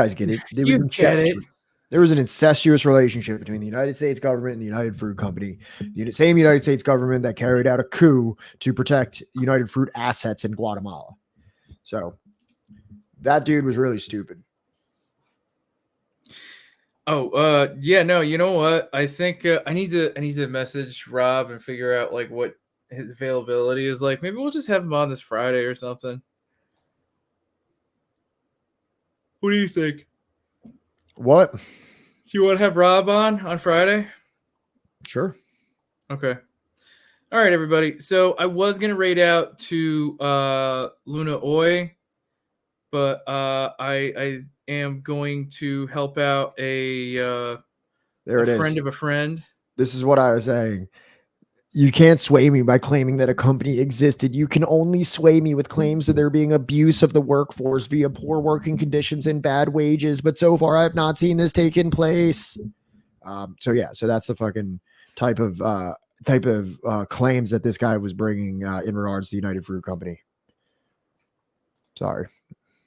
Fuck, I don't even know if this dude's online. He's like away from screen right now. I don't know. Who, the person you wanted to raid? Yeah. I don't know, but I don't know. All right. I feel bad. I love you though, and I had fun. I love you too, Pat. I always have fun. I hope everybody in chat had fun. I'm a centrist. Yeah, no, I think we might raid into Luna. I'm Sundays, sorry, Sam. Wednesdays, Fridays now. Sundays, Wednesdays, Fridays. Cinnamon Challenge. Yes, Sundays, Wednesdays, Fridays. Like, you know, if not 4:30 on Sundays, it's at least going to be at 5:30. Like, we start with we always give you half an hour of like some video bullshit that's at least somewhat relevant to what the fuck we're going to be talking about, and then you know, for like the next 3.5 hours, we talk about some book or I don't know. It always turns into like some kind of political discussion. So, you know, you never have to worry about it. Like, you know, yeah. Commercials, are you getting a cut of this shit? Fucking, I don't know. Maybe. Yes, we are. We have to. There's no way to operate on Twitch. We entertained the possibility of having no ads and us receiving no financial, no finance from the ads. Recompense. Oh, PS, they can't hear us. Okay, let's wait till they come back.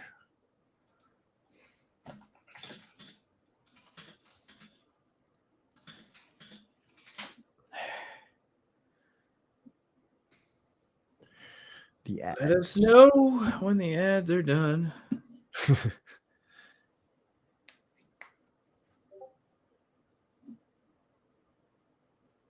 People are being very nice in the Discord.